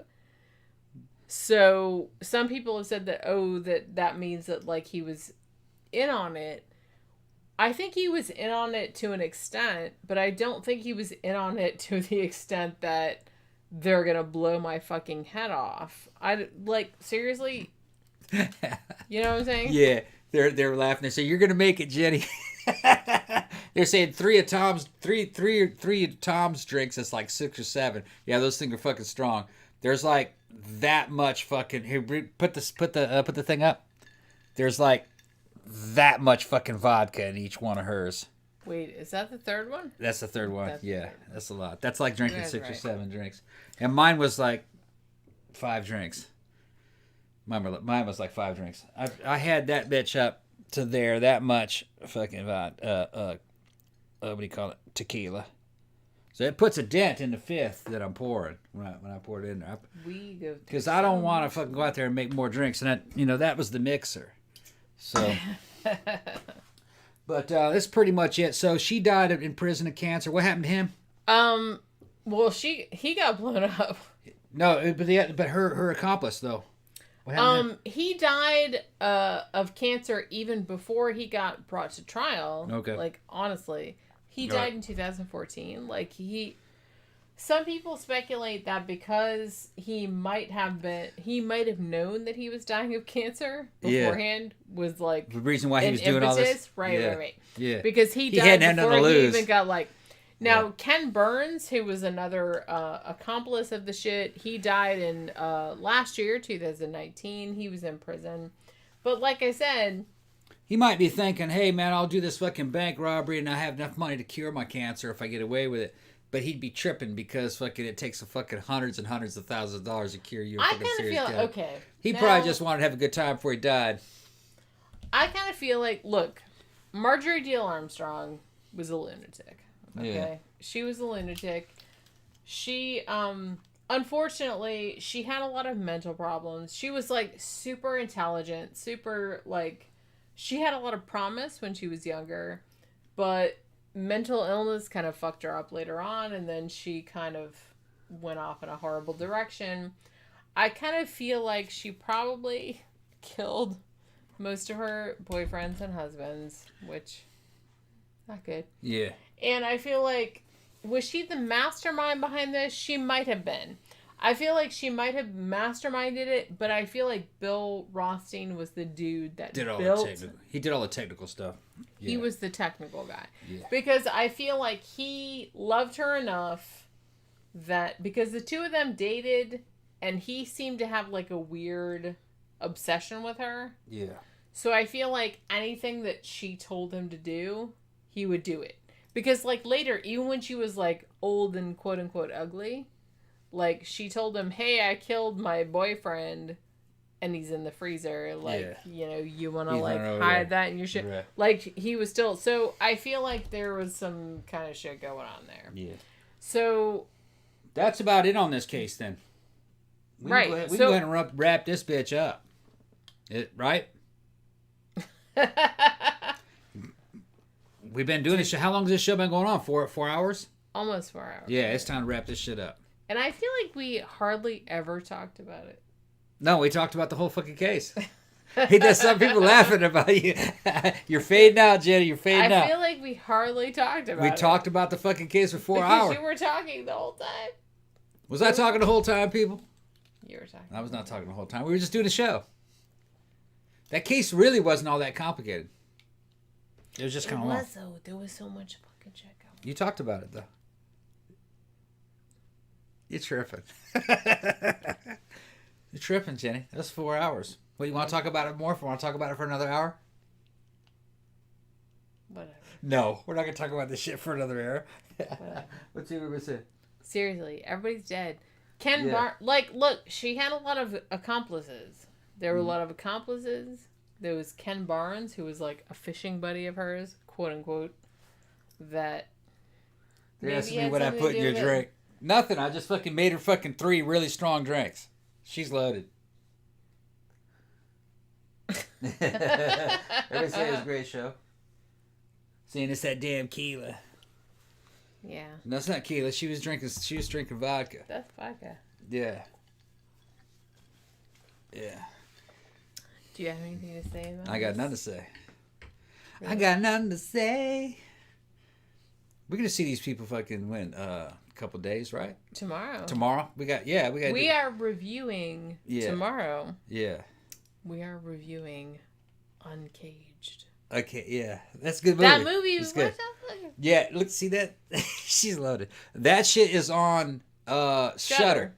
You watch it. It's called Uncaged. It's a new movie. It's about an escaped lion, and it's a fucking Dutch movie. It's in. Yeah, it's Dutch. Yeah. It's in English and in Dutch. It's about a killer lion. Yeah, it's pretty good. It's real good. It's kind of like old school. I action. liked it very Yeah. much, actually. It's kind of like an '80s movie about a fucking escaped lion eating people. It's got fucking a lot of practical effects. It's good acting. It's just old People school. like lions Yeah. biting people's heads off. Yeah, I'm we'll- into it. But we'll talk more about it tomorrow. You guys can fucking be there for the review. All right. So go ahead and close it out, Jenny. Say goodbye to everybody. Seriously? Yeah. All right.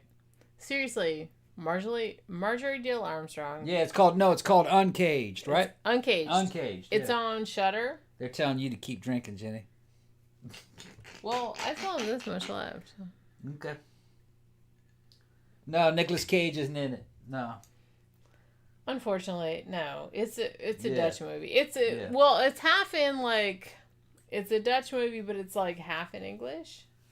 It's on Shudder. It's a killer lion movie. Yeah. If you're into that. Yeah, everybody says that we're rocking. But thanks for fucking watching the show, and glad you guys enjoyed it. Why don't you fucking meet up with us tomorrow, and we're gonna talk about Uncaged. You can watch that tonight. I know half of you guys are drinking like us, and it's a pretty good drunk watch. You'll like it. Is there anything you gotta say, Jenny? Say goodbye. Probably not. Okay. But you know. If you like, share, and subscribe. Yeah, do all that shit. Do all that shit, and fucking we'll catch you guys tomorrow. Yeah. We'll be back tomorrow talking about a killer lion movie Yes. from the Netherlands. They're saying it's the best show ever. Is it? It is the best show ever. Oh. They're saying Tom I'm wants to glad. take Jenny to Pound Town. I'd have to fight it the way she is. She's like, ah.